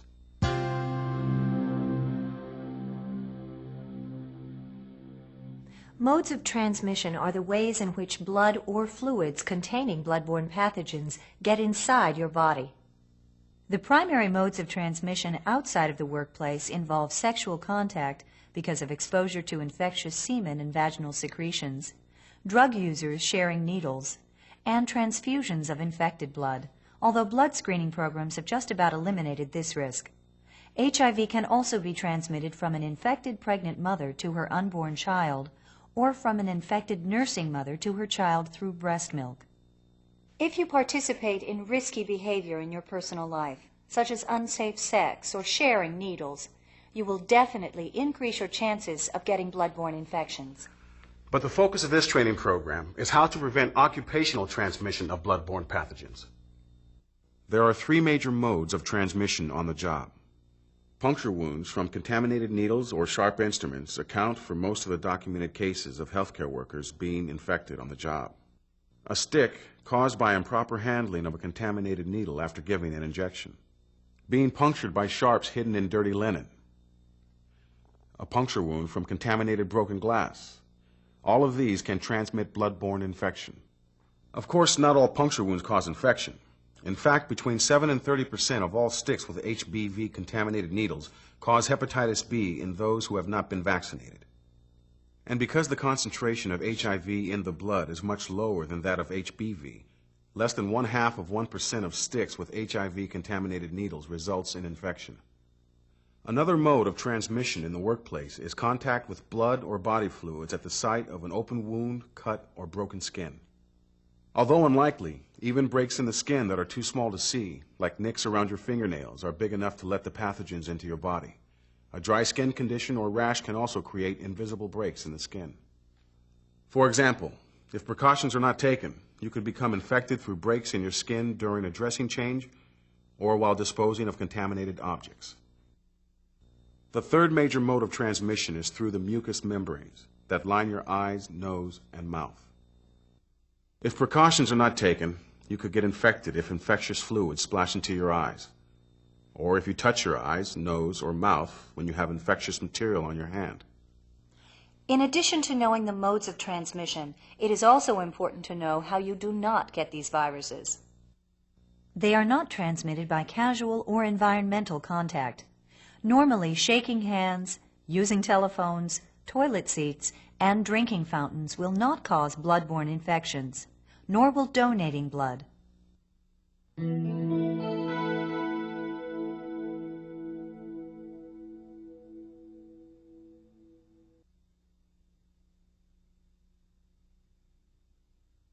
To prevent occupational transmission of HIV and HBV, steps must be taken to control exposure in the workplace.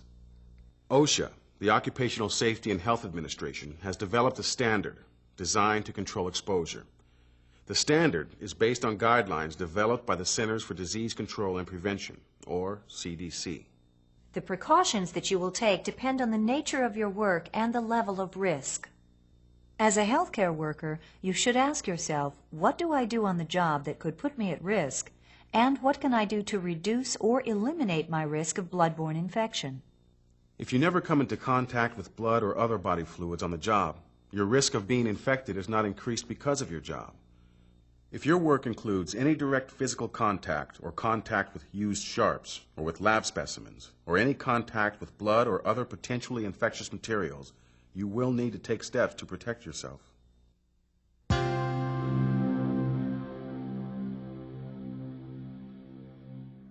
One of the most important things you can do to prevent hepatitis B infection is to be vaccinated before exposure.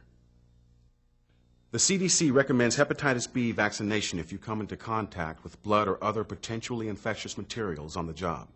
There are 3 injections given over a 6-month period. The hepatitis B vaccine is safe and is effective for between 92 and 96% of those vaccinated. Blood tests can tell you if your vaccination has been effective and if booster injections are needed. The vaccination must be made available free of charge, but you have the right to refuse it. Check with your employer or supervisor for details.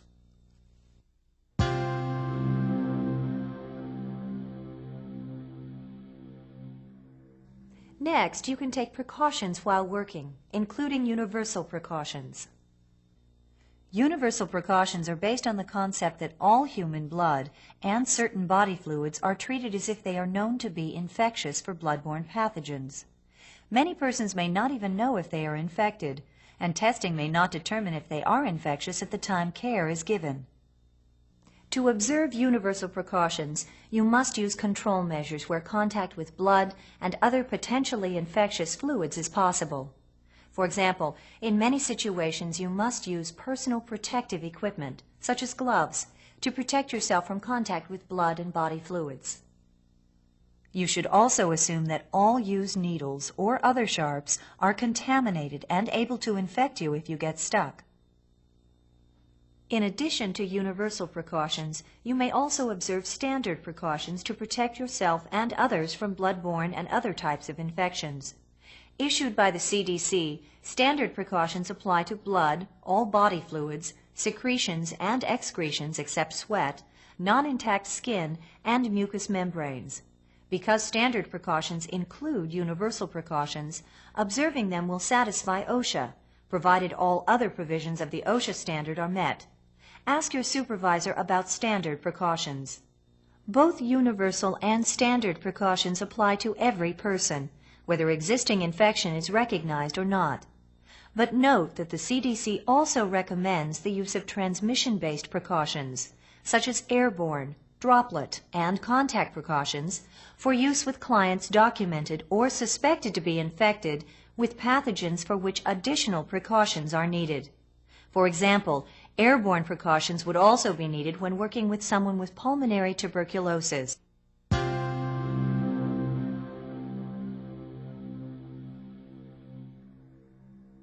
You can also help control blood-borne infection by responding to an exposure incident correctly and promptly. What should be done after a puncture wound or broken skin or mucous membrane contact with blood or other infectious fluids? Wash the exposed area immediately. Notify your supervisor right away. File an exposure incident report and consult a doctor without delay. A post-exposure confidential evaluation and follow-up will be provided free of charge. It includes documentation of the incident. Whenever feasible and legal, The source individual's blood will be tested to determine if there was infection. The results will be documented and made available to you. OSHA also recommends a blood test immediately after exposure to be used as a baseline. Follow-up testing will determine if transmission has occurred.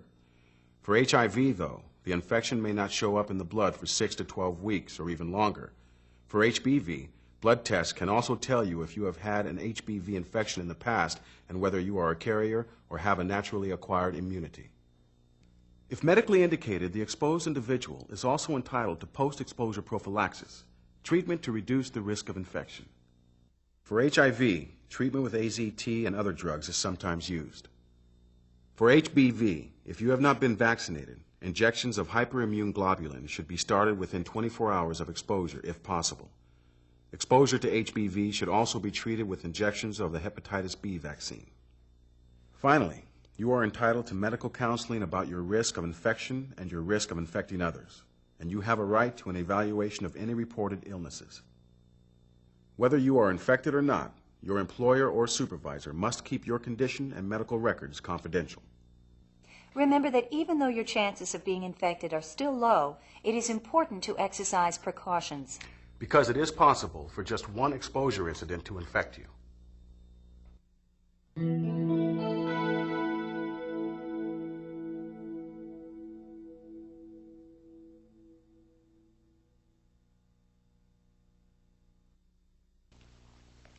Even though you may perform tasks where there is a risk of exposure to bloodborne infection, you can still work safely because universal precautions have been developed to protect you. And one of the most important aspects of universal precautions is putting a barrier between you and the possible source of infection through use of personal protective equipment, such as gloves, a mask and protective eyewear, or a protective face shield, and protective clothing. Your employer must provide you with clean, protective equipment for each patient, and you should know where the equipment can be obtained. You should know when to use it, how to put it on correctly, how to take it off safely, and what to do with it after use.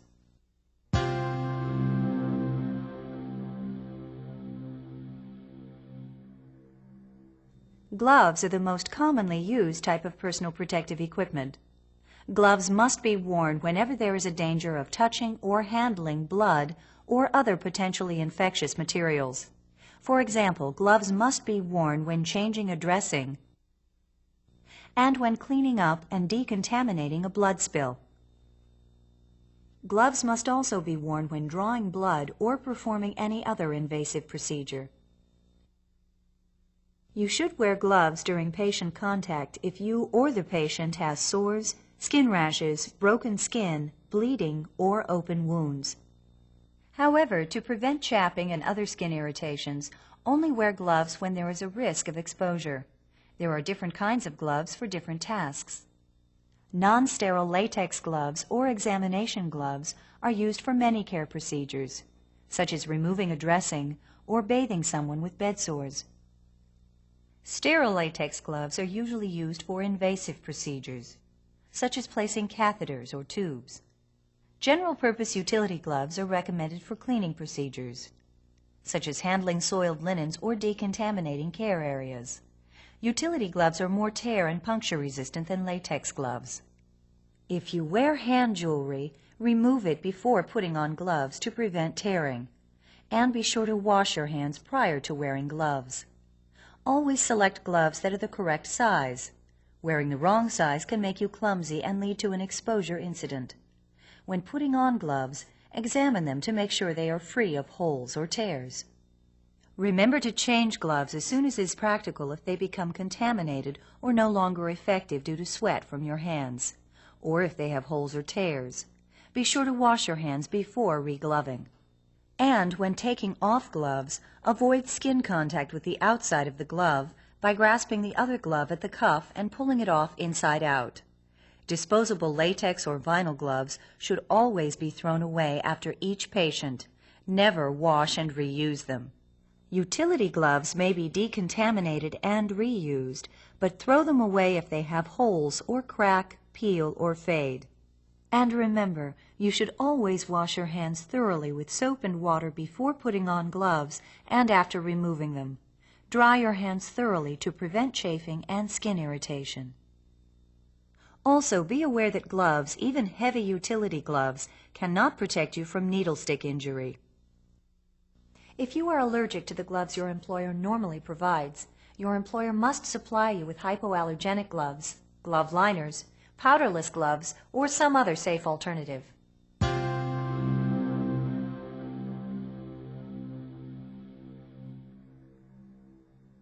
Face masks, face shields, and protective eyewear are used to protect the mucous membranes of your eyes, nose, and mouth. They should be worn whenever there is a chance that blood or other infectious materials will splash, spatter, or spray. Use your best judgment in determining when to wear them. Face masks are ineffective when they become wet during long procedures and should be replaced as soon as is practical. Face masks and eyewear should only be removed after washing hands. To avoid possible broken skin contact, the eyewear should be handled by the arms. The face masks should be handled by the ties or strings. Used face masks should be properly discarded, and the eyewear cleaned and disinfected. Also, protective resuscitation equipment, preferably the kind with one-way valves to prevent fluids from entering the rescuer's mouth, should be readily available for emergencies where mouth-to-mouth resuscitation is anticipated.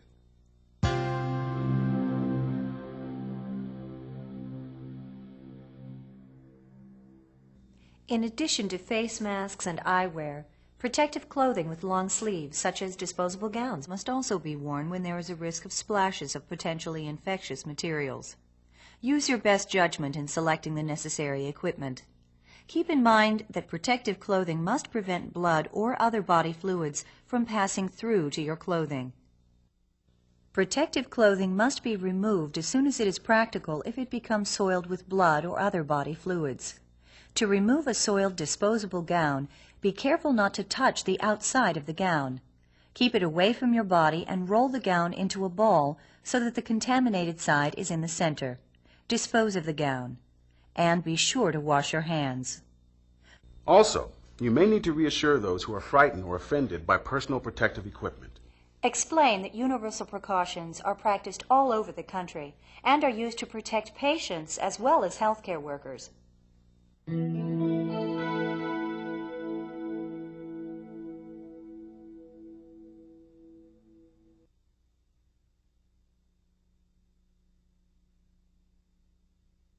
In addition to the appropriate use of personal protective equipment, OSHA requires that other work practice controls be observed.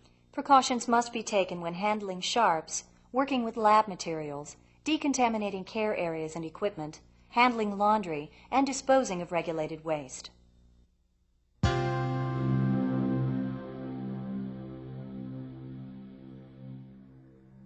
Contaminated needles and other sharps must be handled safely. Because needle stick injuries can expose you to infectious blood or other body fluids, you must observe the following safety rules. Never bend, break, or manipulate used needles. Immediately discard used disposable sharps in containers that are clearly marked, closable, puncture-resistant, and leak-proof on the sides and bottom. Sharps containers must be readily available and must be replaced before they become overfilled. If a commercial sharps container is used, it must be disposed of according to the laws in your area. Do not recap used needles unless absolutely necessary. If recapping is unavoidable, use the one-handed scoop method or a recapping device to prevent accidents.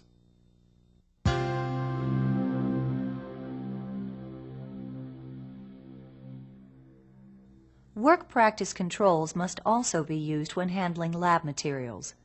For example, precautions must be taken when handling lab specimens such as blood or urine samples. For transport of specimens, put them in containers that prevent leakage and are marked with the biohazard label. To protect others who may handle it, make sure the outside of the container is not contaminated. Warning labels must also be applied to storage containers, such as refrigerators or freezers, that are used to store blood or other potentially infectious materials. Items such as food and drink should not be stored along with lab materials or in other locations where potentially infectious materials are present. And do not eat, drink, smoke, apply cosmetics or lip balm, or handle contact lenses in work areas where there is a reasonable likelihood of occupational exposure.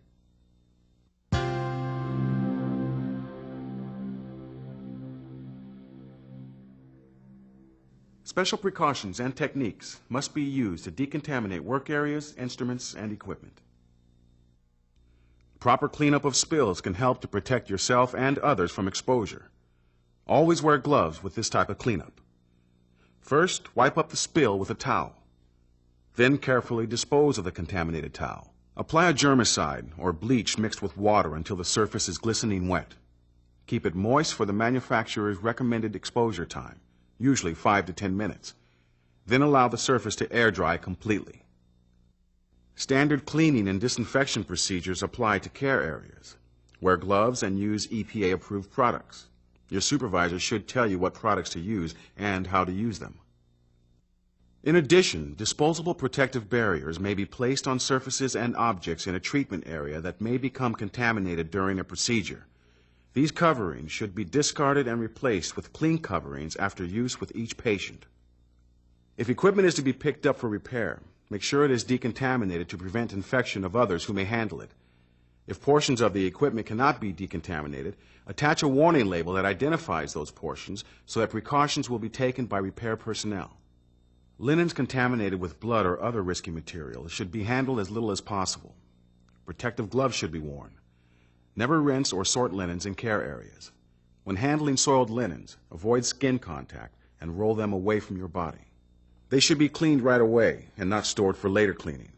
In the case of linens, dishes, glassware, and eating utensils, neither HIV nor HBV can live through standard laundry and dishwashing cycles.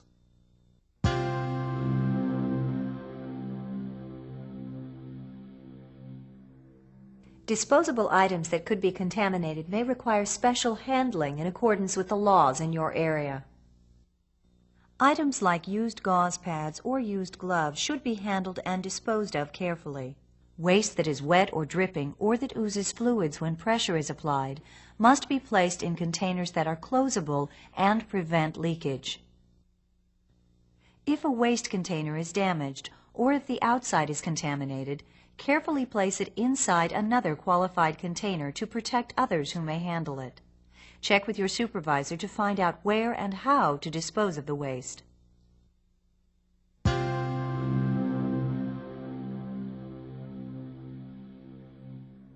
You should also take special care with your personal hygiene and health.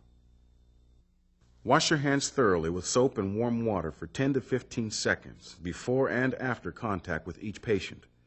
Do this even though gloves were worn. And immediately wash any body parts that have been exposed to blood or other potentially infectious materials. Remember to report incidents of exposure as soon as possible. Because it is possible for pregnant women to become infected and to transmit blood-borne infection to the unborn child, pregnant healthcare workers can protect themselves and their unborn children by adhering to precautions. If you have an oozing wound or sore, or if medications have weakened your immune system, consult your physician or employer. Special precautions may be necessary.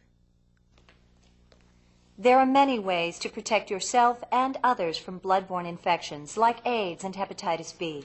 Find out if you need a hepatitis B vaccination. And be sure to learn the specific precautions you should take for your particular job. If you apply what you've learned on a daily basis, you should be able to perform your job safely and with confidence.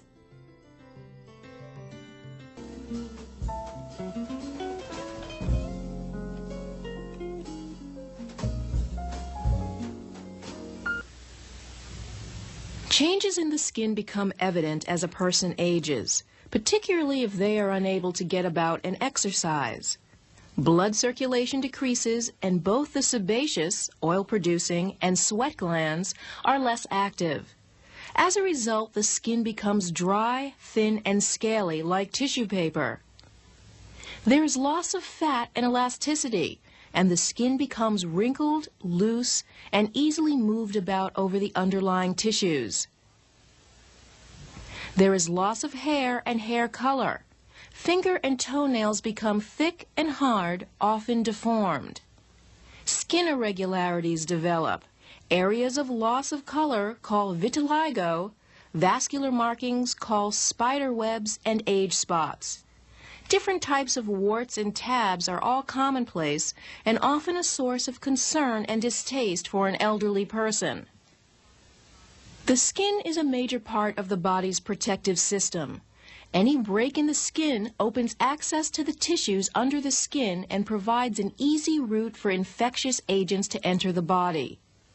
Whenever you talk to, dress, undress,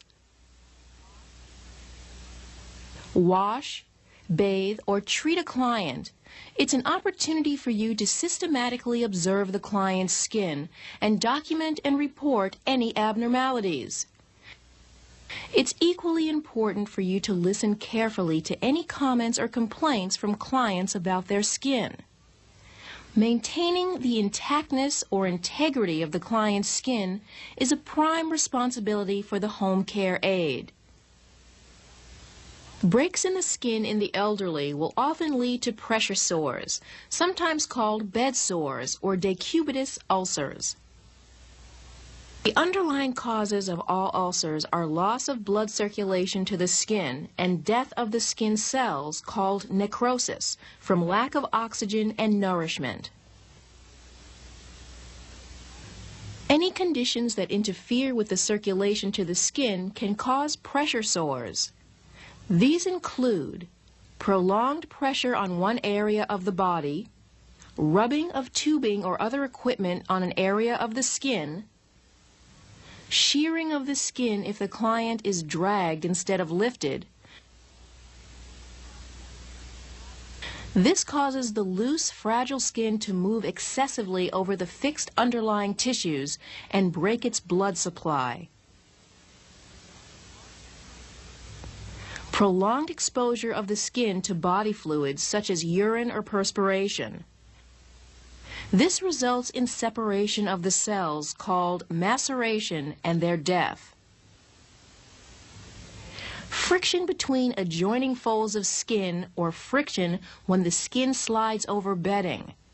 The friction itself injures the skin cells.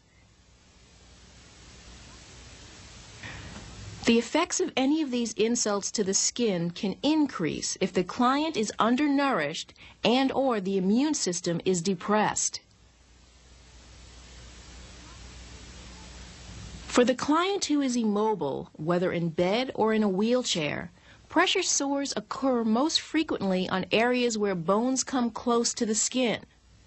Not being able to make frequent changes in position causes pressure on the skin between the bone and another surface. The most common sites of pressure sores are elbows, shoulders, hips, sacrum and coccyx, buttocks, heels, and ankles. Pressure sores are easier to prevent than to treat and heal. Basic nursing care to prevent skin ulceration and to promote the client's comfort and well-being includes: keep the skin clean and dry at all times. This includes immediate removal of feces and urine from the skin to prevent maceration. Wash thoroughly, dry the area gently, apply lotion. Keep bed linen dry and free from wrinkles and hard objects, such as crumbs and hairpins. Provide a major change in the client's position at least every 2 hours. When moving a client, be careful to avoid friction and sliding the client over bedclothes or equipment. For the dependent client, avoid raising the head of the bed over 30 degrees to prevent shearing, and always use a turning sheet. Check all equipment, tubes, catheters, restraints, braces, to be sure that they are positioned in such a way as not to be a source of irritation. Assist clients in wheelchairs to raise themselves every 10 minutes to relieve direct pressure. Whenever you give personal care to a client, carefully inspect pressure and friction areas. Document any reddened areas immediately and report your findings.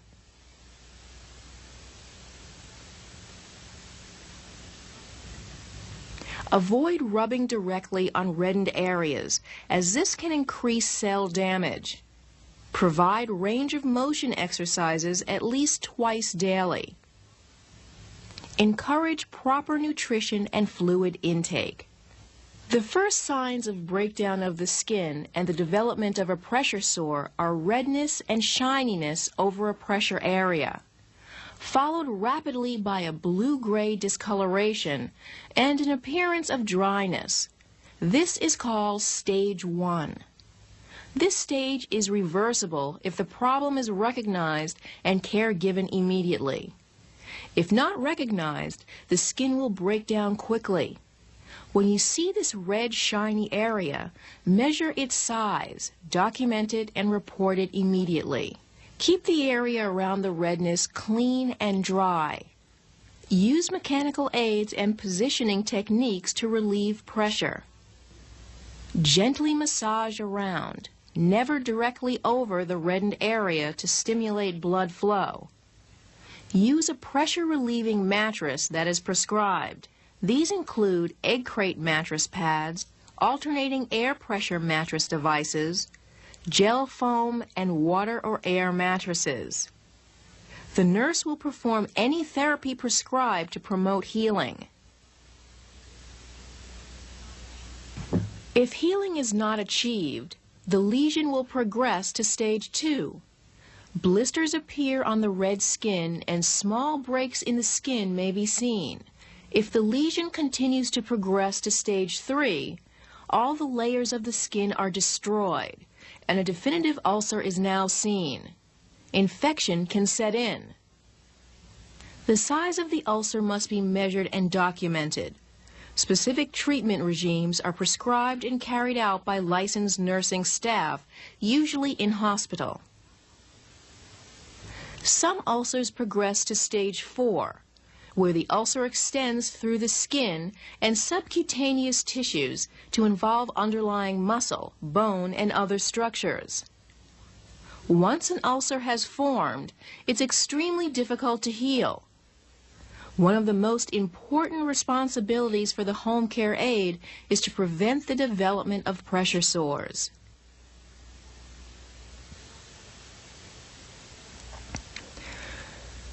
There are specific devices that can be used to prevent pressure sores from developing. An air mattress works by continually changing the pressure areas on the client's back. An air mattress designed for camping can be used instead of buying a medical air mattress. Egg crate cushions and mattresses made of molded plastic foam can also be used. A water mattress, like a waterbed, is also effective in reducing and changing pressure areas on the skin. However, it causes difficulty in moving and transferring clients.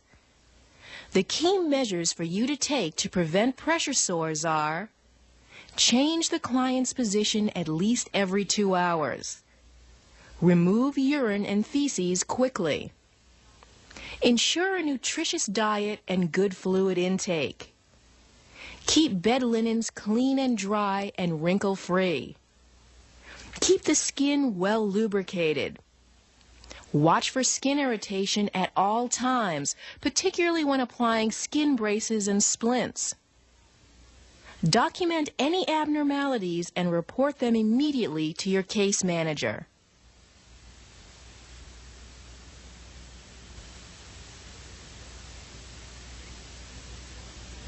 Strictly speaking, the female perineum is the short area of skin between the anus and the vulva. The task of giving perineal care covers not only cleansing of the perineum, but also cleansing of the external reproductive organs and the anus. In the elderly, the skin of this whole area tends to be thin and fragile, and for those clients unable to bathe themselves, cleansing of this area is an important task to prevent infection and to maintain personal comfort for the client. A clear understanding of the anatomy is essential, and we will describe this as we go through the procedure. Because of the educational needs to show both the procedure actions and the anatomy precisely and accurately in this videotape, we are not going to show the interaction with the client during the procedure. Clearly, the client must be carefully informed and treated with dignity throughout the procedure. Okay, I'll just fix you up. The equipment you will need to assemble includes bath blanket or top sheet, bedpan and cover, liquid soap, basin with water at 100 to 105 degrees Fahrenheit, bath thermometer, bed protector, washcloth, towel, and disposable gloves. Wash your hands. Raise the bed to a good working height and lower the rail on the side of work. With the client on her back, cover her with the bath blanket or use the top sheet Mrs. as the Hanson, cover would you for like the to use client. The bedpan before I start washing you? Okay. Raise the client's hips and slide the bed protector underneath the client. Position the bath blanket so that the body is covered and the area between the legs exposed. Separate the client's legs and bend her hips and knees. Wet the washcloth. Make a mitt over the hand nearest the foot of the bed and apply a small amount of liquid soap. Heavy soap applications are difficult to wash off, and the resulting soap residue is irritating to the skin. Use the free gloved hand to expose the vulva, the name for the female external sex organs. Identify the outer folds of skin, called the labia majora, and bring the soaped washcloth down to the outer side of the far labia majora in one firm stroke downward to the perineum. Rinse the soap from the washcloth, remake the mitt, and rinse the area you have just cleaned, always working down to the anus. Repeat these steps of washing. Rinsing the washcloth and rinsing the area just cleaned for the smaller, far inner labia minora. Then for the outside of the near, larger labia majora. The near, smaller, inner labia minora, and finally, the inner central area of the vulva. Then pat dry this whole washed area with a towel. Help the client to turn on her side away from you and bend up her upper leg. If she were not able to do this, you would proceed with her remaining on her back. Make a mitt, wet and apply soap lightly. With the upper hand, expose the anus and wash the area, stroking several times from the anus backward to the coccyx. Rinse the mitt, reapply, and rinse the area just cleaned.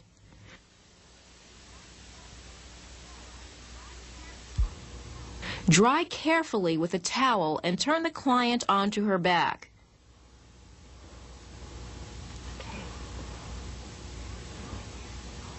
Perineal care can also be given with the client in the left Sims position. Remove the bed protector, cover the client with the sheet. Remove the bed blanket or top sheet and replace the top covers. Put up the side rail and make the client safe and comfortable. Empty the water basin. Clean it and return the basin and bedpan to the bedside stand. Dispose of the bed protector and gloves according to agency policy and return the bed blanket to storage or the laundry. Remove your gloves and wash your hands. Document the date, time, procedure, and your observations of the client's reactions. Remember, throughout this procedure, to treat the client with dignity and caring.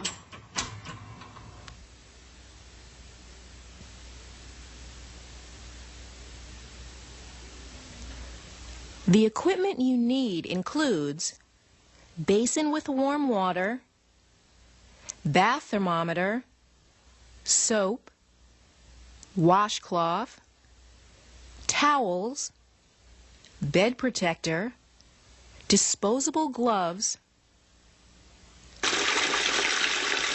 Wash your hands. Put on gloves. Tell the client what you intend to do. Position the client on his back and cover him with a thin blanket or sheet. Place a bed protector or towel under his buttocks. Make a mitt with the washcloth.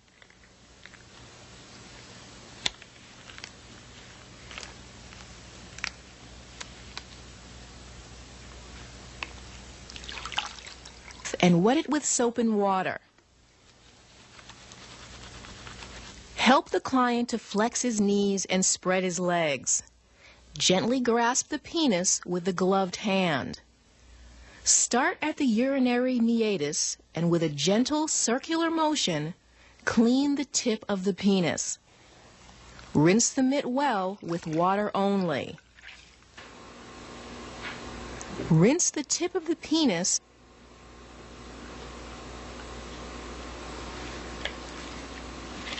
and dry carefully with a towel. If the client is not circumcised, you'll need to retract the foreskin for cleaning and return it to its original position after cleaning. Using the same sequence, wash, rinse, and dry the shaft of the penis with firm downward strokes. Then the scrotum. Then the rectal area. If the client is able to turn on his side, the rectal area can also be cleaned in this lateral position. During the procedure, an erection may occur. This is normal, and the cleansing should not be interrupted. Make the client safe. Remove the equipment from the bedside for cleaning. Discard your gloves and wash your hands. Document the date, time, procedure, and your observations of the client's reactions.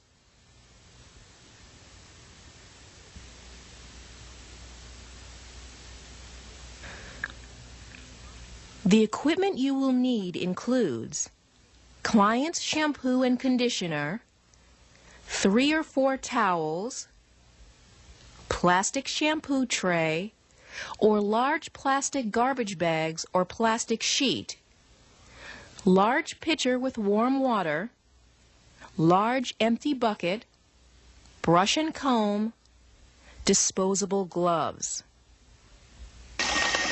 Wash your hands and put on gloves. Inform the client what you plan to do. We are going to use a plastic shampoo tray. Time to wash our hair. Remove the pillows. Place a bed protector under the client's head and shoulders. Place the client's head in the shampoo tray with her neck resting in the opening. Place a rolled towel around the client's neck for comfort and to protect the bed. Cotton balls can be placed on the ears to keep out water. Place a folded towel under the client's shoulders to tilt the head backward into the tray. Carefully brush out any tangles. Cover the client's eyes with a folded washcloth. Pour a small amount of water over the hair. With your hand, keep the flow of water over the hair until it's wet. With your hand, keep the flow of water away from the face and ears. Apply shampoo. Lather well and massage the scalp. Rinse the hair well with warm water to remove all the shampoo. Apply the client's conditioner according to the instructions on the container. Again, rinse thoroughly. Move the tray to the side. Dry the hair with a towel. Use a hair dryer if on the care plan and available. Make the client comfortable and remove the equipment for cleaning and storage. Discard your gloves and wash your hands. Document the date, time, procedure, and your observations of the client's reactions.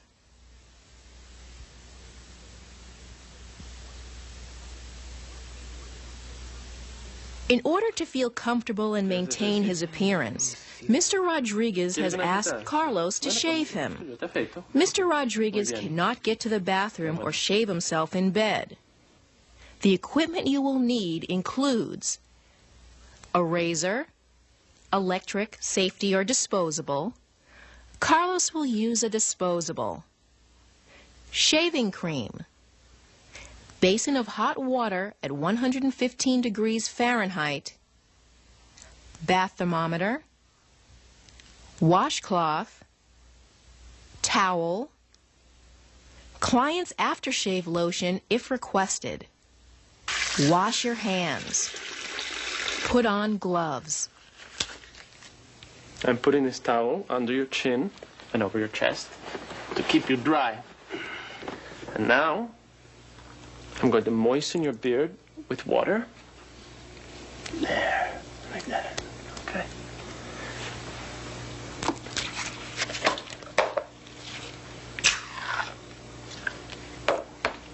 And gently, I'm going to work the shaving cream into your face. There we go. Look up for me, will you? Good.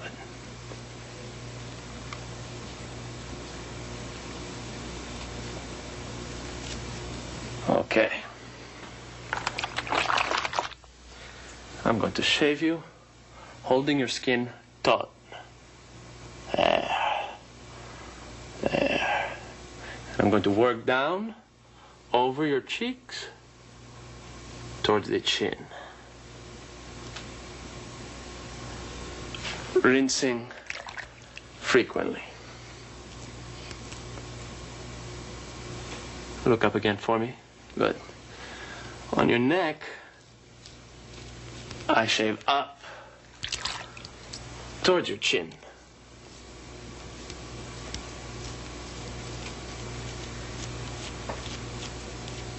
Good. I'm going to wash the rest of the foam off. And towel your face dry.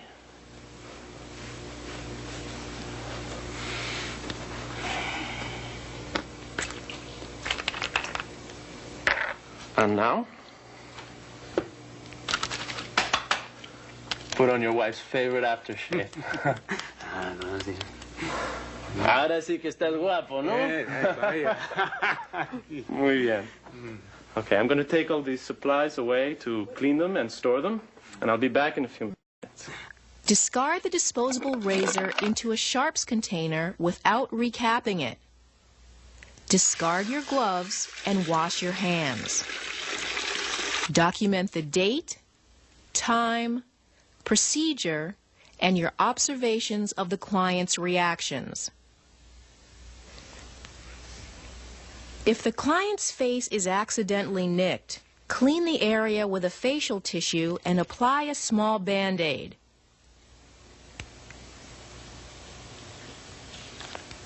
Ahí está.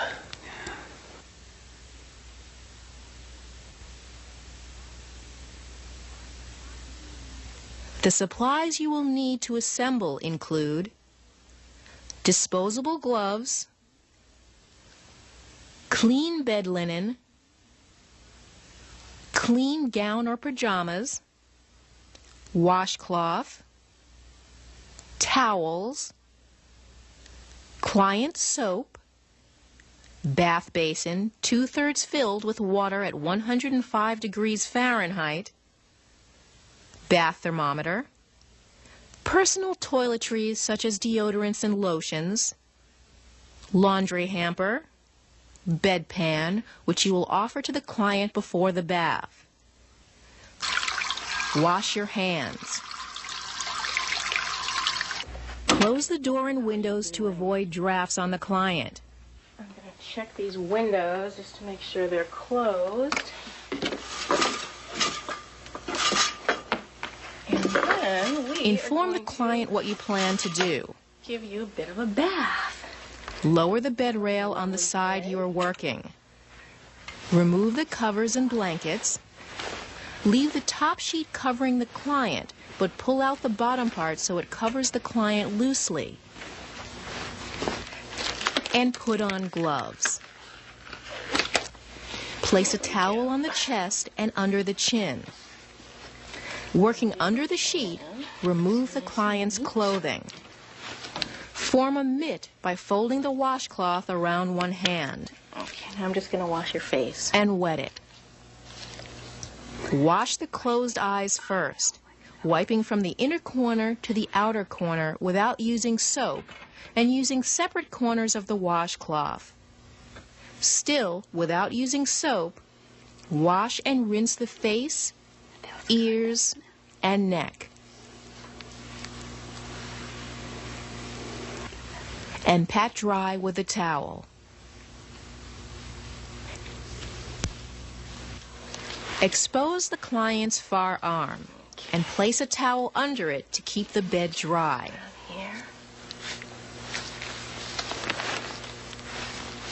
Wash using long, firm strokes.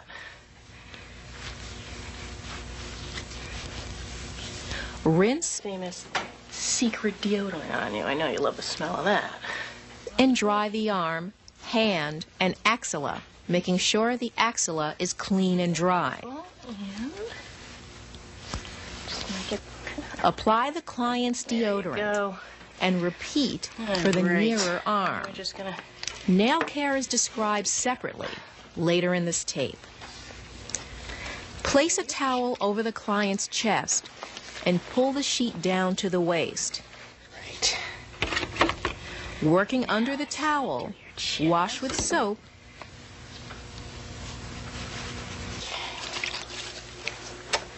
Quick rinse here. Rinse Off a little. and dry the chest. Make sure the area under the breast is dry to prevent skin irritation. Your abdomen. Lotion can be applied, water can be changed. Fold the sheet down to the pubic area. Okay. Wash the abdomen with soap. All right, now. Rinse Do your abdomen. and dry. Okay, bring the sheet back up. Cover the client's body with the sheet and remove the towel. Here. Expose the client's far leg. Fold the sheet up from the foot of the bed to expose the foot, leg, and thigh. Such a good patient. Protect the bed with a towel under the leg. Wash the leg with soap.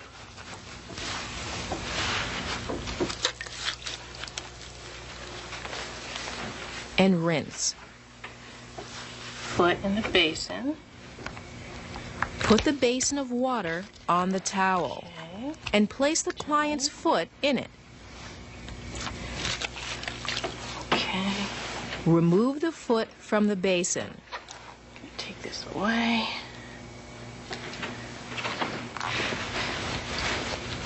And dry the limb well. Lotion can be applied, except between the toes. Repeat for the other leg. Change the water This is the right temperature. and check its temperature at 105 degrees Fahrenheit. If at any other time during the bath the water becomes dirty, change it. Turn the client onto her side away from you. Okay. Place a bath towel lengthwise next to the back.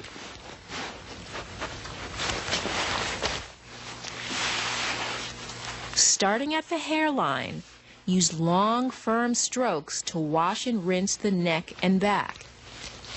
Dry carefully. Take off your gloves and give a back rub to improve circulation. Provide comfort and relaxation for the client, and give yourself the opportunity to carefully observe the skin for redness or breakdown. Pour a small amount of lotion into your hands and rub them together to warm the lotion. Begin at the base of the spine and with long, soothing strokes, rub up the center of the neck, across the shoulders, down the sides of the back, and across the top of the buttocks, back to the center of the spine. Repeat this step several times, adding a circular motion, and then several times adding a small repetitive circular motion. Then repeat the long soothing strokes for several minutes. Add lotion to your hands as necessary. Finally, wipe off any excess lotion. After the back rub, I washed Mrs. Hansen's genitalia, changed my gloves, gave oral hygiene, carried out her passive range of motion exercises, brushed her hair, changed her gown and bed linens. All these procedures are described in this series of videotapes. The soiled clothes, linens, washcloths, and towels were put away in the laundry hamper or a large plastic bag. I discarded my gloves, washed my hands, and documented the procedures, and tidied the room and made Mrs. Hansen comfortable. Her skin's intact and looks healthy, and that's good news for both of us.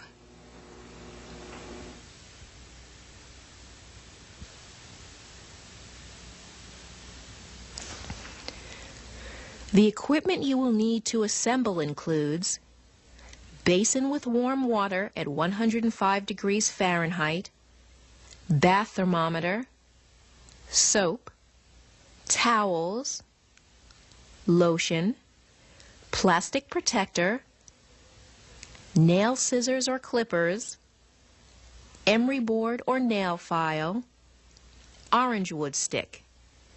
Check on the care plan that this procedure is permitted. I'm glad you're comfortable sitting up. This protector protects you and the bed.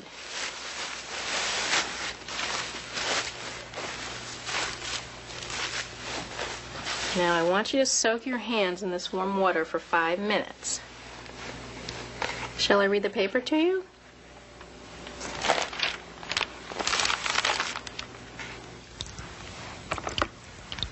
Let me wash your hands with the washcloth and soap.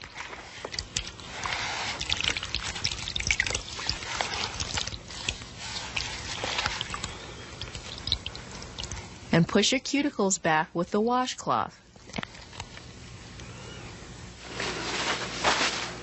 And now take your hands out of the basin and dry them.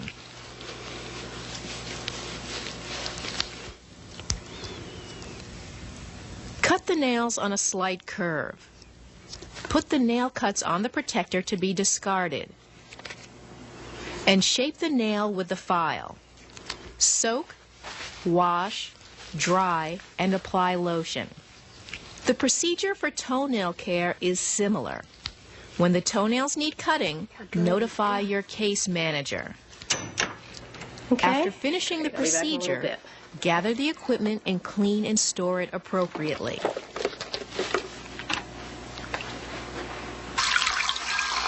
Wash your hands. Document the date, time, procedure, and any observations of the client's reactions.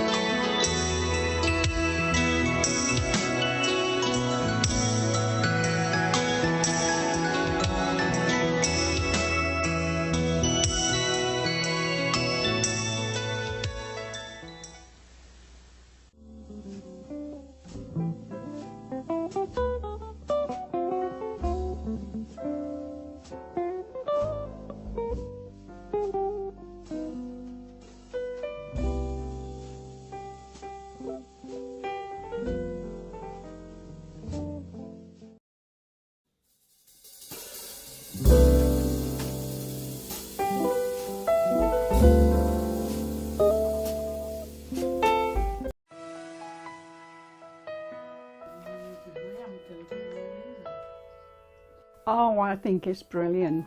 They phone me up and they say, how many syringes have you got, Mrs. Stevens? And I'll go and I'll count them. I know it's a particular day, and on the day I ring up and then they will give me the 2-hour slot.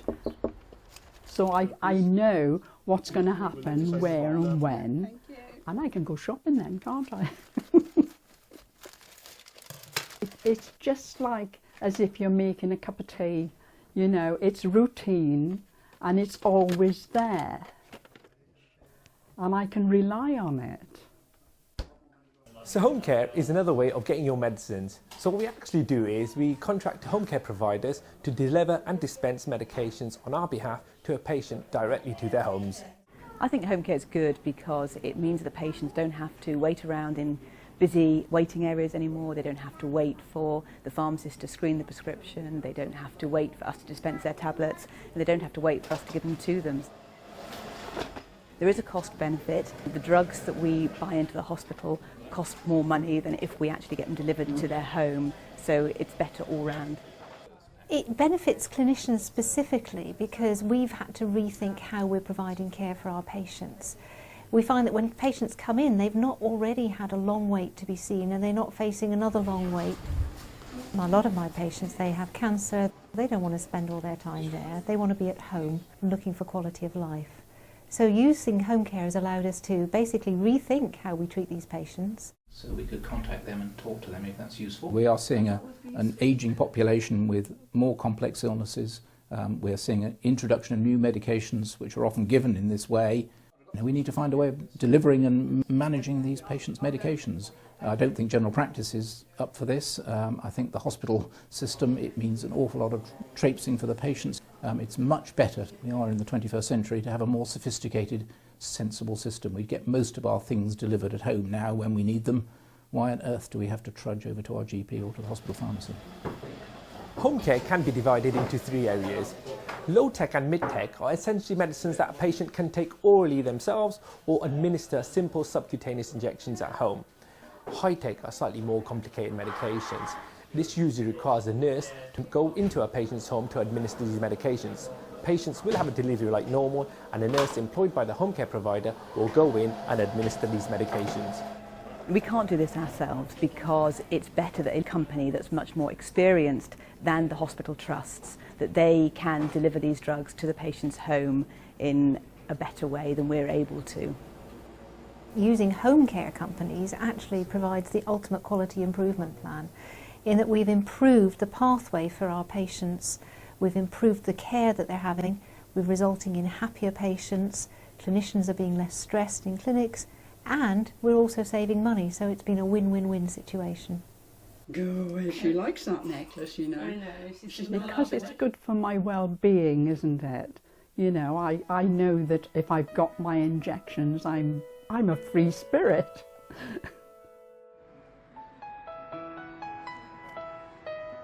One in 5 teens in Indiana has abused prescription drugs. While many people use prescription drugs to help them feel better or manage a chronic illness, there is a potential for anyone, at any age, to abuse prescription drugs. Here are 3 simple steps you can take to help reduce your family's risk of prescription drug abuse. Store prescription drugs in a secure location, such as a medicine cabinet or locked drawer.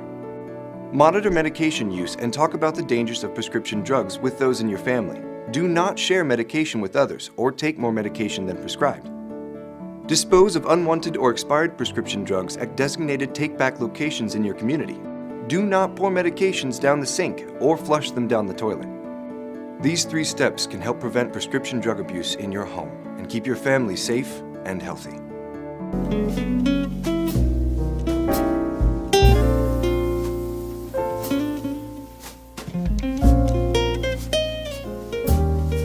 Today's topic is a serious one. We're going to talk about sexual harassment in the workplace, how to recognize it, establishing procedures to report it, and how to prevent it. The goal is a zero-tolerance, harassment-free workplace. Welcome to HR Over Coffee, a series from the experts at HR 360 where you will learn how to effectively hire, manage, and terminate employees.